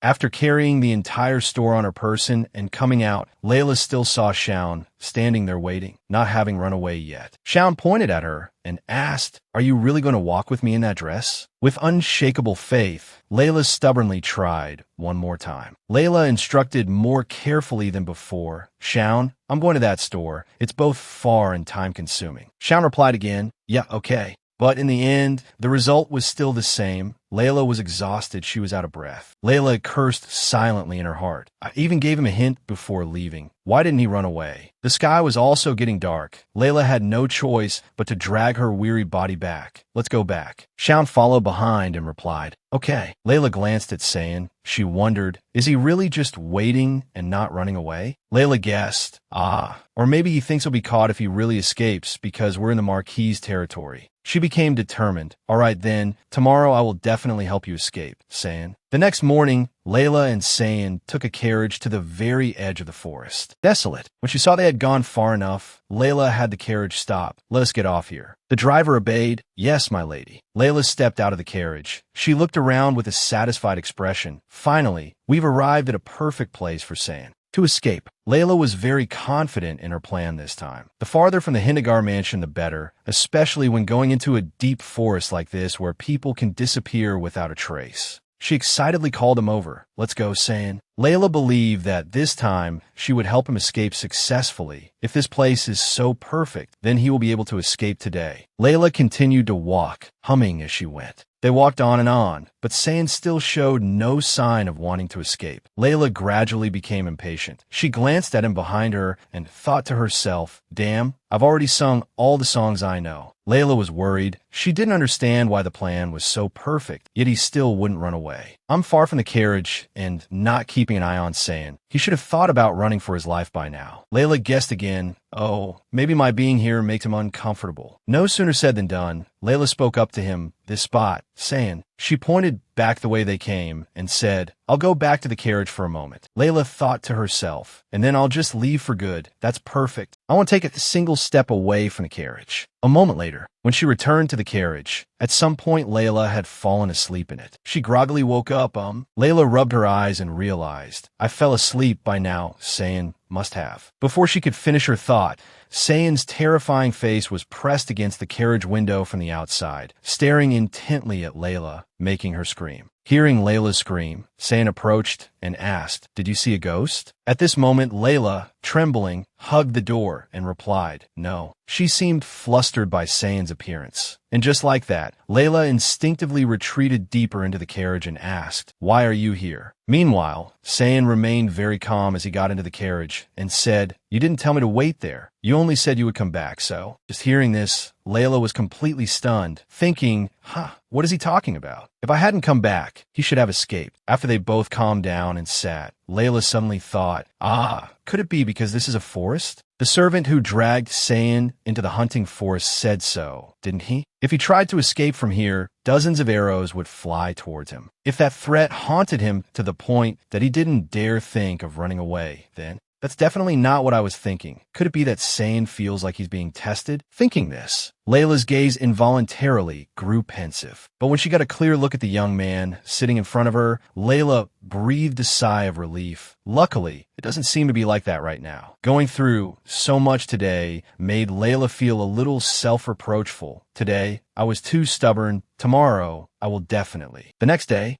the two of them finally arrived. While observing everything around her, Layla thought to herself, all right, if it's here. She stared at the forest before her with a reserved thought, if it's here. It's unclear what Layla was thinking that made her seem to frightfully cling to Sayin's arm and call out Sayin. Seeing this strange behavior, Sayin asked, what is it? Layla tried to act like she was fine and replied, no. Though she said that, it was clear Layla was terrified as she kept hugging Sayin's arm tightly, her heart filled with unease. For God's sake, I'm afraid a wolf will appear like last time. I can't leave his side. And so a day passed, and the next day, Layla and Sayin still had a peaceful time sitting and admiring the scenery by the small river. But on the following day, something unfortunate happened. The river that was lush and green yesterday was strangely barren today. This surprised both Layla and Sayin. Wasn't this place very good? And on the day after that, the scenery where the two went became desolate and cold, leaving Layla feeling utterly helpless. Finally, after arriving at a vibrant flower garden, Layla breathed a sigh of relief, thinking, now then, there's nowhere else to go. She and Sayin rested, leaning against a nearby tree trunk. Her mind was in turmoil as she lamented, I've lost so many days, I'm so tired. I should think for a bit. Right after that, Layla began to drift off to sleep. She gently closed her eyes, her body gradually feeling the warm sunbeams shining down. But at this moment, Layla suddenly remembered, oh, am I getting sleepy again? She gently opened her eyes to look at Sayin sleeping beside her. Seeing Sayin so tired but always by her side, Layla closed her eyes with peace of mind, but couldn't stop complaining, Sayin, why won't you run away? After Layla had completely fallen asleep, Sayin spoke dejectedly. So it has always been like this. He watched the free butterflies, his heart filled with wonder. Why do you want me to escape? Saying this, Sayin gradually stood up. He said in a low voice, I want to do what you want, but I still can't escape. There is a reason. I can't tell you. So, don't try so hard anymore. It's a waste of effort. Feeling Sayin's gentle hand touching her hair, Layla said hazily, all right, but how can you read my mind? Sayin just answered vaguely, I don't know. Then he used his hand to shield Layla's eyes from the sunlight and said gently, sleep more, Layla. At this moment, Sayin himself was also lost in a tangle of thoughts. I must be crazy. I've known I was crazy for a long time, but now it has reached a whole new level the moment I could fully perceive my condition. It was one night when I went to the garden to find Layla Hildegard, who had not yet returned to her room, even though it was past midnight. Without even having time to think about why I paid so much attention to the sound of her door, I headed straight for the garden she often visited. And deep in the garden, I found Layla Hildegard. When I saw her weak expression and exchanged a few words, I saw tears falling from her large eyes. The sight unintentionally made Sayin stare blankly, as if he had been completely captivated by the girl in front of him. And that was also when Sayin realized, at that moment, my thoughts suddenly stopped for a moment. It felt as if I was facing the monster I had been trying to drive away. Thinking of this, Sayin told himself painfully, that's right, I am a monster. That is something that absolutely should not exist inside me. But I had to accept it. There was no way to avoid accepting it. In the end, Sayin had to give in. The only way is to simply accept it. At that time, Sayin had gently wiped the tears from Layla's cheeks. Seeing this, she called out tremblingly, Sayin. Other fragments of memory gradually appeared in Sayin's mind. He remembered the battle in the city with a pang of sorrow. That monster even made me kick away the chance to die, the thing I had desperately waited for so long, with my own 2 feet. As soon as Sayin gave up the chance to kill the monster within himself to win the match, the first thing he thought of was, where is Layla? I have no regrets. And when he saw the girl he was looking for, Sayin's heart seemed to leap with joy. Oh, there she is. The monster's presence had grown so large that I couldn't feel such emotions. At this moment, Sayin realized he was smiling unconsciously. He wondered in confusion, what is this foolish feeling? From that day on, Sayin was completely lost in indescribable thoughts. I deserve to go to hell, but because of Layla Hildegard. Perhaps I have lost the right to be punished and atone for my sins. Is there a chance for someone who has embraced the monster within? At that very moment of despair, Layla came to his side to comfort him, saying, you did nothing wrong. Because of those words, I committed an even greater sin, breaking the oath I made before my family's grave. Me, looking at Layla sleeping soundly in front of him, Sayin said softly, I swore not to leave a single Hildegard on this earth. Layla Hildegard. At this moment, Sayin was extremely reluctant. He called out in pain, Layla. But in the end, Sayin made a decision. That's right, that's for sure, I can't fall into hell again. At the training ground, while Sayin and Taylor were happily discussing swordsmanship, Layla sat in a corner, stretching and thinking to herself, since I stopped going out, I can breathe a little sigh of relief. I was so tired. Layla remembered her strange dream. In the dream, Sayin was yelling at her, no matter how hard you try, I will not escape. So give up if you're curious about the reason, knowing it will only break your heart. Recalling that scene, Layla shuddered involuntarily and thought, even though it was just a dream, hearing such a warning makes me feel a little uneasy, even though he didn't say it clearly. Suddenly, Taylor's voice rang out, pulling Layla back to reality. Are you the one who finally gave Sayin his freedom? Hearing this, she smiled faintly and said, if someone heard that, they would think I'm saying Sayin is not. Just enjoy the time with your student. Taylor also happily accepted her kindness. Thank you, my lady.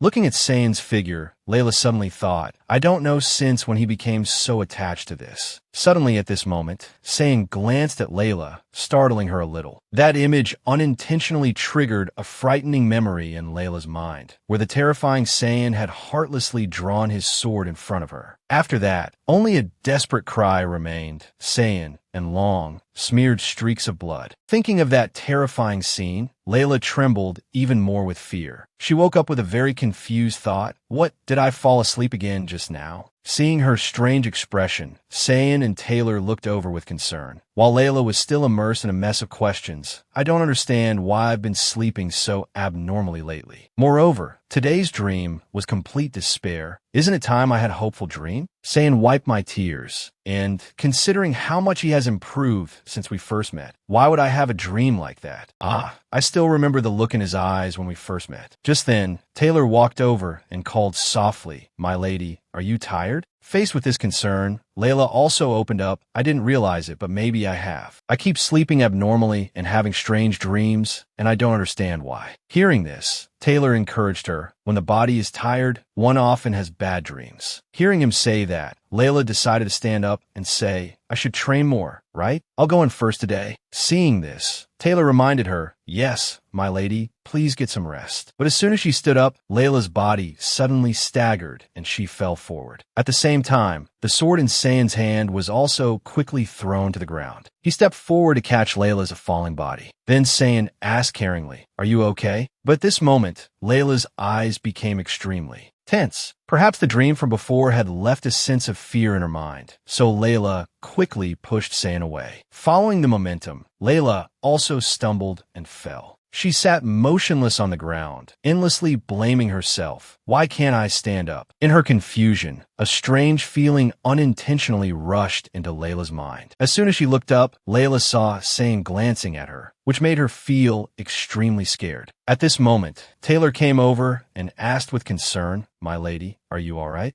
Then he carefully supported Layla's hand and said, please take my hand to make it easier to stand up. Layla also replied politely, thank you. Meanwhile, Sayan was looking at Layla very shyly. After regaining her composure, Layla turned to call out Sayan, but then she awkwardly turned her face away. Seeing this, Taylor stepped forward to remind her, if you're not feeling well, let me take you to your room. Layla did not look up. She replied in a somewhat low voice, no, it's okay. I can go by myself. Faced with Layla's strange attitude towards him, Sayan could only follow quietly behind. Although Layla had refused, Taylor still suggested with great concern, then, do you need a servant to accompany you? At this, Layla forced a reassuring smile at Taylor. I'm fine, really. With that, she turned to leave, saying, then I'll head back first. You two be careful. Just like that, Layla left Taylor and Sayan standing motionless in an indescribably suffocating atmosphere. Sayan unconsciously looked at the hand that had just touched Layla, his heart filled with unspoken thoughts.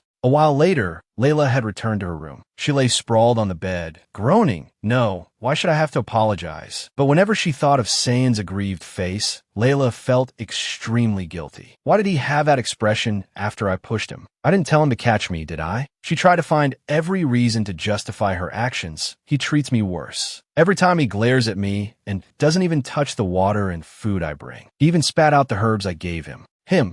But as soon as she thought of this, Layla suddenly exclaimed, what? She sat bolt upright in shock, wondering, I'm not angry because of this, am I? She thought in a bit of a panic. So it's not that I was scared because I dreamed of Sayan killing me. It's because, after doing that to me, he reached out his hand and then made that expression that made me so uncomfortable. What's that about? But usually in a relationship like mine and Sayan's, do people often get annoyed? No way. From the very beginning, what I wanted from Sayan was for him not to kill me, other than that I expected nothing from him. So I have no reason to be annoyed. Thinking this, Layla tried to close her eyes and sleep to forget about today's events. But it wasn't long before she opened her eyes again in worry. Then Layla still tried to reassure herself. That's right, all of this must be an illusion. I don't know if Layla got any sleep, but now she was sitting with a cup of hot cocoa in an extremely gloomy atmosphere. While sipping the cocoa, Layla thought to herself, however, I'm still very happy that Taylor was there that day. If it were any other staff or knight, they might have said something about a slave touching their master. These past few days, Sayan and I have exchanged what seem to be glances, but he's not the type to say that. At this moment, Layla thought with some dejection from the very beginning, Sir Taylor didn't fit in with the Hildegardes. Because of that, maybe that's why he left the Hildegardes. I remember the farewell party was very grand. They called it a farewell party for knights of this level. He could probably join the royal knights after that, right? As she thought this, Layla tried with all her might to gulp down the rest of the cocoa. After finishing, Layla even put the cup on her head and turned it upside down to show it was empty. Seeing this, Mary came over and said, have you finished eating, my lady? It wasn't until she saw Mary that Layla suddenly remembered. Come to think of it, Mary will be leaving the Marquis's mansion next year. Maybe she'll run away in the middle of the night and take all her belongings with her. Thinking of Mary's hasty departure, Layla couldn't help but wonder, I wonder if Mary will succeed in running away? If she gets caught, will that villain let a servant who ran away with her master's property go free? Thinking of this, Layla looked out at the brilliant sky outside and affirmed, when it starts to get cold, the snow will start to fall high up and then melt. Mary will definitely try to escape. Is Mary really running away out of greed? At this moment, memories of her time with Mary involuntarily appeared in Layla's mind. She remembered the times Mary urged her to drink hot cocoa, remembered the startling cocoa Mary prepared for every meal, remembered the times Mary gently brushed her hair. The more she thought, the more she became lost in her thoughts. I never thought those words were lies. But what if she did it because she was forced to, if it's something I can help with? After wondering for a while, Layla finally decided to speak up. Mary, I have something to ask you. Hearing this, Mary replied, what is it, my lady? Layla didn't hesitate and asked directly, has something been bothering you lately? This sudden question greatly surprised Mary, but she quickly regained her composure and replied, what do you mean? For you to suddenly talk about this, what could possibly be bothering me? Seeing that Mary didn't want to share, Layla maintained a gentle attitude. She looked at Mary gently and said softly, it's just that your face has looked a little sad lately. If anything has happened, please tell me right away. Faced with this situation, Mary waved her hands flusteredly and said, have I really been like that lately? I'm sorry that I didn't realize I was becoming neglectful in my work. Seeing this, Layla said bluntly, see, something did happen, right? Is it something that even I can't know? Hearing Layla say that, Mary stammered in reply, my lady, it's not that. No matter how much she pressed, Mary refused to tell the truth. Layla decided to use her pitiful act. She wiped away a tear with one hand. Her tone was choked with sobs as she lamented, of course, I'm not a very capable master,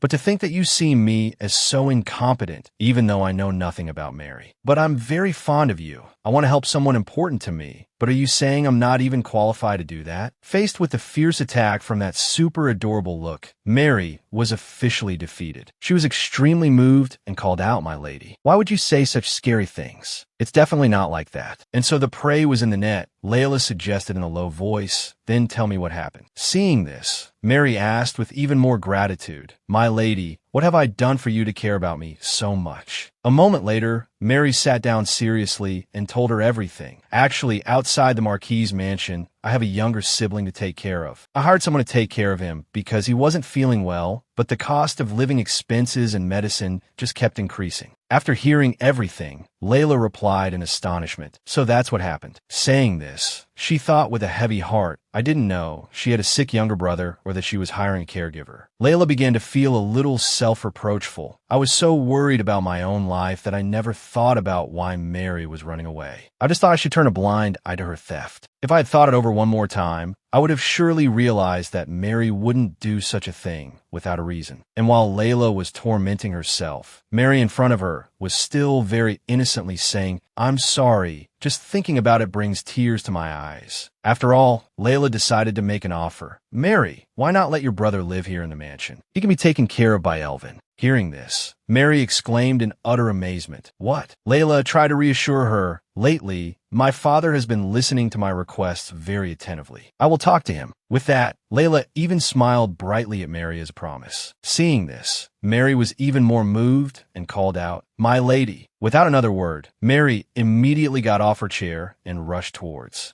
Layla. She hugged her little lady tightly and sobbed, thank you. I will serve you for the rest of my life. Layla also returned the sincere affection with a word of comfort. You have done very well. Finally, at this moment, Layla could smile happily and think, Elvin is an excellent doctor, so he can surely heal Mary's brother in the next few years. Then I will help her leave this Marquis's mansion. This time, I want her to be able to confidently say goodbye to everyone without having to run away. And as expected, my father accepted my request, and just a few days later, Mary's brother arrived at the mansion. Looking at the thin boy in front of her, Layla silently speculated, there aren't many similarities between him and Mary, but for some reason, I have a sense of reassurance about him. Like with Taylor, he might be a bit small for his age, but I have a feeling that he will grow up to be someone who can protect Mary. And as I looked at the two of them, a question popped into my head. What kind of people were Shaun's family? Even though they don't share the same blood, surely when they are together, they must look like a family, right? Although Mary and her brother don't look alike, somehow they exude a family-like feeling. Layla carefully picked the beautiful flowers below and held them in her arms. She pondered the questions. Is there someone with blonde hair like Shaun, like these flowers?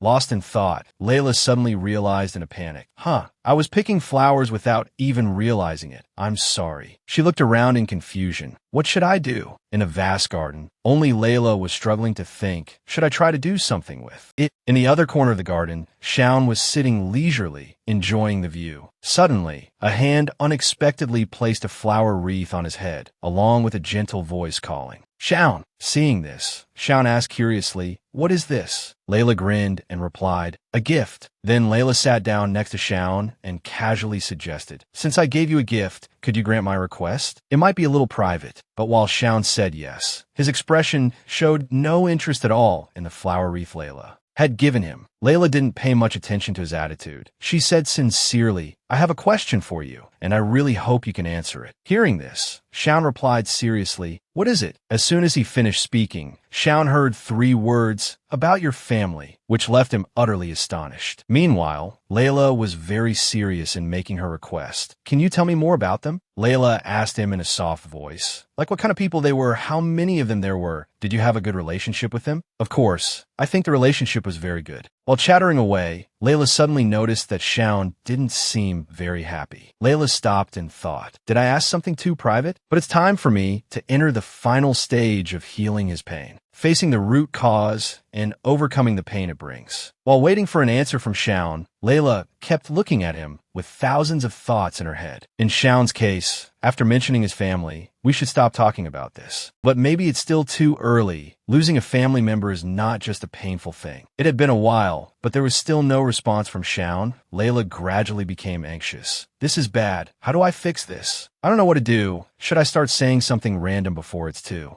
late? Layla was about to speak to break the awkward atmosphere. Oh, Shaun, look, there's a butterfly. Then Shaun answered her. He began to talk about his family. I have parents. Layla listened silently and intently as Shaun spoke. Besides me, we had 6 siblings. My eldest brother's name was Cassian. Hearing this name, Layla immediately realized. Cassian, I see. That's why he got angry when I mentioned the name Cassian last time. Layla felt extremely guilty. I can't imagine how it must have felt when I mentioned the name of his deceased older brother. How would the daughter of the enemy, who killed his family, feel then? She thought to herself, maybe that's why he turned his eldest brother's name into a hero. Layla couldn't help but blame herself. Even more painfully, I am a Hildegard. Shaun looked at her, smiled, and continued to tell her, after me were my sister Odell, my sister Zay, and Cecile. Cecile was 2 years older than me, but I never called her sister. She was actually more like a friend or a younger sister. Then, he gradually opened up more. Shaun began to ramble on about family matters, even the smallest things. Cassian was 9 years older than me and dreamed of opening a vegetable soup shop. When Odell and Akil teased that he would surely fail, Zay would come and comfort him. Instead, he would ask to have the carrots left out of his soup because he really hated carrots. So Mike would often imagine forcing Zay to eat carrots whenever he argued with him. And Cecile was, while happily talking, he turned to look at Layla. Shaun suddenly stopped. He saw Layla's eyes welling up with tears that rolled down her cheeks. It seemed Layla didn't know she was crying. She said to him, what? Go on.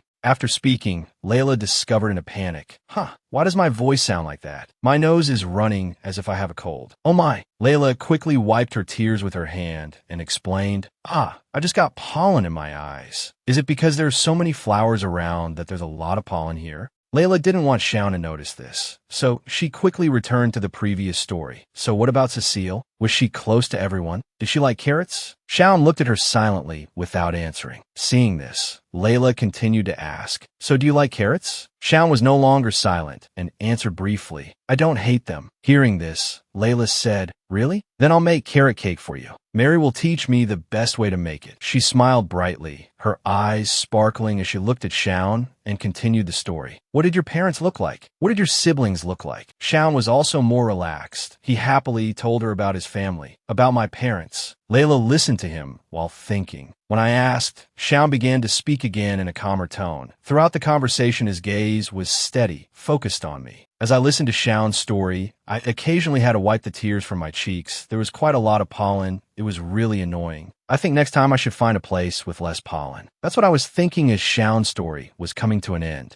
Winter had come to Hildegard. The winter here was so cold that the snow would pile up without melting, so I didn't go out as soon as the snow started to fall and stayed inside the castle. Saiyan also had to stop his training because the training ground had frozen over, so we reduced our daily walks to once every 2 days. We often went to the library to borrow books. Reading books while having snacks in the evening with Saiyan became our hobby throughout the long winter we had to endure. The two of them were looking at books in the library when Layla, seeing that Saiyan seemed to have finished choosing, asked, "Saiyan, have you picked them all? Let's go then." Layla and Saiyan headed back to the room together. On the way back, Layla unexpectedly ran into someone she knew. She didn't know who it was, but as soon as she saw them, Layla put on a look of weary helplessness.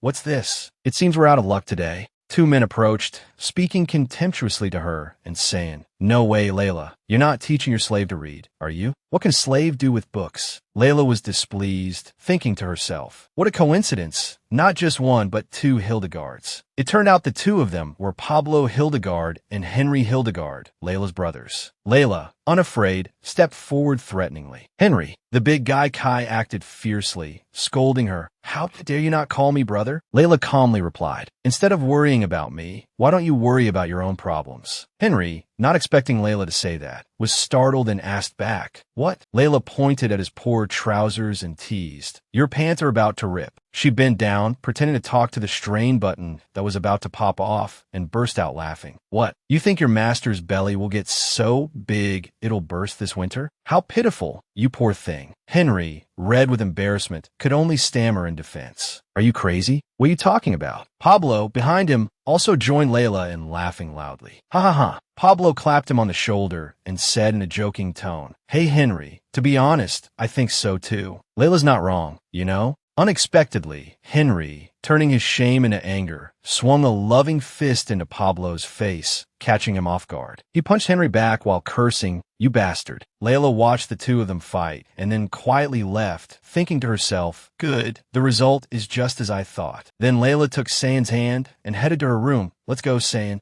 Layla hurried away from the brawl with a very satisfied expression. You guys can consider this punishment for always teasing Saiyan, but they won't retaliate today, right, like Tommy's did. On the way back to her room, Layla walked and thought, no, Tommy's must know that she was summoned by my father because of me, and she is very afraid of my father. Come to think of it, I was also very afraid of him until not long ago. I don't think I felt that way when I asked about Mary's sister last time. When did that change? Layla turned her head to look at Saiyan. That's not really important. She flopped on a bed tiredly, but didn't forget to ask him, Saiyan, what snack do you want? You don't want anything specific? Or should I decide for you? Saiyan had noticed this issue for a while and blurted out a question to her. Is your relationship with your brothers not good? Layla didn't know how to answer this question.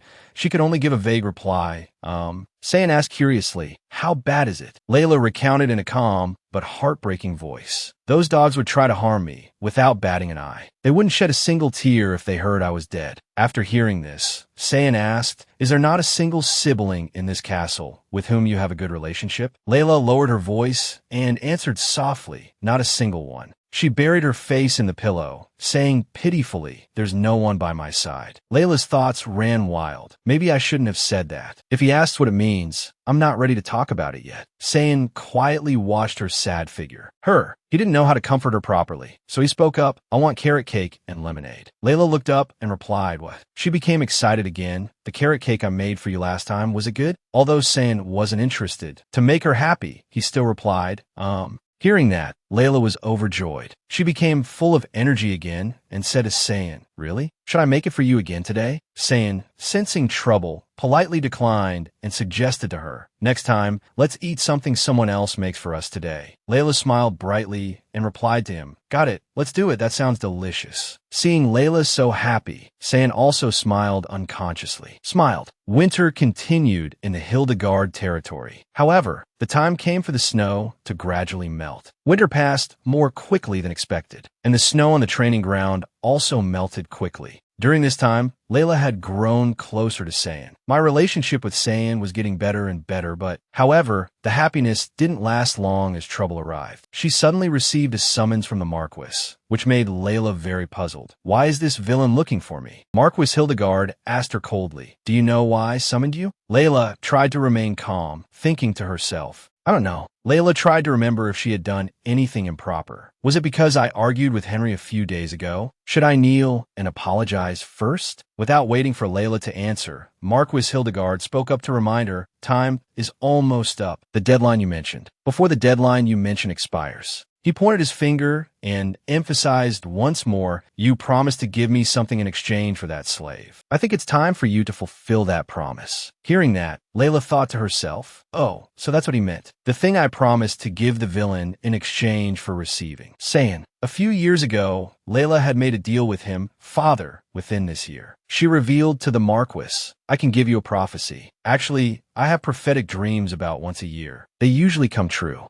Layla tried to persuade him to get Sayin. I was planning not to tell anyone because I would get in trouble if I revealed the content of the dream. If you give Sayin to me, I will tell you about that prophetic dream, father. Back in the present, Layla was a little scared because that's what I said. It was something I made up on the spot because the situation was urgent. But back then it was late spring and now early spring was approaching. The time had come to reveal the prophecy. The Marquis asked Layla, have you had the dream yet? Having shot the arrow, I have to follow it. Layla immediately answered him, yes, I have. Layla thought to herself, of course I have to say something that will please him. Then she used the memories of her past life to reveal a little secret to him, Countess Coriona and her husband. At the training ground, Sayin was practicing swords with Taylor. Layla ran here immediately after meeting with Marquis Hildegard. Taylor immediately noticed her and asked curiously, Lady Layla, what brings you here? It's still cold. Layla smiled and replied, I was just bored. The perceptive Taylor realized immediately and teased her. Are you bored because Sayin isn't around? Hit right on the mark, Layla blushed and replied softly, no. Layla stared at Sayin as thoughts appeared in her head. To be more precise, I think I could say I missed him,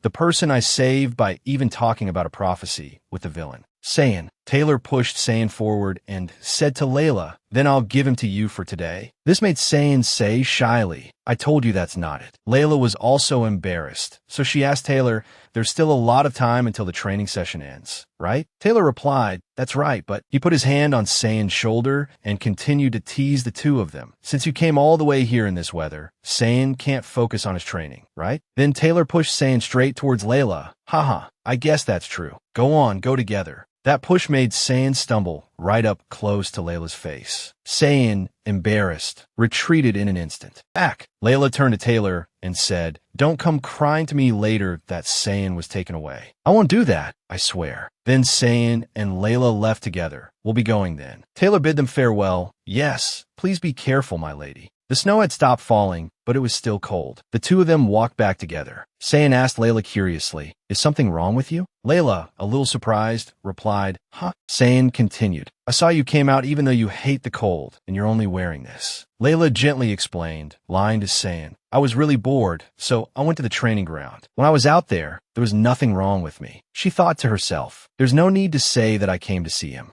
Then Layla blurted out again, more than that, it's you. Sayin's earlier act of avoidance had caused a misunderstanding for Layla. She thought Sayin still hated her. Layla thought back painfully. Why did he do that at the training ground? Did he hate me so much at that moment? But then she decided not to ask Sayin. There was no need to ask him about it. He turned his head to look at Layla, waiting for the next sentence. Well, more than that. Layla immediately replied, nothing. Layla became sad and had wandering thoughts. He still doesn't want to touch me because this is the enemy's castle and I am the enemy's daughter. However, Sayin's contradictory actions made Layla think a lot. She pouted. If he hates me, then why did he wipe my tears that time? Arriving at her room, Layla opened the door, entered, and then subtly sent Sayin away. I'm a little tired, so I'll go in first. Good night, Sayin. Then Layla closed the door, despite having dragged Sayin all the way here from the training ground. Layla thought quietly in her room. Now she felt extremely regretful of her recent actions. Layla blamed herself. What's wrong with me? Why did I act like such a child? Sayin left his training and came out for me, yet I sent him away like this. Layla struggled to crawl into bed, justifying her actions to herself. It's obviously the sudden cold wind that made me feel unwell. That's right, it's all the weather's fault. Layla got into bed and pulled the covers over her face, deciding to go to sleep to forget what had just happened. Maybe I'm about to catch a cold. I need to get to sleep quickly. In her dream, Sayin appeared again. He sat on the bed right next to her and called out sweetly, Layla. Layla opened her eyes wide to look at him. Sayin, she exclaimed. Sayin. At this moment, Sayin came closer, intertwined his hand with hers, and asked gently, "You miss me, right?" Layla also took his hand and replied, Back in reality, Layla woke up with a start from that cheesy dream. She shot up, stiff with embarrassment, and exclaimed in alarm, "What is this?" Layla was still stunned after dreaming of Sayin. She mumbled, "A dream." Layla reached for the glass of hot water prepared by Maria on the table, mumbling tiredly, "I'm going to go crazy. Because of the cold, I'm having too many crazy dreams." While drinking the water, she encouraged herself, "Pull yourself together, stay focused." Layla gradually calmed down. "Phew, it's really too cold. I'll be fine tomorrow." Layla went back to bed, but she couldn't get another wink of sleep. But why? Why can't I sleep? A few mornings later, the maids gathered to gossip while working. "Have you heard the rumor?" Another maid replied, "You mean the story about Count Coriona?" The count and his wife were thought to have died of illness, but they were actually poisoned. Rumor has it that the current Count Coriona himself did it. The story of the Countess and Count Coriona had spread to every corner, becoming the talk of the town. Everyone was talking about it. I didn't think he would become a count that way. Moreover, they say that the one who spread the rumor was the youngest daughter of Baron Aston, and that they are having a secret affair. The butler was about to say something more. Anyway, the nobility is all the same. But he was stopped by the maid. "Wait, the young lady is coming." Layla walked past the two of them, thinking to herself, "What a provocative story." The story spread quickly, and now everyone is buzzing about it. Layla walked to Marquis Hildegard's room and knocked on the door. "Father, it's Layla." The door swung open, and the Marquis's voice echoed from inside. "Come in." Layla knew exactly why he had called her today. With society buzzing about what I said, he called for me immediately. However, he probably doesn't fully trust my abilities yet. I'm sure of it. As soon as Layla entered, the Marquis said, "Your prophetic dream has come true." She answered politely,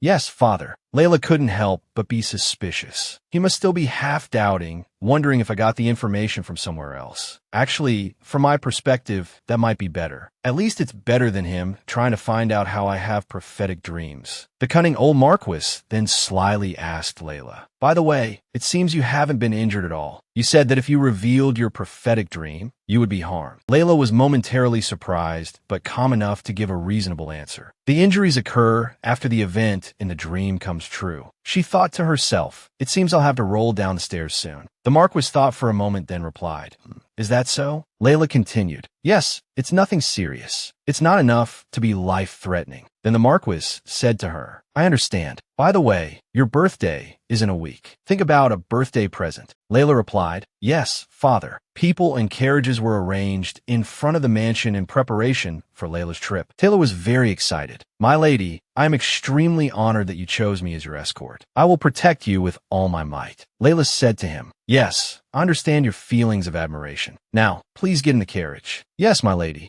The three of them, Layla, Sayin, and Taylor, sat in the carriage and began their journey. Taylor spoke to Layla. "It seems the Marquis trusts you a great deal, since he said to return before the end of spring." Layla gave a strained laugh in reply. "Oh, is that so? Ha." Taylor continued, "Otherwise, he certainly wouldn't have allowed such a long trip, even if it is a birthday present." Layla thought ill of him. "He must be indulging me because I have some use, not because of trust. But I'm very happy to have an opportunity like this." Taylor asked her again, "Do you have any plans for what you'll do in the capital?" "I've asked some people in the capital about good restaurants." Layla thought for a moment and then replied, I'm not sure yet. I'm thinking of starting at the library." Taylor smiled brightly, his eyes lighting up when he heard that. He asked again, his voice full of excitement, "Do you mean the National Library?" Without waiting for Layla to answer, he continued with visible excitement, "I heard it's huge, with an extensive collection and an impressive building." Layla smiled faintly, her face full of satisfaction. "That's right. I think it will be a lot of fun." However, right after that, she suddenly looked around, her eyes pensive, her hand on her chin, as if considering something important. This action made Taylor curious. Meanwhile, Sayin stood beside them, still bowing his head, his face expressionless. But in his heart, a sudden thought flashed. "However, since we'll be staying in the capital together for a while, I'll need to speak up, right?" Layla seemed to have made a decision. She took a deep breath, her gaze shifting from hesitant to determined, then turned to Taylor, and said softly, "Sir Taylor, I have something to tell you." Taylor leaned forward slightly, his expression a little worried but still polite. "Yes, my lady, you can tell me anything." Then he smiled lightly, adding in a slightly teasing tone, "Except if you're about to say you want to explore the capital's nightlife." Taylor frowned and said sternly, "That's a bit too soon for you, my lady." She replied in a loud, clear, and decisive voice, "The fact that Sane can't speak is actually a lie." Taylor's face suddenly flushed, his eyes glistening with tears, as if he couldn't believe what he had just heard. "Really? He never talks to me." Meanwhile, Layla bowed her head slightly, a guilty look on her face, as if she didn't know how to explain. After a moment of silence, Layla took a deep breath and then gently explained, her voice tinged with guilt. "To be precise, at first he couldn't speak for a while due to shock, but now he can." Layla continued, her voice slow but firm. "I told Sane to only speak when he's alone with me." Taylor was both surprised and confused. "What? Why?" Layla lowered her face slightly, her cheeks blushing, her voice soft but sincere. "Because I really like his voice." After a moment of embarrassment, Layla continued, her voice both gentle and slightly mischievous. "If someone else heard it, I might get jealous." In Layla's mind, a few thoughts flashed, making her slightly flustered. "Did I say that too naturally? Sir Taylor will think strange things, won't he?" Layla's mind was torn between shyness and the fear of being misunderstood. Taylor turned to look at Sayan, then he chuckled softly. "I see. I understand how you feel, my lady." Layla looked up, a little flustered by Taylor's unexpected words. "What?" Yes, thank you." She answered hesitantly, but couldn't help but wonder to herself. "Is that all?" Taylor softened his voice, his gaze deepening as if he understood everything. "So perhaps this is a secret? I mean, the fact that Sayan can actually speak." Layla was stern but couldn't hide her awkwardness. "That's right. Will you keep this secret?" Taylor replied firmly. "I swear I will not reveal this anywhere." Layla breathed a sigh of relief. "Thank you. And there's one more thing I want to say." She bowed her head and said softly, "Everyone treats Sayan as if he were my servant, but I consider him a friend." Layla hesitated and continued, "So Sayan, would you like to call me by my name?" Sayan said softly, "Layla." Taylor's jaw dropped in surprise. It seemed that no matter how hard Taylor tried, he still found it hard to accept this. Taylor's face darkened, but he was still extremely shocked. "Your voice is amazing." His face was covered in sweat. He turned to look at Layla. "I understand the young lady's feelings once again. I will keep this secret." Layla blushed, her voice a mixture of annoyance and sadness as she replied, "Is that all?" Sayan's eyes widened as he said, "How would I dare to do anything more than what you have already permitted me to do?" Layla didn't dare to look Sayan straight in the eye. "That's right." Taylor's eyes sparkled as he looked toward Sayan. "But I also want to have a conversation with Sayan when it's just us. Is that possible?" Layla was flustered. "It's not impossible, but I'm not sure if Sayan can show enough respect to Sir Taylor." Taylor watched Sayan intently, his eyes sparkling like a child eagerly waiting to hear what he longed for. He spoke softly, his voice full of hope. "Sayan, call my name." Sayan stood there, his eyes cold, bowing his head in silence, as if considering something. The space seemed to fall silent. After a moment, finally, Sayan spoke with a calm demeanor. Sayan said, "Taylor." Taylor nearly jumped up in shock. He pointed at himself and stammered back. "What? You don't even call me master?" Sayan tilted his head slightly and replied calmly, "How can you be my master if you haven't taught me anything?" Sayan's words were like an arrow piercing Taylor's pride. He retorted with an aggrieved tone, "But you learned swordsmanship from me." Sayan was unmoved, his face still as calm as a stone statue. "That was mostly self-taught." Taylor looked as if he'd been doused with cold water, his voice helpless. "Hey!" Layla, standing nearby, chuckled softly at the childish argument between the two. She tilted her head, observing Taylor, then gently remarked, "Sir Taylor, you don't seem much like a knight." That remark made Taylor freeze. He looked up, staring at Layla with an expression of disbelief, as if she had just insulted his life's honor. Meanwhile, Layla was lost in her own thoughts. She silently commented, "No, to be more precise, he doesn't seem much like a nobleman." Taylor, though a little hurt, still tried to maintain his usual sense of humor. He lowered his voice, speaking to Layla in a whisper, like a confession. "I was taught that a knight is someone who wields a sword to protect the weak. And Sayan he will stand in a position that I will have to look up to later." He paused, his eyes showing a flash of admiration and determination. "I would bet my entire fortune on it." Layla's eyes widened, stunned as if she couldn't believe her ears. She stared at Taylor, wondering if his words were truly serious. A thought flashed through her mind. At this point, you really seem like some kind of prophet, Taylor. Unable to contain her curiosity, she asked excitedly, "So, Sir Taylor, how much is your fortune?" Taylor rested his chin on his hand and asked back, "Are you sure you want to settle that first? I'll arrange everything and let you know soon." Layla smiled shyly, her cheeks slightly flushed because of the question she had just asked. "Just kidding." At the National Library, a magnificent architectural work located in the heart of the capital, its splendor and vastness would inevitably leave anyone who stepped inside overwhelmed. The three of them entered the National Library and were immediately overwhelmed by its magnificent beauty. Layla's eyes were wide, her face unable to hide her astonishment. She exclaimed in an excited tone, "Wow, it's huge." Taylor and Sayan also couldn't hide their surprise as they looked around. Everywhere was a harmonious display of art and knowledge, from the towering bookshelves to the neatly arranged precious wood reading tables. Layla looked ahead, her eyes lighting up as she discovered something new. "This is the lobby," Layla continued, still unable to hide her excitement. "There's even a restaurant inside." Layla couldn't hide her excitement, smiling broadly and thinking to herself, "This is great. Until the end of spring, no, I'll be able to finish the list in just a few days." Suddenly, Layla spoke decisively, her eyes sparkling with determination. "I will stay in the library until it closes." Her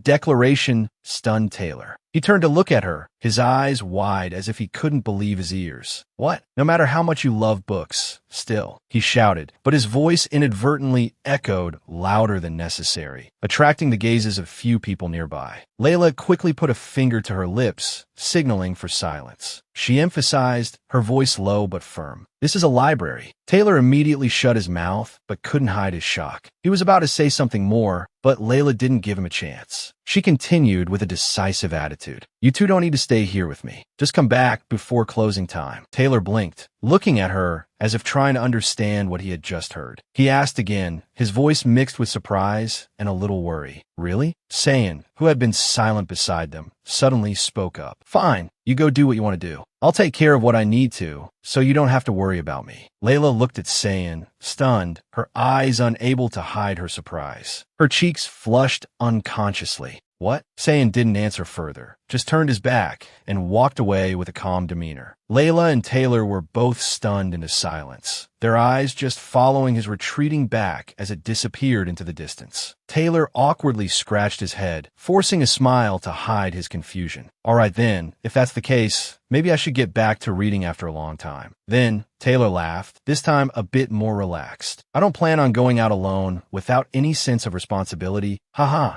Layla was speechless. "No, really, I don't mind." You know, thoughts slowly formed in Layla's mind. "I've already shared the secret with Sir Taylor that Sayan can speak, and there's only one reason I came to the National Library. The library at the Hildegard Mansion has no documents about the Stone of Return, but I'm sure that this place, the largest source of documents in the kingdom, will have some information about it." Suddenly, an idea occurred to her. The archives forbid anyone without authority from entering, but with a little cleverness, it wouldn't be hard to gain access. While she was sneaking around, peeking, the door suddenly opened, and a young woman's voice spoke sternly and resolutely. "Entry forbidden to unauthorized personnel." Layla pouted and showed the girl a sparkling emerald green necklace, and the girl gently invited her in. Layla thought to herself with a smug look, "Turns out it was easier than I thought." She stepped inside and looked at the massive stacks of books before her, her face turning pale with shock. But browsing through tens of thousands of catalogs was truly exhausting. She slowly walked over, skimming the books. At first, I felt like my eyes were going to fall out, and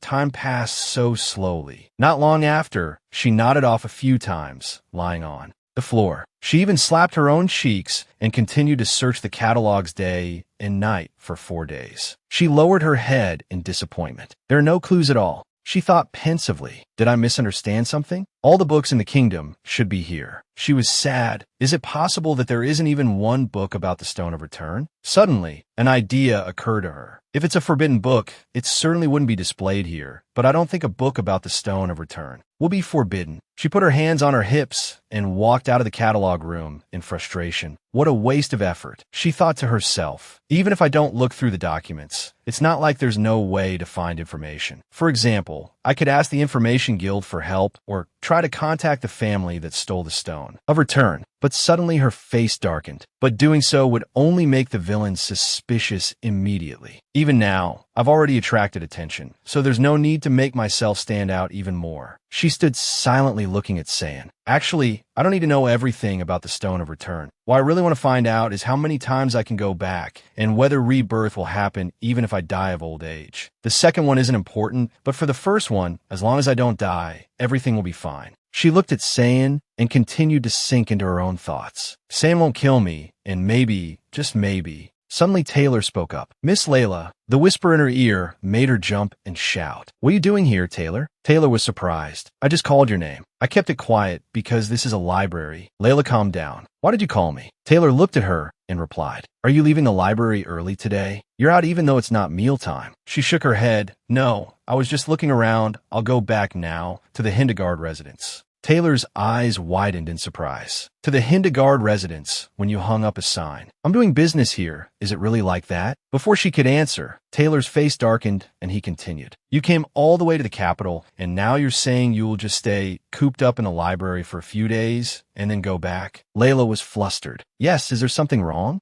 Taylor broke out in a sweat. This is absurd. We can't go back like this, miss. Please reconsider. No. Before he could finish, Layla waved her hands in alarm. Mr. Taylor, are you all right? Taylor still couldn't calm down as he hit it. It's nothing, I'm fine. Taylor ran off, calling back. Please wait a moment. Saiyan, who was reading a book nearby, also turned to see what was happening. Layla turned around with a confused face. What's going on? Saiyan stood up and looked at her. She spoke up. Oh, Saiyan. Layla's face was pale as she looked at Saiyan. Perhaps the suggestion that we return to the Hindegard residence was a big shock. He just ran off like that. Taylor rushed over, hugging a pile of books in his arms, panting. And miss, I borrowed these. Layla looked at Taylor, then turned to look at Saiyan. He's back. Layla was confused. What on earth are you talking about? Taylor looked at her with an excited face. I'll borrow these books and read them outside the library. It'll probably take at least a week. Taylor's face was beaming, but his cheeks were flushed from running. We'll have to stay in the capital for at least another week, haha. Both Saiyan and Layla looked at him with a sense of helplessness. Taylor burst out laughing, forgetting he was in a library.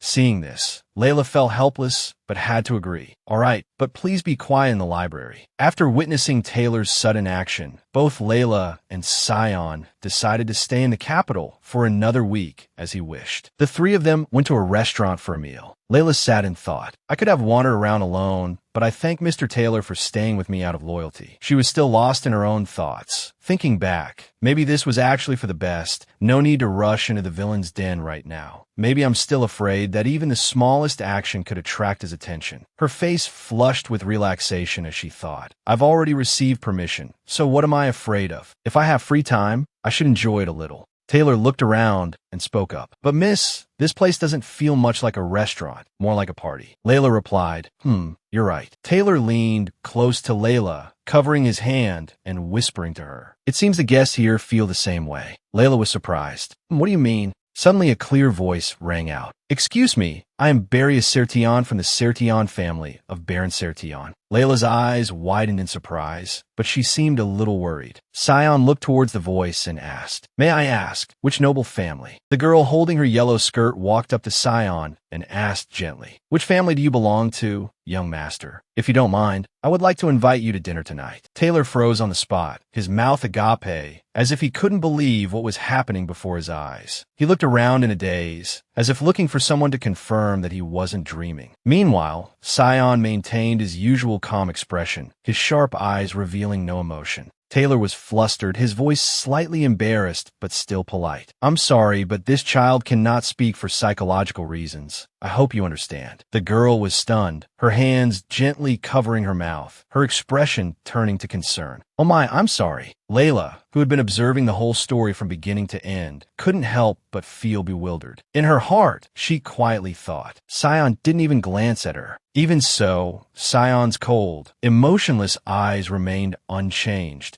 as if what had just happened was just a passing breeze, leaving no trace in his mind. Of the boy, Taylor followed the direction the young lady had just left with his eyes, sighing softly with a look of mixed weariness and amusement, then turned to smile wryly. The young lady who just left was the 31st. Hearing this, Layla raised her eyebrows in surprise, her voice tinged with confusion. Huh? Taylor continued to explain. 30 young ladies have come to talk after staring at Scion in the library. Layla was suddenly startled, as if she had just realized something. She opened her eyes wide, her mouth agape, her voice almost breaking. What? She whipped her head towards Scion, her eyes as if wanting to penetrate his mind. However, Scion still sat there calmly, holding a book, his pensive eyes not at all bothered by the noise around him. That image made Layla feel even more flustered. Chaotic thoughts suddenly arose in her mind. 31 young ladies have talked to Scion. Of course, it's true that Scion is incredibly handsome, but Scion is. What am I thinking? She blushed slightly, trying to calm herself. Another thought flashed through her mind. I mistakenly thought that because Scion was treated like a servant at Hideguard, everyone outside would think so too. A complex feeling stirred in her heart, a mixture of astonishment and a hint of indescribable unease. I believe I was the only one who could see how special Scion was, but that couldn't possibly be the case. On the opposite side, the waiter gently handed the menu to Scion. He took the menu with one hand, but his eyes briefly lingered on Layla's face. His cold eyes flickered with a hint of gentleness, as if he were quietly watching her. Suddenly, Taylor's voice cut through Layla's wandering thoughts. He smiled, his eyes twinkling with a hint of playfulness. He smiled. Our Scion is really handsome, isn't he? Sometimes I feel a little jealous too. After saying that, Taylor nervously tapped the table as if to dispel his own embarrassment, then quickly changed the subject. That wasn't a very funny joke, so shall we start ordering? Layla nodded hesitantly, responding with a small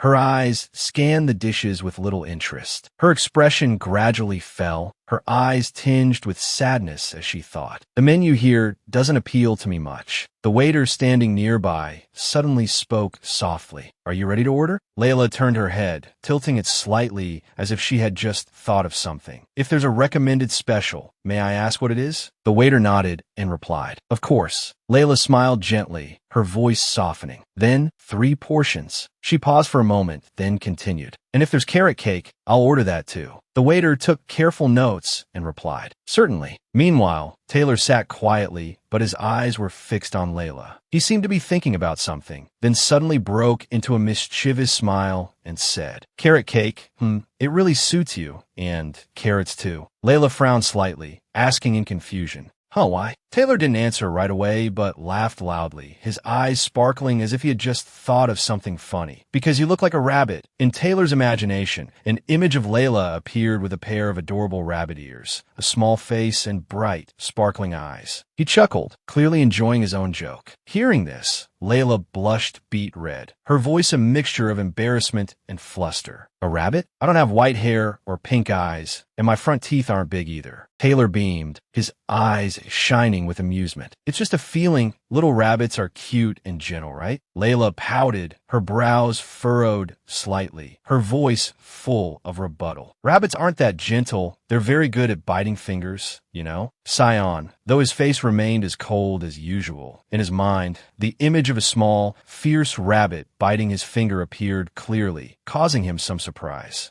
Taylor, on the other hand, laughed in surprise, tilting his head to ask, have you ever raised a rabbit? Layla sighed, a look of helplessness on her face, and answered briefly, yup. Taylor asked curiously, his eyes lighting up. When? Layla closed her eyes, as if sinking into a distant memory. It was before I was reincarnated, so it was a long time ago. A moment of silence passed before she answered softly, her voice gentle but tinged with vagueness. A very long time ago. Taylor grew even more curious, his eyes sparkling with eagerness. I'm curious what its name was? Layla smiled faintly, replying naturally, Terizabeth. As soon as her words left her mouth, Scion unconsciously frowned slightly. In his mind, a comical image suddenly appeared. A small rabbit with an arrogant air, a cute pout, and a stylishly curled hairdo on its head like that of a noble lady. The rabbit even carried a noble demeanor, as if declaring its superiority over all other rabbits. Taylor burst out laughing when he heard the name Terizabeth. Haha, That's a funny joke. The atmosphere around the table suddenly turned strangely cold. Layla said nothing, her eyes narrowing slightly, her gaze sharp. Seeing this, Taylor rubbed the back of his neck in embarrassment, his voice trailing off. "You're not joking, are you?" Layla replied curtly with a cold expression. "No." Taylor froze for a moment, but curiosity still prompted him to ask, "I'm sorry, but why did you name the rabbit that?" As soon as the question was asked, Layla suddenly slammed her hand on the table and shot up. Her eyes blazed with annoyance. "Then what would you name it?" Before Taylor could even open his mouth, she continued, firing off a rapid series of questions. "Have you ever raised a rabbit? Have you ever named a rabbit?" Taylor was flustered, his eyes cast down like a scolded child. He answered sadly, his voice somewhat dejected. "No." She pointed at him, her voice full of frustration. "Then don't criticize it." Taylor lowered his head, his face crestfallen, and replied with full resignation, "Yes, I'm sorry." The table fell into a strange silence. But then, a sudden sound broke the atmosphere.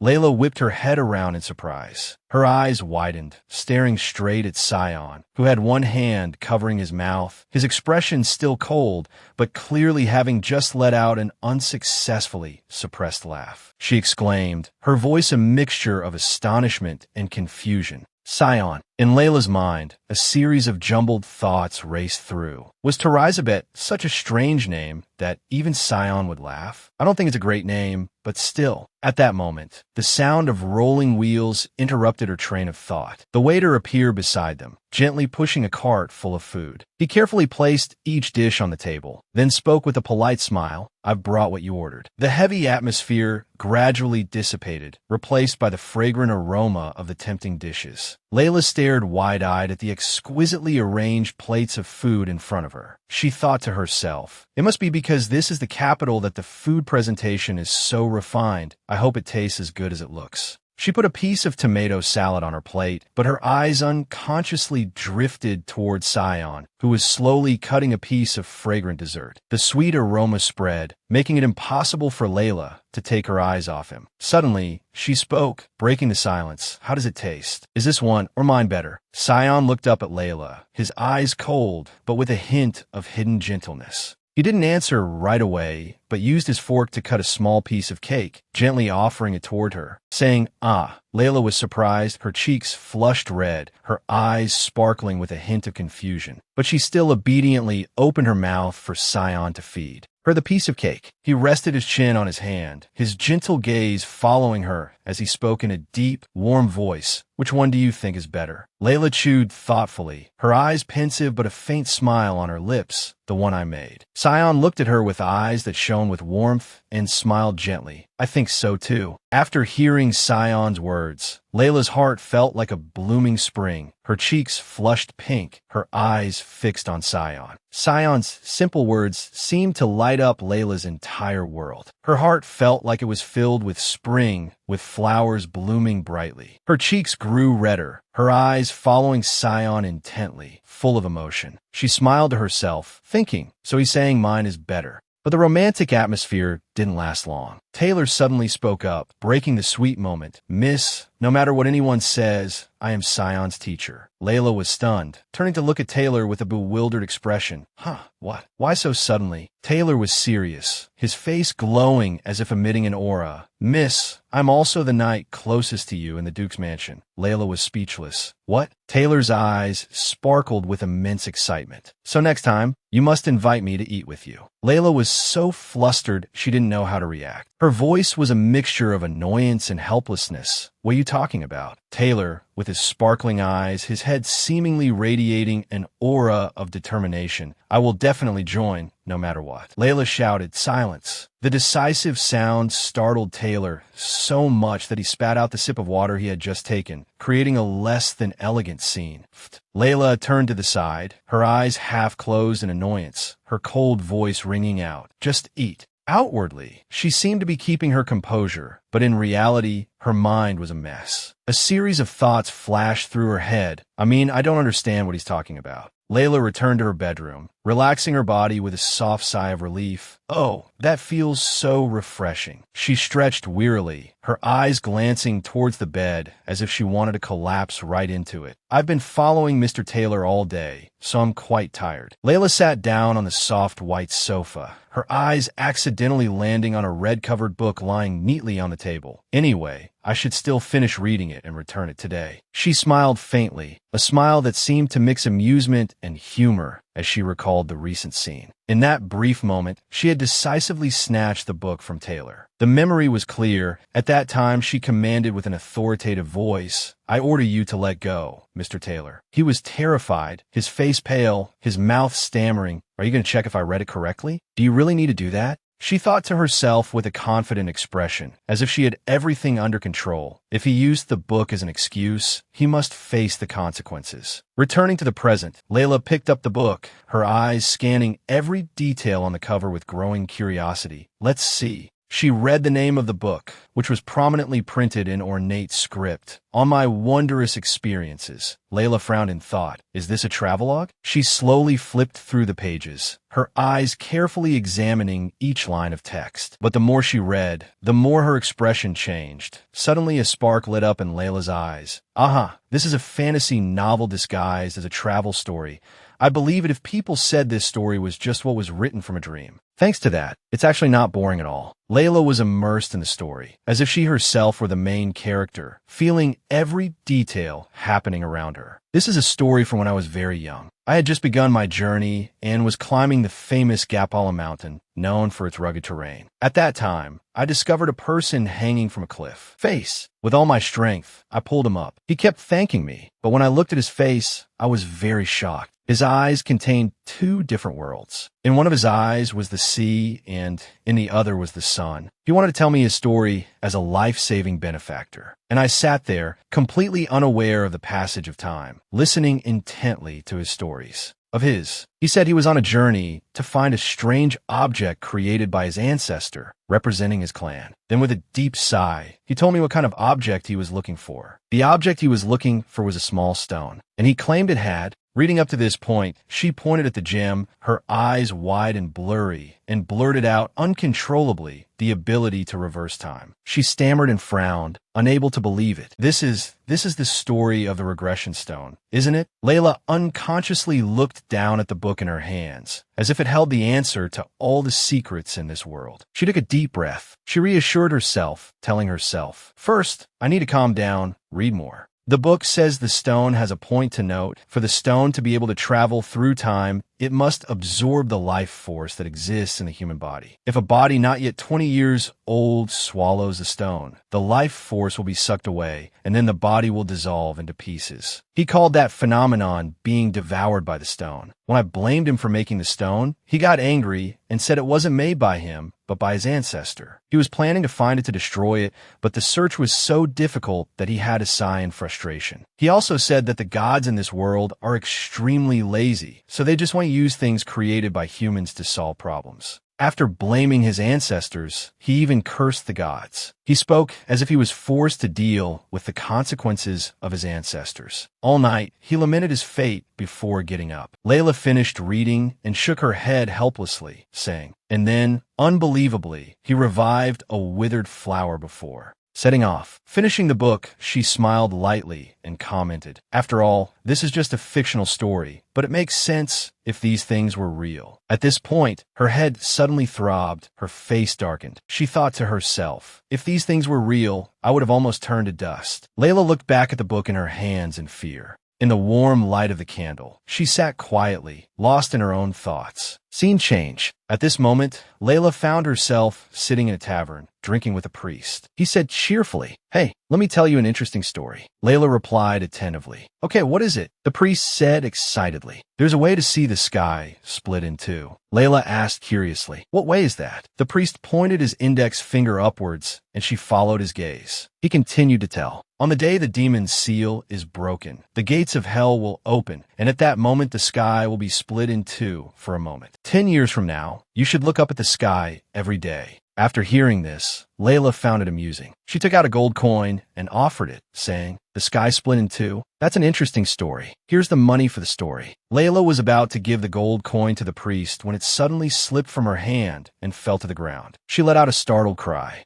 Layla bent down to pick up the gold coin and sighed, unable to help but let out a soft groan. Oh! Suddenly, a loud explosion rang out from above, startling her and making her body freeze. Layla turned her head in confusion to look. Beside her, the priest had vanished without a trace. Seeing what was happening above her, the sky, as red as blood, was splitting in two. She said in fear, "Really, the sky has split in two." Following that was a loud explosion, destroying everything around. It turned out these things were just a dream. Layla woke up in fear, drenched in sweat, her eyes wide open as she gasped for breath. She looked at the moonlight outside the window and said angrily, "Damn it, that dream again. How many times has it been?" After a sleepless night, Layla sat at the breakfast table thinking. The story the priest told the author of the book that the sky would be split in two. It's surprising that I could dream of that scene so vividly. She looked at the plate of noodles in front of her resentfully. Someone's last words, as if mocking her, kept ringing in her ears, making it impossible for her to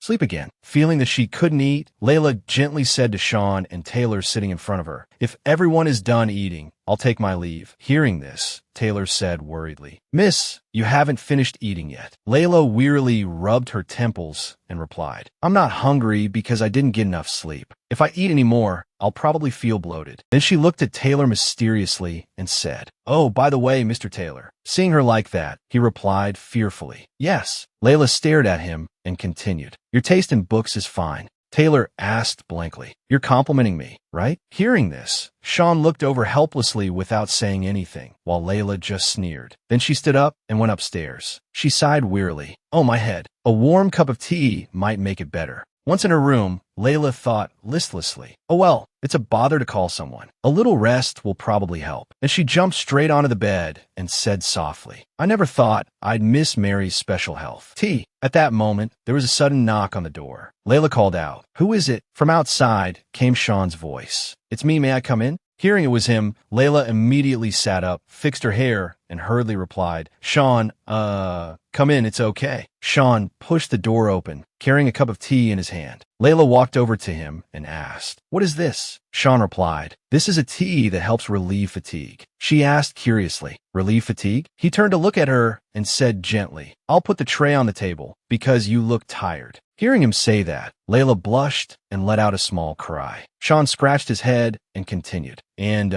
later when we go to the play." He turned to her, blushing slightly, and extended an invitation. "If there's still time, would you like to go buy a pillow?" Layla was confused, sipping her tea while thinking to herself, "Why buy a pillow all of a sudden?" Then she looked at him and replied, Okay, since I was planning to tour the Capitol anyway." Seeing that she had agreed, he said, "All right, you should get some rest. I'll come and wake you up before we go." Then Sean turned and walked out. Layla waved goodbye. "Yeah, see you later." The door closed. Layla still stood there, puzzled. She walked over to the sofa and sat down, thinking to herself, why did he suddenly say we should go buy a pillow? Does he think the pillow is uncomfortable? I think it's fine. Then she looked at the cup of tea he brought, continuing to think to herself. He even brought tea to relieve fatigue. Normally, he doesn't do these things. Thinking, but as she thought of something, she suddenly blushed. Then she burst out laughing, thinking maybe he thought I couldn't sleep because of the pillow, so he asked me to go buy one. I'll have to make it clear later, it's not because of the pillow that I can't sleep. Layla laughed happily. Ah, so cute. Just as she was about to put the teacup down on the table, she set an alarm. How can Sion be so cute? Is it okay to be this cute? After a moment, she shyly told herself, it's not impossible. The tea is also sweet and delicious. So let's just say he's cute. For hours later, at the play, the actors on stage were bowing goodbye to the sound of applause from the audience. At this time, Layla and Taylor were also happily applauding. Taylor turned to ask her, Miss, what did you think of the play? Layla replied happily,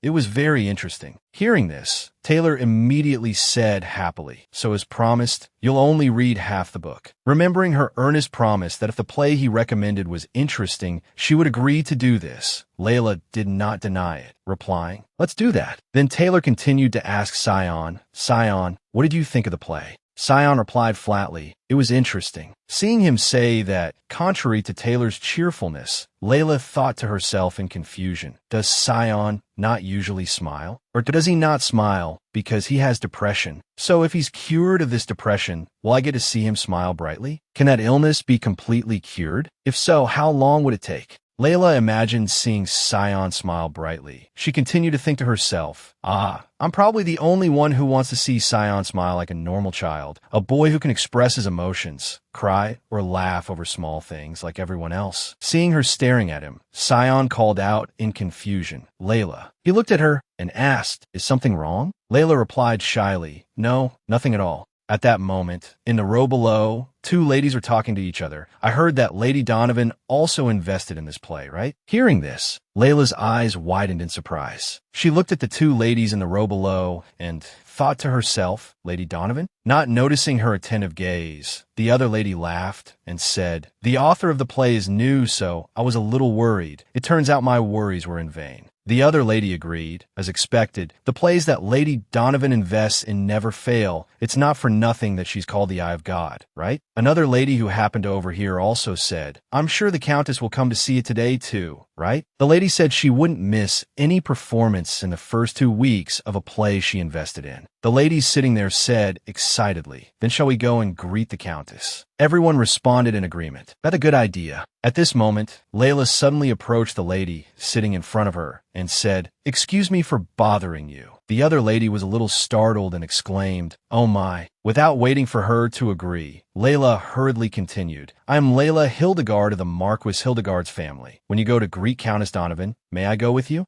Scene change in the waiting room for the theater staff. The atmosphere was quiet. On the table, exquisite desserts were neatly arranged. Layla recalled the recent situation. The ladies took turns looking at her with sparkling, happy eyes, laughing and saying, it seems you two have something private to talk about, right? Just leave it to us. Remembering this, she sighed to herself again, thinking, at times like these, the title of Marquis is really useful. Thanks to everyone's enthusiastic help, I got the chance to meet the lady privately. Her eyes fell on the cookie in her hand as she sadly continued her train of thought. But how could I forget that name? Not anyone else. How could I forget? Just then, the door opened and Layla immediately stood up. She thought to herself, she's here. The person who entered was Countess Donovan. With an elegant demeanor, she approached, her mature beauty and white hair shining under the lights. She spoke a greeting, Lady Lela Hildegard. Lela curtsied in greeting. I am Lela Hildegard from the Marquis Hildegard family. Countess Donovan curtsied in return. It's a pleasure to meet you. I am Alice Donovan.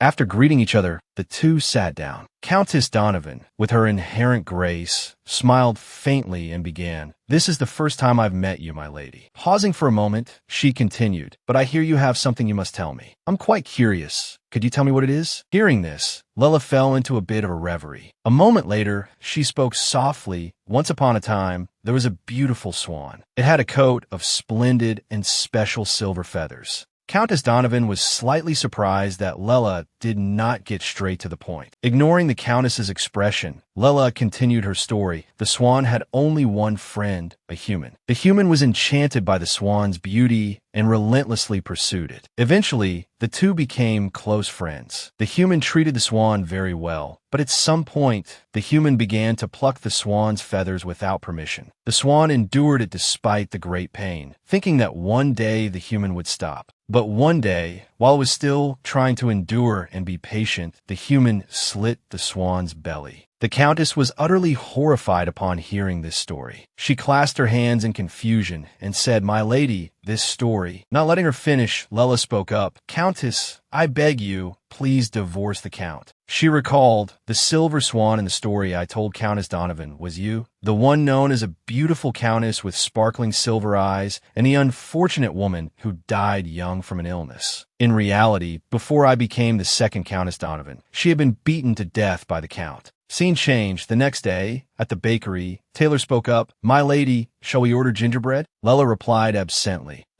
She was still lost in her thoughts. When I learned that truth, I was determined to deal with Count Donovan. Yet now I've completely forgotten about it, as if it weren't my business. Taylor continued to show her the menu, asking, or should we not order anything? Layla still replied absently, She continued to think to herself, if not for today's chance opportunity, she would have met the same end as before. Seeing her constant distraction, Taylor said, or should we just buy this shop? Layla, still not paying attention, replied, She continued to think to herself, please understand the meaning of the story I told, and run away. At that moment, Taylor suddenly shouted, hey, Shaun is in danger. Layla jumped in reaction, what run, Shaun? When she calmed down, she looked at Shaun sitting properly in front of her and asked blankly, what, nothing happened? Then she turned to Taylor with a dark face and questioned him, Sir Taylor, you're taking the joke too far. Seeing her anger, he raised his hands in surrender and quickly said, I'm sorry, it's just that it wasn't Shaun, but you, my lady, who looked to be in great danger. Layla wondered, me in danger? Taylor asked worriedly, what happened at the theater that made you so out of it, my lady, like your soul had left your body? Hearing that, Layla stammered, well, seeing the difficulty in her eyes, Taylor asked, is it something hard to tell us? Layla scratched her head shyly and replied, I just happened to run into an acquaintance. I didn't expect to see her here, so I was a bit surprised. Seeing her like this, Shaun asked coldly, who did you meet? Layla asked back, confused, Shaun repeated coldly, I asked who you met. She answered without hiding anything, Countess Donovan. Hearing this name, Shaun's eyes widened in surprise as he asked again, Donovan. Seeing his reaction, Layla spoke up, you know her? Shaun shook his head, denying it immediately, no, I don't. Layla wondered to herself, if he doesn't know her, why did he react like that? She stared at his face and continued to think, moreover, he looks a little sad. Then she quickly dismissed her thoughts. How could Shaun know Countess Donovan? It must be because of my mood that I'm accidentally affecting Shaun. At this moment, Taylor spoke up, if it's Countess Donovan, then she's truly a famous person. I heard her hobby is investing in plays, and she has never failed once. Layla added, the pinnacle of theater. Taylor continued, and she's also famous for being a beauty. I heard she has very beautiful silver irises. At this point, Layla couldn't help but praise him. If you pay close attention, you're quite knowledgeable about rumors. While your appearance suggests you only know about swordsmanship, in reality, you're quite interested in the world of nobility, aren't you? Taylor replied shyly, you're right, my lady. Actually, I'm not very interested in the world of nobility. Layla said with a disbelieving expression, oh, I see. Seeing her expression, Taylor said defensively, it's true. My teammates tell me all those rumors during training. That's how I know. At this point, not only Layla, but also Shaun looked at him with disbelief. She replied cheerfully, yes, I know. Taylor still tried to explain, if I hear the same rumor over and over, I can't help but know it. I really only know swordsmanship. My lady. Layla still teased him cheerfully, laughing. I believe you, who said anything. The next day, I went to see the play from the other day again. When I was about to enjoy the lingering afterglow of the ending, I was distracted by hearing about Countess Donovan, and I couldn't fully experience it, so I went to the theater again. The afterglow was truly profound. I burst into tears from the intense emotions I had missed on the first day. From that day on, I became completely fascinated with theater and started watching every play in the capital. But the first play I saw was still the best. By the fourth day, when I watched the seventh play, I completely lost interest. Standing from a distance, Taylor smiled wryly and said, that's how you get desensitized. Shaun commented, it's because you've watched too many. After that, I happened to see a little girl selling circus tickets, so I decided to go see the circus. After watching it and coming out, she felt the circus performance was so boring that both Taylor and Shaun agreed with my statement of never watching it again. The following days, I met the little girl again, and out of pity, I bought all of her tickets. Of course, not want to waste time watching that boring thing, I didn't go to the circus. However, on the day after that, under the gaze of the three of them, the little ticket girl was too timid to say anything. Layla looked at the basket of tickets and thought to herself, the number of tickets she's selling is double what it was yesterday. It's all my fault because I helped her. She sighed helplessly, thinking, if it's come to this, there's no other way. She pointed at the circus and shouted, Sir Taylor, Shaun, take care of them. Behind her, the two had already drawn their swords, ready to fight. Amidst the terrified screams of the circus performers, Layla continued to shout instructions. Do your worst. The owner here is an illegal human trafficker. Taylor and Shaun replied, yes. And so, to end it quickly, I threw the circus owner who is also a human trafficker, into jail. The police station manager seemed troubled as he had received quite a lot of bribes. But what stands above money is the power of the lady of a marquee house. The little ticket girl was actually an orphan who had been kidnapped from outside the capital. The case was closed with the girl being sent to a state-run orphanage. And just like that, it had been exactly 7 days since Taylor borrowed books from the National Library. The three of them laughed and talked, packing their bags to prepare to leave. At this moment, Taylor suddenly bowed to Layla and said, "My lady, I will never forget this favor." She asked, confused, "Huh? What favor?" Taylor smiled and explained, "The favor of allowing me to stay in the capital longer and overlooking the fact that I haven't finished reading the books." Layla understood and let out a small laugh. She turned to criticize Taylor. "It's not that you haven't finished reading, it's that you haven't read a single page. You know this is all a debt, right?" Sayin, beside them, shook his head in exasperation. But when Taylor heard her words, he smiled brightly to curry favor. "You can order me to do anything." Seeing his bright smile, Layla thought irritably, "I can forgive Sir Taylor for telling me about the resurrection stone, but the price for daring to mock the name Terizabet will not be small. Let me think slowly about what to order him to do." Humph. The three of them walked quickly towards the door. Layla spoke up, "Well then, let's go back to the Marquis mansion now." Taylor replied with a hint of regret, "Yes, I'm very sorry, but..." Understanding what he was about to say, Layla thought to herself, "Don't be sad, Sir Taylor. Even if you wanted to stay now, you don't have the money. The original plan was to return immediately, so I thought this much would be enough." Just as she opened the door to step out, a sigh of relief was heard. "Good, I made it in time." Layla was extremely surprised to see Countess Donovan standing right in front of her. She asked, puzzled, "Countess?" Sayin and Taylor looked at each other, not understanding what was happening. Layla asked again, "Why are you here?" In response to her question, the Countess said gently, "If you have a moment." Pausing for a bit, she smiled and continued, "Could you spare me some of your time?" The servant bowed respectfully and left. "I hope you have a pleasant conversation." The door slowly closed. Inside, in the serious atmosphere, only Layla and Lady Liam were left, drinking tea and talking. Lady Liam started the conversation. "This is a place I often come to when meeting important guests. The tea tastes good and privacy is guaranteed." She nodded in reply. "That's clear to see." Suddenly, the lady's tone lowered, and she expressed with teary emotion, "I have so many things I want to say to you, my lady, but I don't know where to begin." Layla smiled gently to reassure her. "Please speak comfortably. I can wait." She put down her teacup and looked at her intently. "Thank you. Then let's start with the story from that day." The lady slowly recalled. "After our conversation that day, I was very confused. My first thought was, how did she know? Actually, I had a bruise on my face that day. It was because my husband had hit me the night before. I couldn't cancel the performance, so I covered it with thick makeup. But when I looked in the mirror, I saw the makeup was still intact, so what was the problem? Could it be that I had revealed a sign that I had been beaten? Was it because I unconsciously flinched? Or I thought maybe someone in the mansion had said something. So I spent several days trying to find the culprit. But around noon yesterday, after reluctantly finishing my meal and taking a walk in the garden, I saw a bird that had fallen at the base of a tree. The bird seemed to be seriously injured. I intended to treat it, but avoided my hand and flew away. The small, frightened bird darted off. The lady watched helplessly as it flew away. Even though it was seriously injured, it still flew away. Looking at that bird, I suddenly had an awakening. Even that tiny bird ran away to avoid someone who could harm it. And what am I doing? How foolish. After that, I realized all my previous suspicions and worries were meaningless. I only remembered the desperate expression on your face, my lady. It was so moving that you made that face for me." She smiled a happy, relieved smile, as if a 1,000-pound stone had been lifted from her heart. "Therefore, I decided to run away before I had to pay the price." "Thank you, my lady. This decision is all thanks to you." Layla was flustered and polite. "Not at all."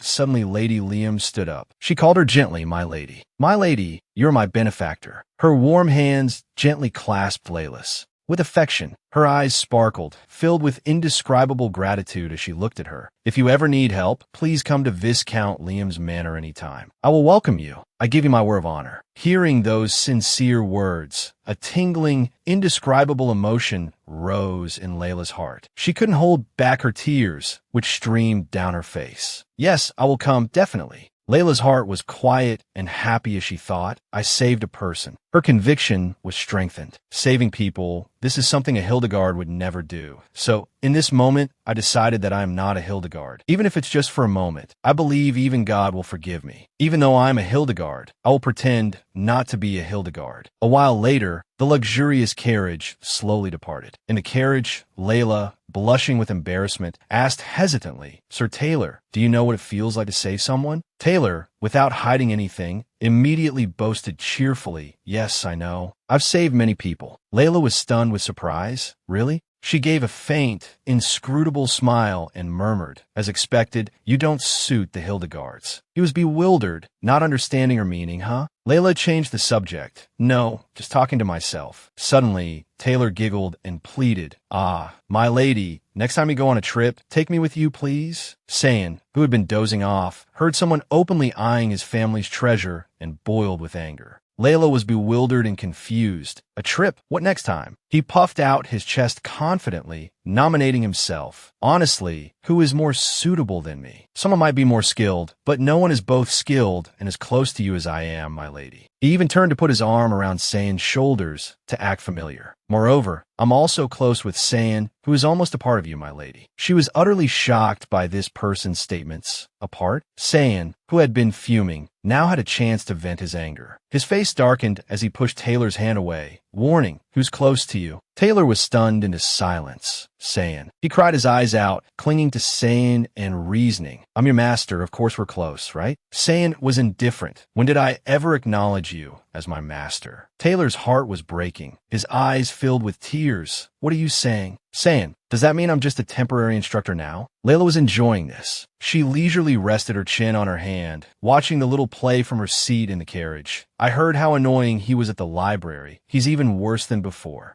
Taylor recovered his spirits after Sayan's harsh shock. He pleaded resolutely, "Anyway, you'll take me on your next trip, right?" Layla gave a sly smile, pretending to consider. "Let's see." Taylor acted all cute and adorable to win her over. "Take me with you, please." Layla and Sayan were frozen speechless at the determination of this guy, who was willing to sell his image. The two of them, pained by the sight, quickly surrendered. "I'll take you, just stop." Taylor, like a child who got what he wanted, cheered joyfully, "You promised." Layla let her mind drift to the scenery outside the window. She was secretly calculating, by the way, for the next trip, where would be a good place to go. The north has long winters, or should we go see the sea? After a moment of deliberation, she smiled with satisfaction. "All right, it's decided." She secretly observed the boy in front of her. "Next time, we must go see the sea." "What sea? It's all ruined." Layla, her face as black as the bottom of a pot, sat dejectedly on the bed. "I thought the price of a prophetic dream was just a few bruises. Who knew my leg would break in two? Or maybe the stairs were just too high." Sayan, beside her, asked with concern, "Layla, are you thirsty?"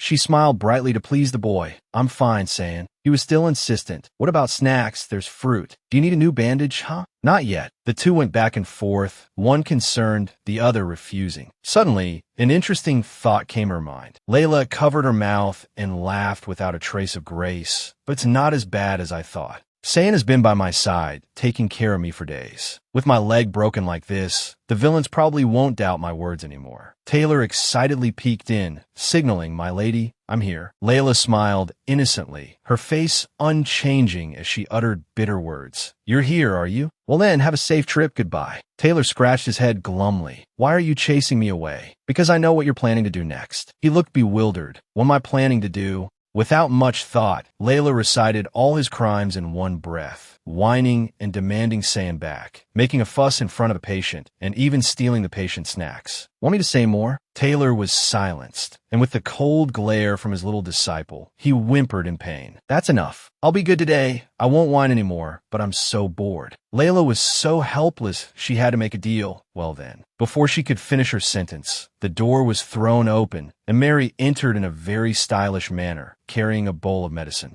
"My lady." Layla shivered as her stomach sent out an SOS signal. "Suddenly, I feel unwell." "Mary," she smiled friendly. "Even if you say that, you still have to drink this bowl of tea." Beside her, Taylor was taking advantage of the chaos, quickly snatching her fruits and snacks. Sayan's face darkened as he saw everything, not missing a single detail. After hastily swallowing a piece of cake, Taylor finally greeted her. "Hello, Mary." "Hello, Sir Taylor. We meet again today, don't we?" Layla held the bowl of medicine, lamenting in her heart, is this a meeting spot? These two people quickly fell into endless conversation. We met yesterday, the day before yesterday, and the day before yesterday too. Layla secretly looked around. Is there anywhere to pour this tea away? I should have put a flower pot here. Sayin glanced over and immediately knew her intentions. He sat seriously beside her to supervise. Don't get any funny ideas. Drink it quickly. Layla was startled and almost choked on her saliva. I was just about to drink it. Beside her was a deathly stare that gave her goosebumps, and below was a horribly bitter bowl of tea. Layla, feeling weak and desperate, squeezed her eyes shut and drank it all in one go. Sayin smiled, having gotten his way. Layla did not feel happy, her face contorted in misery. Bitter. Suddenly a sweet, plump cherry was brought to her lips. Seeing her dazed and confused expression, Sayin had to explain, you said the tea Mary makes isn't good. Hurry up and eat this. Layla obediently took the cherry and chewed. Thank you. Looking at the care and joy evident on Sayin's handsome face, Layla thought to herself, confused, how strange. Summer is still a long way off. So why does it feel so hot already? Just like that, time passed unstoppably. Elvin was focused on flipping through the pages of a report. Height increased by 5 centimeters compared to last year, meeting the standard. Weight is at a reasonable level for the height. Heart rate stable, blood circulation good, body temperature normal. Congratulations, you are completely healthy this year. Layla smiled brightly. Thank you. 3 years have passed in a flash. Elvin nodded in praise. At this age, the only one who diligently gets health checkups is probably you, my lady. It's just. At this point, he sighed with regret. The wound on your knee will probably leave a scar. For now, just apply the ointment so the scar doesn't spread before you go. She nodded cooperatively.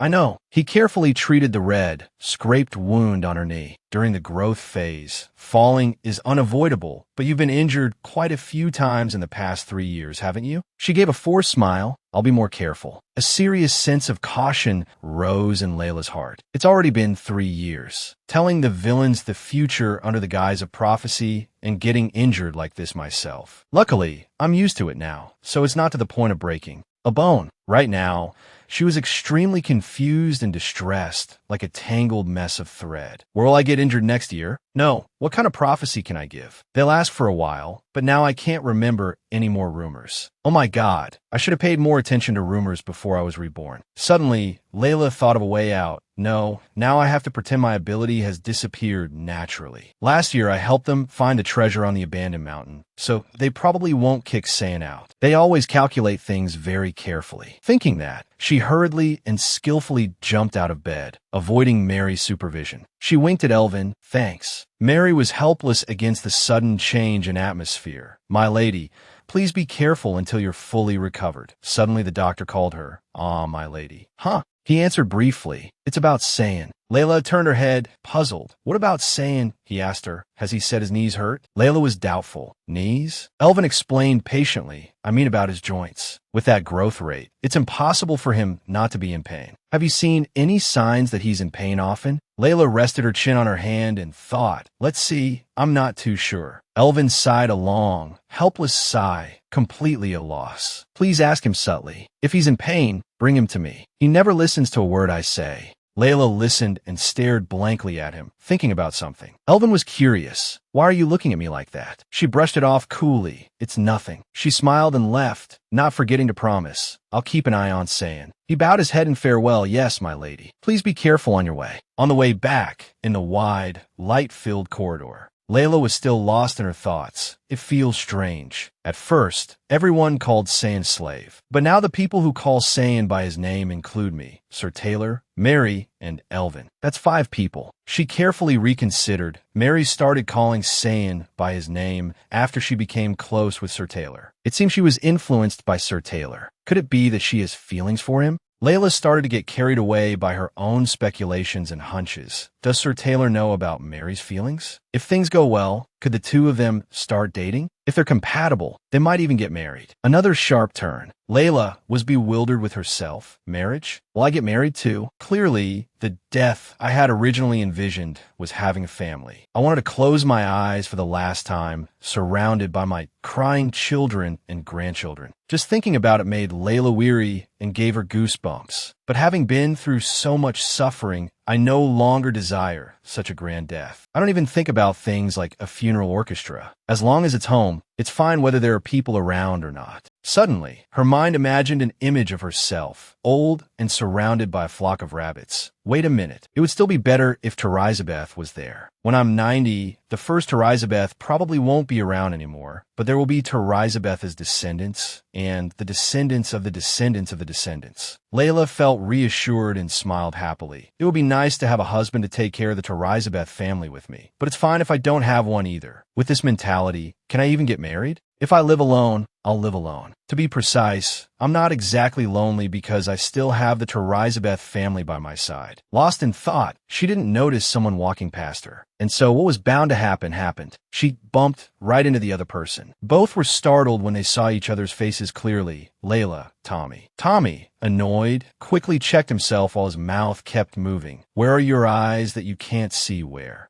You're going, honestly. Just as she was about to retort, he walked past her without another word, leaving Layla stunned. What's with him? Not his usual self. He's like a person who's lost his soul. Could it be that he lost something valuable? Layla sighed in frustration. Well, it's not my business. A while later, Layla was leisurely drinking tea that Mary brought her. She switched to gossip mode and recounted. I heard Angela has quit her job. Layla tried to remember. Angela? Mary casually sat down in the opposite chair and reminded her. She's young Master Tommy's maid. Layla's confusion cleared. I remember now. She was Tommy's personal maid. This personal maid was even very close to him. Looking at the way she controlled Tommy, I once thought the wolf incident at the lake was also her idea, but that was just a guess. Layla thought pensively. She put down her teacup, connecting the events. Is that why Tommy's expression was so bad today? Is it because she left the castle? She blurted out, so how is Tommy? Is he sad? Mary reported without missing a detail. I heard he's in a state of exhaustion. I also just saw it with my own eyes a moment ago. Layla nodded. I see. Mary didn't hesitate to mock him. His slumped shoulders looked so pitiful. Layla showed her disgust openly. Ugh, what's so pitiful about him?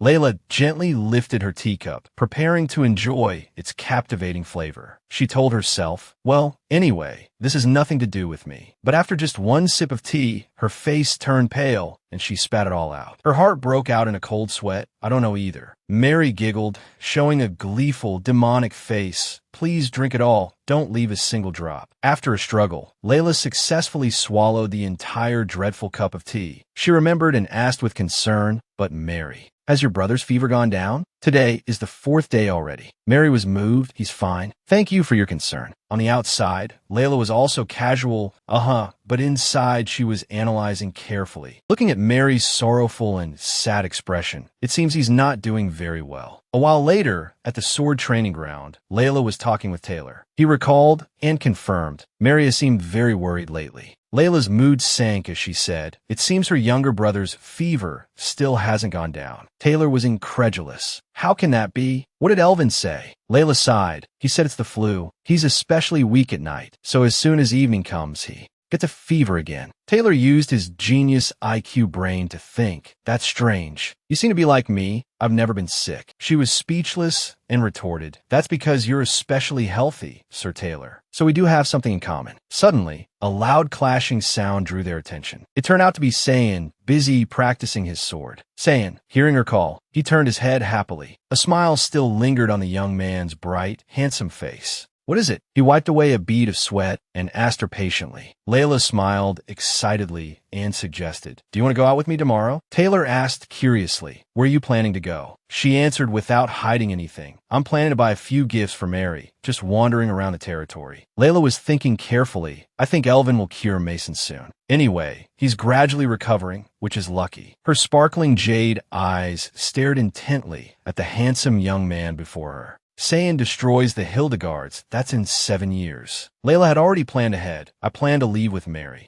Mason and Elvin before that. For now, let's put that aside. Her eyes sparkled as she pleaded with him. Let's go, San. He pretended to be indifferent, avoiding her gaze, and replied curtly, yeah. Layla naturally noticed. Oh my, what's this? Why is he avoiding me? Did I do something wrong? How could she know that his face was already burning red? From embarrassment, suddenly, a loud cough echoed from behind, as if intentionally interrupting to break the awkwardness. It was Taylor. He said softly, a little shyly, I understand. I'll get ready too. Knowing Taylor's intention, Layla feigned skepticism. You're planning to go out during the day? Don't you have to attend regular training? Taylor replied cheerfully, without a hint of guilt. If you sign up as a guard, you're exempt from training. Hearing this, Layla pointed at San, looked at him with a provocative gaze, and said, Are you taking training lightly? If you do that, you'll be weaker than San. Taylor replied with an unconcerned expression, It's fine, I'm already weak. Layla couldn't help but criticize. Why are you so confident? Are you bragging?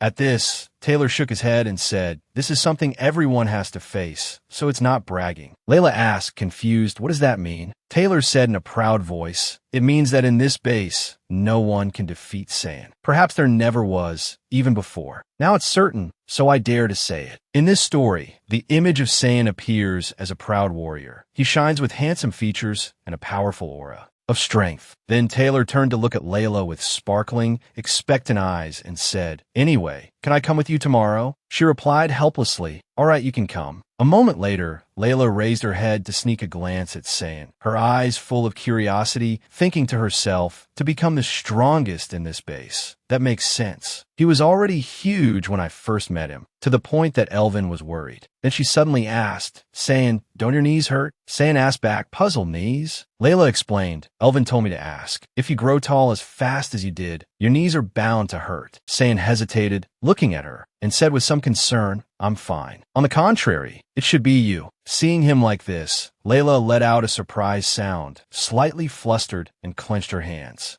But she couldn't help but smile brightly in reply. I'm fine too. I told you before, the wound isn't very deep, so it will heal quickly. Hearing this, San, still not reassured, continued, But you fell very hard then. Layla quickly cut him off, replying awkwardly, Hey, I already said I'm fine. Recalling the fall, she thought to herself, I probably got hurt because I was with San at that time, as the stone was placed in a spot where it was very easy to get injured. The image of San worrying about her made her thoughts drift again. San looked extremely panicked. If anyone had seen him, they would have thought he was the one who got hurt, not me. But then Layla thought of something. He was so worried about me that he bit his lip until it bled. But why did he call a maid to take me to the infirmary? Did he not want to touch me? Not even to support or carry me? She looked up at him, her eyes a little disappointed, and thought sadly, it would have been so nice if he had carried me.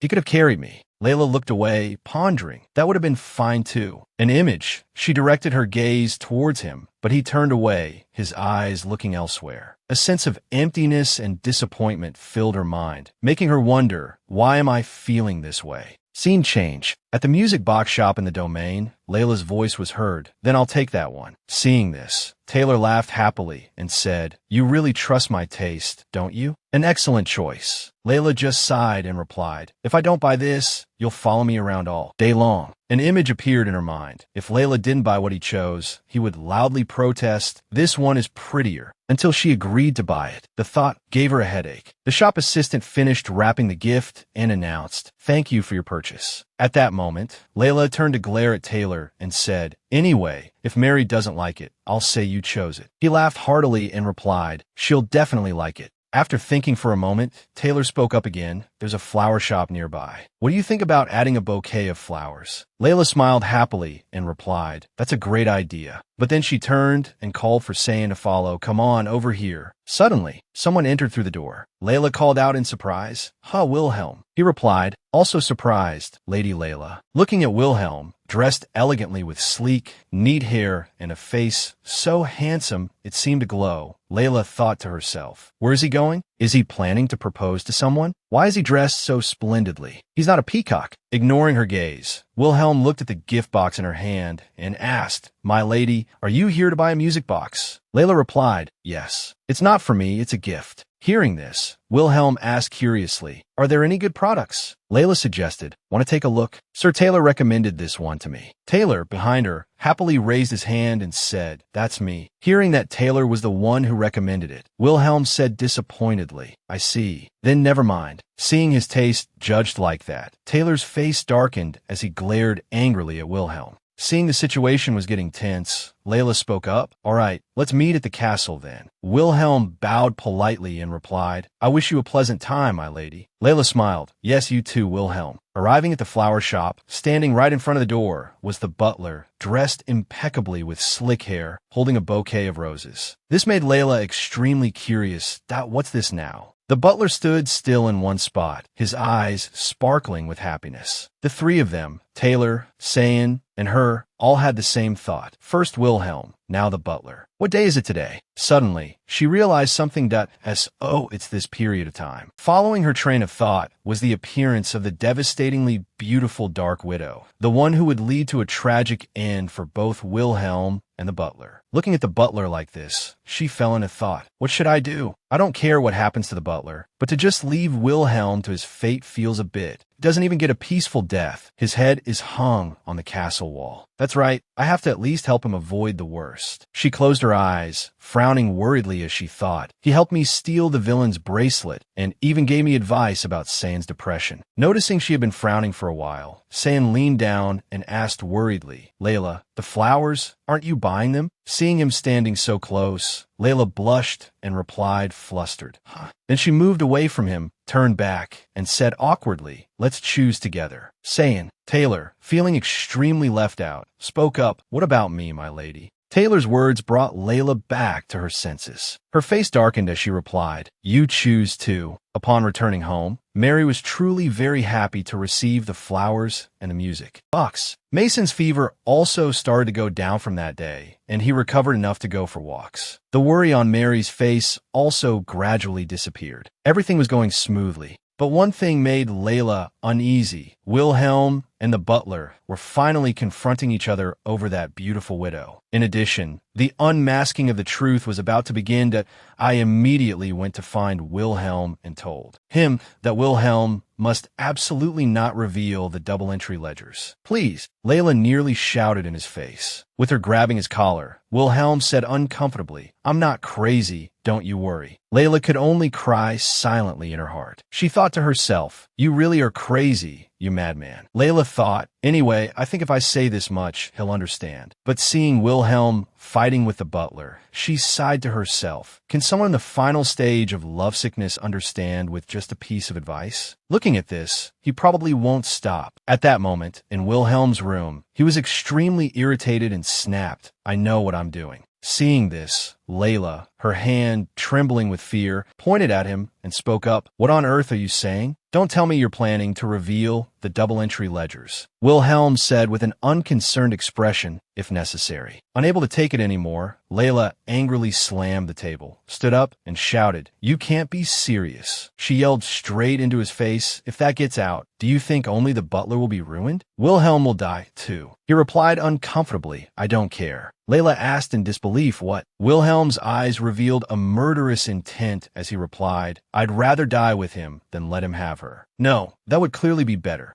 This made Layla furious. She looked at him with great disappointment and said, "You're insane." Wilhelm understood. He replied, "I know." Then he stood up and directly asked her to leave. "Please leave this place." Even after she was outside, Layla still couldn't accept this. She frowned, thinking to herself, how could he become a completely different person after just half a month? People say you go crazy when you're in love, but that doesn't mean turning into a psychopath overnight. She ran to find help, thinking something isn't right about this. On the way, Layla told this story to Sinat S.O. I tried an Elvin, but there's no solution. It's not just Wilhelm. Even the butler is in a state where he can't be reasoned with. She recounted with a helpless sigh. Then she looked at Sayan with determination and said, if that's the case, there's only one way to save Wilhelm. Sayan asked, puzzled, what way? She continued, since Wilhelm and the butler are fighting over a woman, there's no other way but to rely on that woman. The two of them stopped in front of a house, looking up with complicated feelings. Layla thought worriedly to herself, perhaps this woman is also in a difficult situation. So if I tell her those two are in danger, Maybe she'll pretend to intervene to stop this unmasking of the truth. If she refuses, I'll offer a generous compensation. As she was about to open the door and step inside, Sayin spoke up to stop her. Wait, Layla, I'll go in first, she said, puzzled. All right, Layla thought to herself. Why does he suddenly want to go in first? Could it be that he heard the widow is beautiful and wants to meet her before I do? Probably not. After all, there's a big age gap between Sayin and the widow. Cutting off her train of thought, Sayin called out, Layla, don't go too far. He sensed danger, put his arm behind her protectively, and reminded her, stay close to me. Layla, Sayin gently pulled her closer to him. Don't go too far. He kept reminding her. Layla looked up at him with a stunned expression. Stay close to me. In contrast to her astonishment, Sayin was looking around with a cool demeanor. Oh, okay. Layla, coming to her senses, agreed in confusion. Why is he so vigilant? The two of them moved further inside. This is just a perfume shop run by a lone widow. A woman touched the door. Oh, the elegant woman exclaimed upon seeing two strange customers at her shop. Welcome, and she gave a friendly, feigned smile as an invitation. Beautiful customers have arrived, and two of them at that. Layla, standing behind Sayin, peeked out in astonishment. The image of the former made appear in her mind. You two look so familiar. Layla blurted out the name, Angela. The woman froze, her stunned eyes looking up. Layla quickly apologized and promptly explained, oh, it's nothing. You just look a lot like someone I know. I just accidentally called out her name. The woman nodded, as if it was nothing. Yes, that's so? It seems many people look like me. That's not it. Sayin suddenly grabbed her arm tightly. Then he pulled her away before the woman's eyes, saying, what's gotten into you all of a sudden? Layla frowned in confusion, but he didn't explain, determined to pull her out of the shop. Next time, let's come back next time. A terrifying sound echoed from behind. Layla was frightened. Sayin, holding her hand tightly, glanced back. You've realized it too, haven't you? The woman approached the two of them, his cold eyes standing protectively in front of her. Layla asked in confusion, what on earth did he realize? The woman sneered. Have you already forgotten what you just said? Well, I just said. She stared at the woman, stunned. Could it be? Are you really Angela? Layla was shocked, unable to believe it herself. The woman smirked contemptuously. It seems you're not sure, are you? Just good intuition. But it doesn't matter. She raised a hand to cover her face. What's important is that clumsy kids like you have already recognized me. She revealed her magic, E.T. Osho, such an incompetent side, before completing my great work. She looked annoyed. If this gets out, I'll be torn to 1,000 pieces before the ruler of the world arrives. This is insane. The scent of magic is spreading throughout the room. It seems I've approached the wrong person. Layla glanced back, calculating. Seeing that door close automatically, it seems to have a strange power. If I run really fast and open the door, can I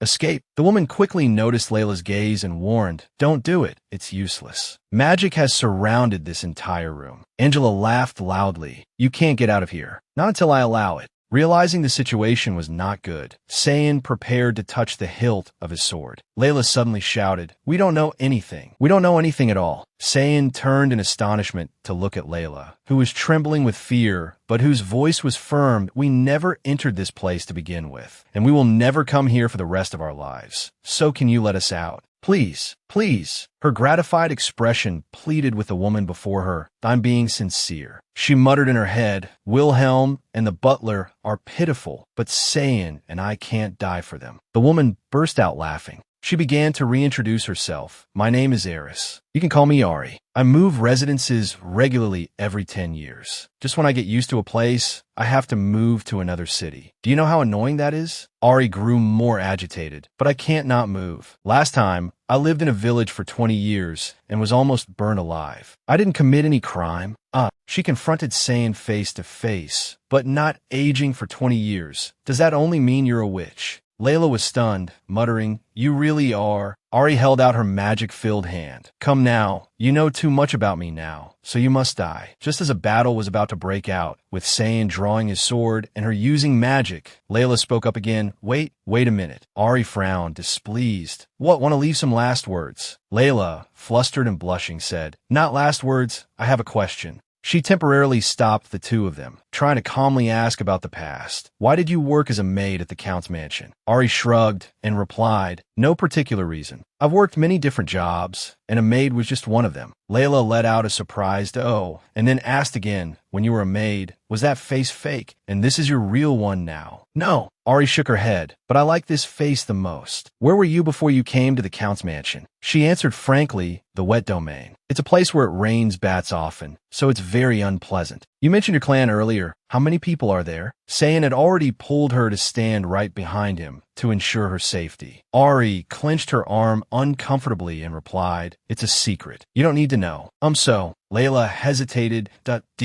Oh, you know Wilhelm and the butler? Did you intentionally create that situation between them? The woman laughed loudly, pleased with her own work. Haha, that's right, I did it on purpose. Interesting, isn't it? I see. You must be very happy, huh? She was frightened by that ghastly laugh and replied fearfully, oh now. Ari interrupted first. Can I ask you a question? Layla, completely unguarded, agreed to let her ask. Sayan was also ready to raise his sword and confront the woman before him at any moment. The woman cheerfully touched the tip of the sword, asking them sarcastically, have you found a way to escape yet? This much time should have been enough, right? Layla was horrified that her plan had been exposed so openly, so she had realized it from the start. Layla thought to herself, her plan was to distract the woman. While asking questions, she had signaled to Sayan. She never expected the woman to see through it so clearly from the beginning, to know her intentions and still remain so calm. Just then, Sayan spoke up, reminding her. He spoke so only she could hear, the shelf on the right, bottom rack. She glanced over to the position Sayan had indicated. From the left, the yellow perfume bottle. Break it. Okay. Layla understood and prepared to act. Ari sneered, seeing the two of them whispering to each other. What are you two plotting? Layla clutched one side of her skirt to make it easier to move. At the same time, she replied to the woman, just discussing our last words. Ari sneered, is that so? Let me hear them. I'm so curious. Ari suddenly noticed Sayan and frowned, asking, now that I notice you can speak? He didn't bother with many words, just a cool yeah. Ari, like a demon, said, so you've been deceiving the people at the Count's mansion all this time? She laughed loudly. I was almost fooled by you too, you deceitful demon. Sayan didn't bother listening to her rambling. He tightened his grip on his sword hilt. Stop your nonsense. Weren't you going to kill me? Go on, try it. Wrong, the woman said playfully, preparing her magic to drown them both. I said I would kill you both. It's all the same. Sayan's face grew serious as he prepared to advance. Before you can kill me, you won't be able to lay a single finger on Layla. Sayan was determined to protect her every move. The two of them rushed at each other, face to face. Seizing the opportunity, Layla dashed to the designated spot. Although Sayan was engaged in battle, he never stopped secretly keeping an eye on her. Absolutely do not get hurt. I will definitely help everyone get out of here. Layla rushed towards the yellow bottle, grasping the bottle tightly in her hand. Overjoyed, she turned back to show him, saying, I got it. A splash of blood shot past. Sayan quickly pulled her down to the floor. Layla stared at him, stunned, blood splattering onto her pale face. The yellow perfume bottle also shattered from the hard impact. Sayan, her entire arm was soaked in blood. Layla worriedly shook him, but there was no reaction. Sayan, Layla screamed. Damn it, Ari shouted angrily. You detestable brat. How did you get the perfume bottle? Sayan staggered to his feet, his hands still gripping his sword tightly. Ignoring the witch's fury, he panted and turned to instruct Layla, go now. The door will open. Run. If we both go, we won't be able to shake her. Sayan decided to sacrifice himself for Layla's safety. She disagreed worriedly, but even so, Ari's true nature was revealed. Oh, you're not just ordinary brats, are you? Fine. Provoked, she became even more terrifying. You wish. I will kill you both mercilessly. Run quickly. Sayan urged Layla to take this chance to leave. This place, all right, Sayan. She finally nodded in agreement. She muttered to herself as she dashed for the door. Wait for me a little, just a little. Ari suddenly saw her escaping. She flew towards her in a rage. Where do you think you're going? At that moment, Sayan struck to block her, allowing Layla to leave the shop. You damn brat. Fine, then I'll kill you first. Ari angrily turned back to deal with Sayan. First, I can kill that little girl anytime. Please help me. Layla's scream distracted the witch. She stood outside the door, not leaving immediately, but continuously shouting to attract attention. Please save me. There's a witch in here. Layla raised her voice, calling for help. I am Layla, from the Hindur Marquis. A witch is attacking me. People outside began to gather and watch. Someone help me. Inform the Marquis. A witch? Did that girl just say witch? The people around whispered among themselves that we must quickly inform the Marquis. It seems the young lady is in danger. Layla stepped before the crowd, and they were even more surprised. Look at the young lady's blood-soaked clothes. Oh my God, huh? The witch glanced over contemptuously. What, that little brat? What do you think you're doing? Layla suppressed her fear and glanced back at her contemptuously, dealing with saying, killing me, and then planning to kill the crowd that will gather. Here, too, the door was wide open, and many people were looking inside. The more she relied on them, the more calmly she confronted Ari that a moment ago you were talking about doing great things. But now you need to keep yourself out of danger, right? She thought, is it okay for things to get this bad? More and more people gathered around the perfume shop. I in here. She's in here. Layla threatened further. I've revealed my identity, so people from the Marquis will be here soon. This is even more interesting than controlling Wilhelm and the butler, isn't it? So are you excited? Ari gritted her teeth in anger. She tightened her grip on the glass shard in her hand. You detestable brats. She then threw the glass shard towards Layla. She didn't have time to dodge, muttering, I provoke her too much. Another splash of blood shot out. Ari laughed loudly in contempt. Ha, cough, cough. Next time, Layla stared in shock as blood splattered on her once more, spreading across the floor. That I will definitely kill you both. Sayan had rushed over in time to block the glass shard, which became embedded in his arm. Layla looked in horror at him, who was struggling to protect her. Sayan let his arms hang limp, watching the witch quickly escape. There's a secret door in the warehouse, he muttered, then swayed and fell. He fainted as he fell into Layla's arms. Sayan, thinking back, the witch had thrown something just now. Layla, stunned, checked his body. A large glass shard was embedded in his right hand. Layla screamed in terror. Good heavens, you blocked this with your hand. She gently pulled out the glass shard while softly comforting him. Hang in there for a bit, Sayan. I'll take out the big piece first. We'll deal with the rest back at the castle. In a daze, he was still only concerned about Layla. Put that thing down, your hand will get hurt. Is that the problem right now? She looked at him in his painful state, leaning against her. Her tears began to fall. That I believed that he would never kill me. Maybe he would even protect me when I was in danger. But I never thought of this situation. He had to sacrifice this much to save me. Layla mumbled, asking for the reason. Why did you save me? Because... Sayan tried to answer through the sharp pain. Layla sobbed and asked again, what? Because I'm crazy. He looked at her with a tender gaze. His eyes also slowly closed. Sayan. She shook him in a panic, Sayan. She hugged him tightly. Not long after, the knights and doctors from High Durga Castle arrived. Sayan received first aid and was then moved to the Marquis' castle. And after that, he didn't wake up for 3 days. Thank you, Lady Layla. The butler and Wilhelm met with her privately to thank her. I, Wilhelm, swear on all my honor and fortune, I will never forget this favor. The butler also bowed in gratitude. I am indebted to you, my lady. He covered his face, recalling the terrifying past. I had only heard stories about witches, but she was truly terrifying. Now I can't even remember her face. Wilhelm sighed. If it weren't for you, my lady, I don't know what would have happened to us. Don't thank me. Layla shook her head. If it weren't for Sayan, I would have been harmed by the witch too. So, Layla bowed her head, fidgeting with her dress. When Sayan wakes up, please thank him yourselves.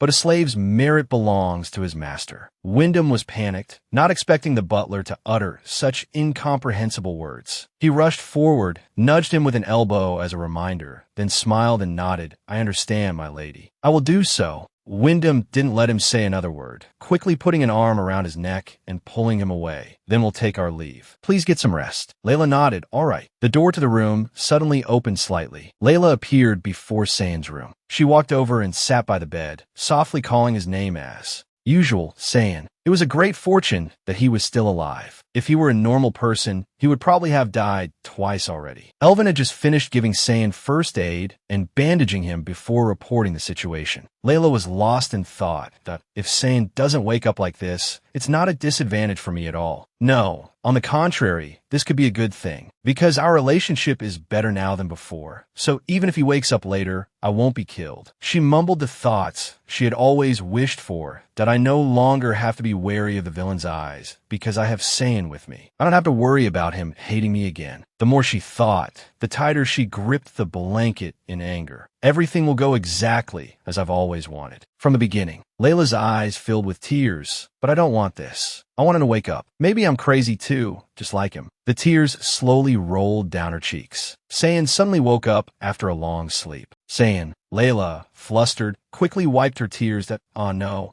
am I seeing things? Her face turned bright red. Because I'm crazy. Sayan sat up and gently reached out to touch her face. He asked with concern, are you okay? Layla glanced away, avoiding his gaze that, oh, I look okay. Having just woken up, he didn't even worry about his own pain and only worried about Layla. Are you hurt? He asked anxiously. Where? Let me see. How bad is it? She grumbled in reply. It's not me, it's you. You're not okay. She angrily tapped his forehead. According to Elvin, if you were a normal person, you would have died twice already. But Sayan didn't care about that, only asking again, you mean you're not hurt? Sayan, Layla frowned, affirming one thing to him. I have to live a long life. Because I promised my sister. She placed her hand on his. But if you die, there will be no one left to protect me, so don't die, Sayan. He looked at her, stunned, then a satisfied smile spread across his face. All right, he nodded in agreement. A month had passed since the witch's appearance, and the Hindurga domain had returned to its usual peace. Although a warrant was issued for the witch's arrest, because she had the ability to change her appearance, she was naturally not caught. And now the incident was gradually being forgotten. For a while, Layla was still worried about whether the witch would reappear with a new look for revenge.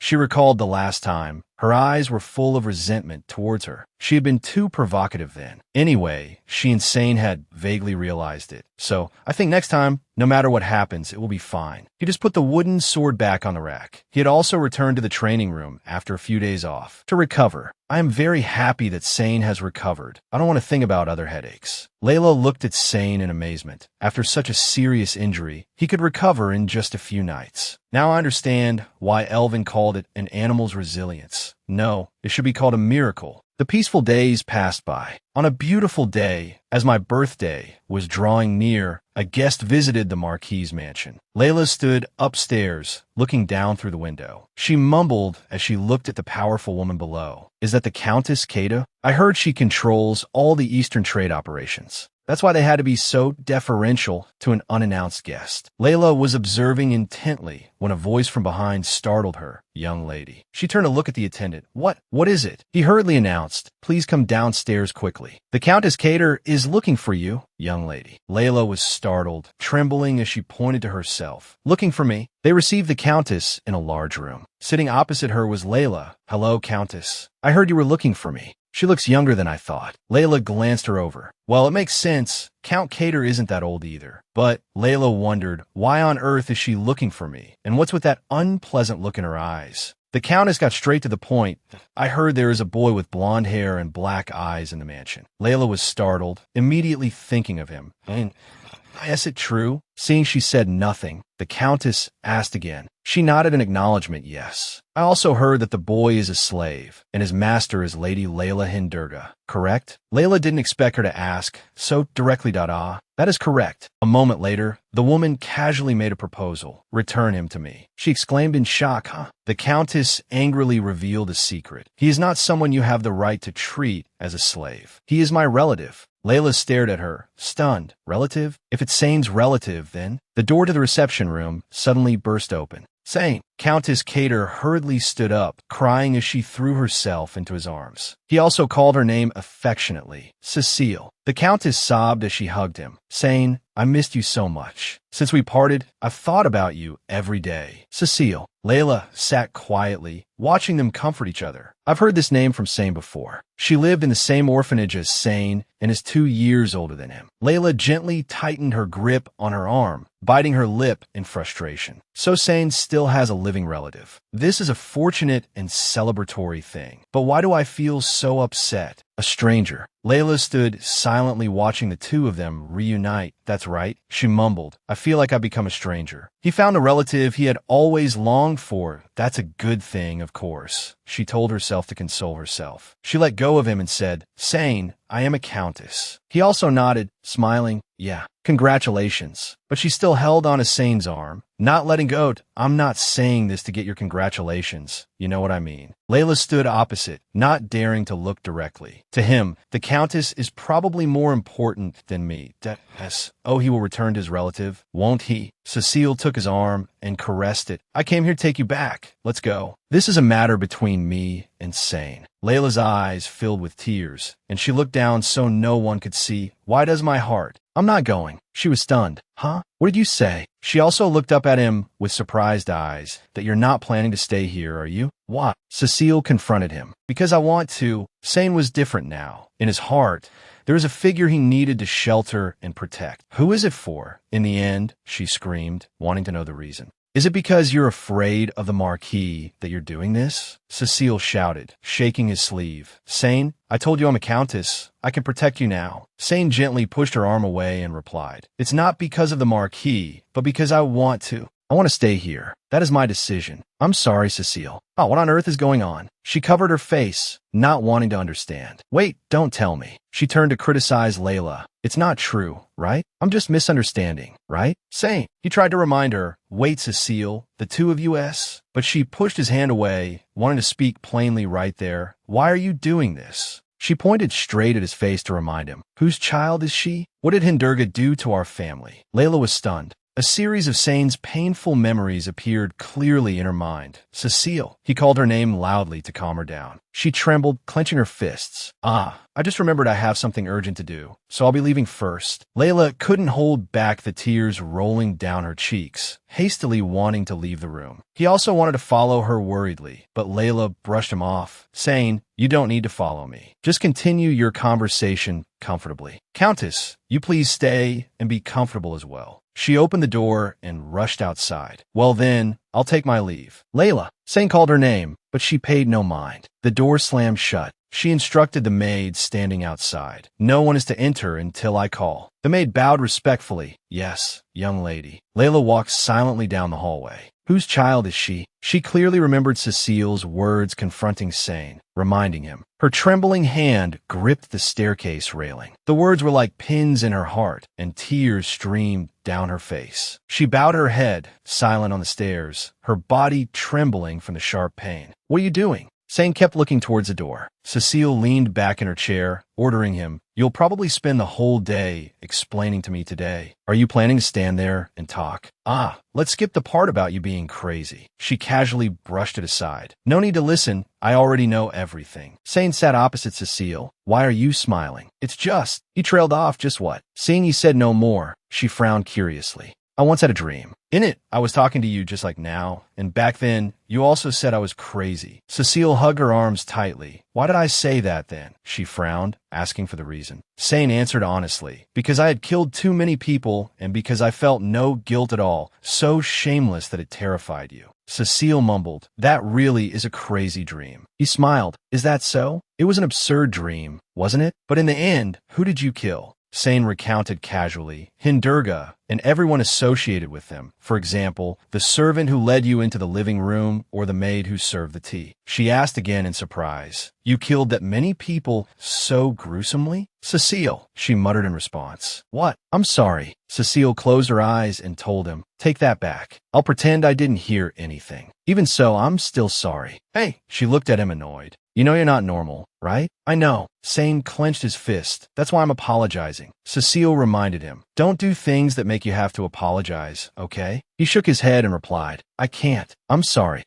It's not because I hate you that I'm doing this." She propped her chin on her hand and looked straight at Sane. "You'll be the one who suffers the most, right?" He sat up straight and announced something to her. "I only wish for one thing, Cecile." "What is it?" "Just that she doesn't die." Sane's lips curved into a smile when he mentioned Layla, his eyes filled with love. Cecile stared at Sane in astonishment. Cecile chuckled softly. "The way you call her is so affectionate. That child. And come to think of it, it's not just Sane. but the other side too. She recalled Layla's appearance at that moment and understood everything. All right. She moved closer to him. I know you're doing better than you think. Not because this is a normal place, but all thanks to that child. So, do you like her? I don't know. But every time Layla was mentioned, his eyes clearly showed affection. Cecile immediately grumbled in his ear. How can you not know if you like her or not? How old are you? She looked even more annoyed. 15 or 14. You're not a child anymore. How can you not know your own feelings? He clenched his fists and mumbled, I don't know if I can even define this feeling. It's just that I hated it so much I wanted to kill it, but at some point, that became impossible. He looked at his clenched fist and said to Cecile, right now, I don't want to see you get hurt. I want to make what I wish for come true. For that, he wished, I'm willing to do anything. That's all. Of course it is, she thought to herself, because there's no greater feeling than that. Sane, she called his name softly. Let me ask you one more thing. Okay, that child is a noble. She turned to remind him, Sane knows that too. He nodded. That's right. She'll probably marry someone of noble lineage too, right? He fell silent, then nodded. I guess so. What will you do if that child become the lady? Cecile posed a hypothetical. When that child walks down the aisle, what do you think you will do? I won't do anything, he answered bluntly. She was stunned. Do nothing? He nodded. That's right.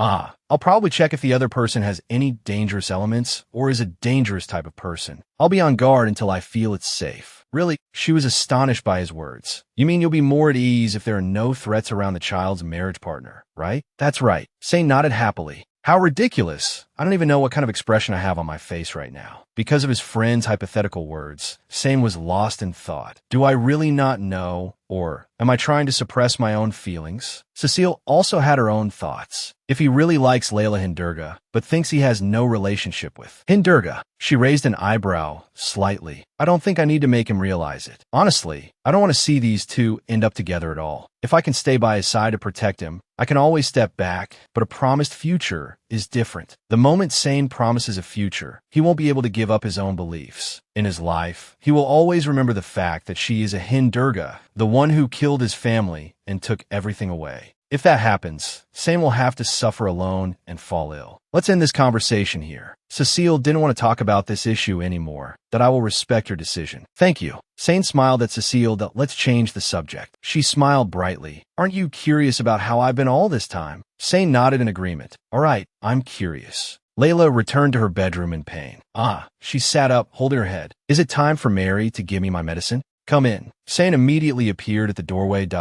Sane, he scratched his head, standing awkwardly in front of her. He sat down beside the bed. I saw her off before coming back here. By reflex, she scooted over to the other edge of the bed. Earlier, Cecile said she was sorry. He glanced over to see the expression on her face. Sorry? Layla asked, feigning disinterest. Did the Countess say that to me? She passed on a message. Honestly, she smiled against her heart.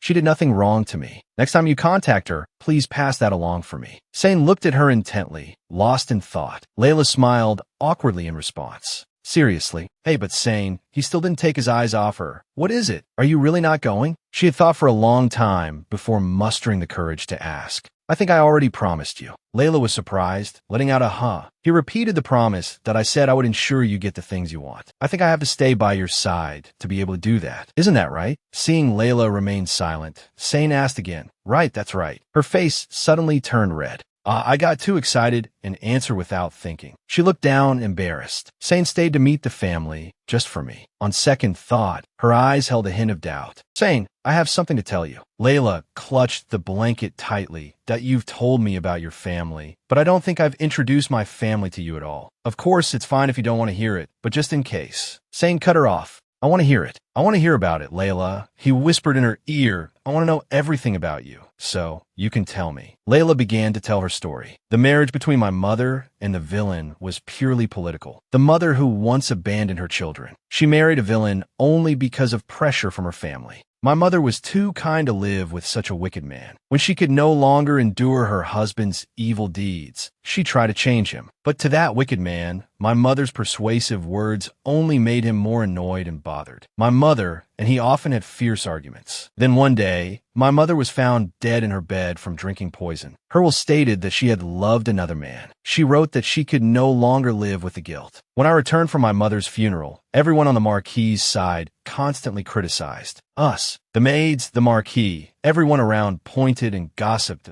Layla's 3 siblings, so filthy. Aren't those children someone else's? Ugh, how dare you come back to the castle? They even warned the other children, don't treat them like siblings anymore. They might pass on their filthy, evil blood to their children. Whether the will was real or fake no longer mattered. Just because my mother was hated by the villain, in this castle, my mother's will was no different from the truth, sister. Layla asked her older sister softly, is it true that mother did something bad? Is that why she was so scared that she left us? Layla's older sister hugged her and whispered that of course not. Mother is definitely not the kind of person to do something bad, and for that reason, she wouldn't be the type to abandon us. But sister, her brother also put his hand on his forehead, thinking, there are many things that are really strange. From the beginning, Mother didn't have time to do that. Second, the will was burned immediately without letting us see it. That wasn't Mother's handwriting, was it? Her brother raised a suspicion, because if we saw it, we would know that the will was a fake. The eldest sister nodded in agreement that I think so too. There must be some hidden truth in this matter. Perhaps this was planned by that villain from beginning to end. But what can we do? We're just naive children under attack from all sides. Now no one in this castle will believe us anymore. Sister, her older brother sat up.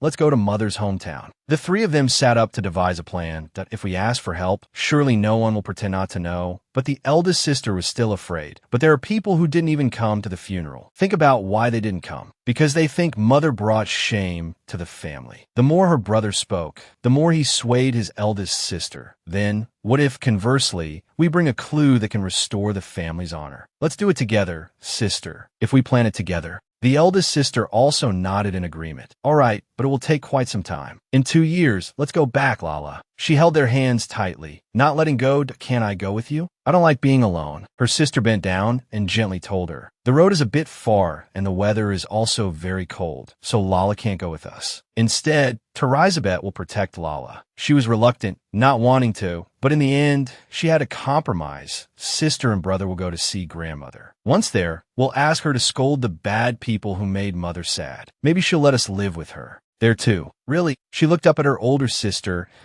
We don't have to live here either. So Lala, no matter what happens here, you have to survive like a final wish. She smiled and made a pinky promise with her sister. Promise, Lala. And so my sister and brother left for my mother's family forever. They never came back. The painful memory appeared to her once again. Thank you for watching today's video. Our story continues with many exciting developments ahead. So don't forget to press like and subscribe to the channel to support us and not miss the latest story episodes. We wish you moments of relaxation and fun. See you in the next video. Thank you for watching.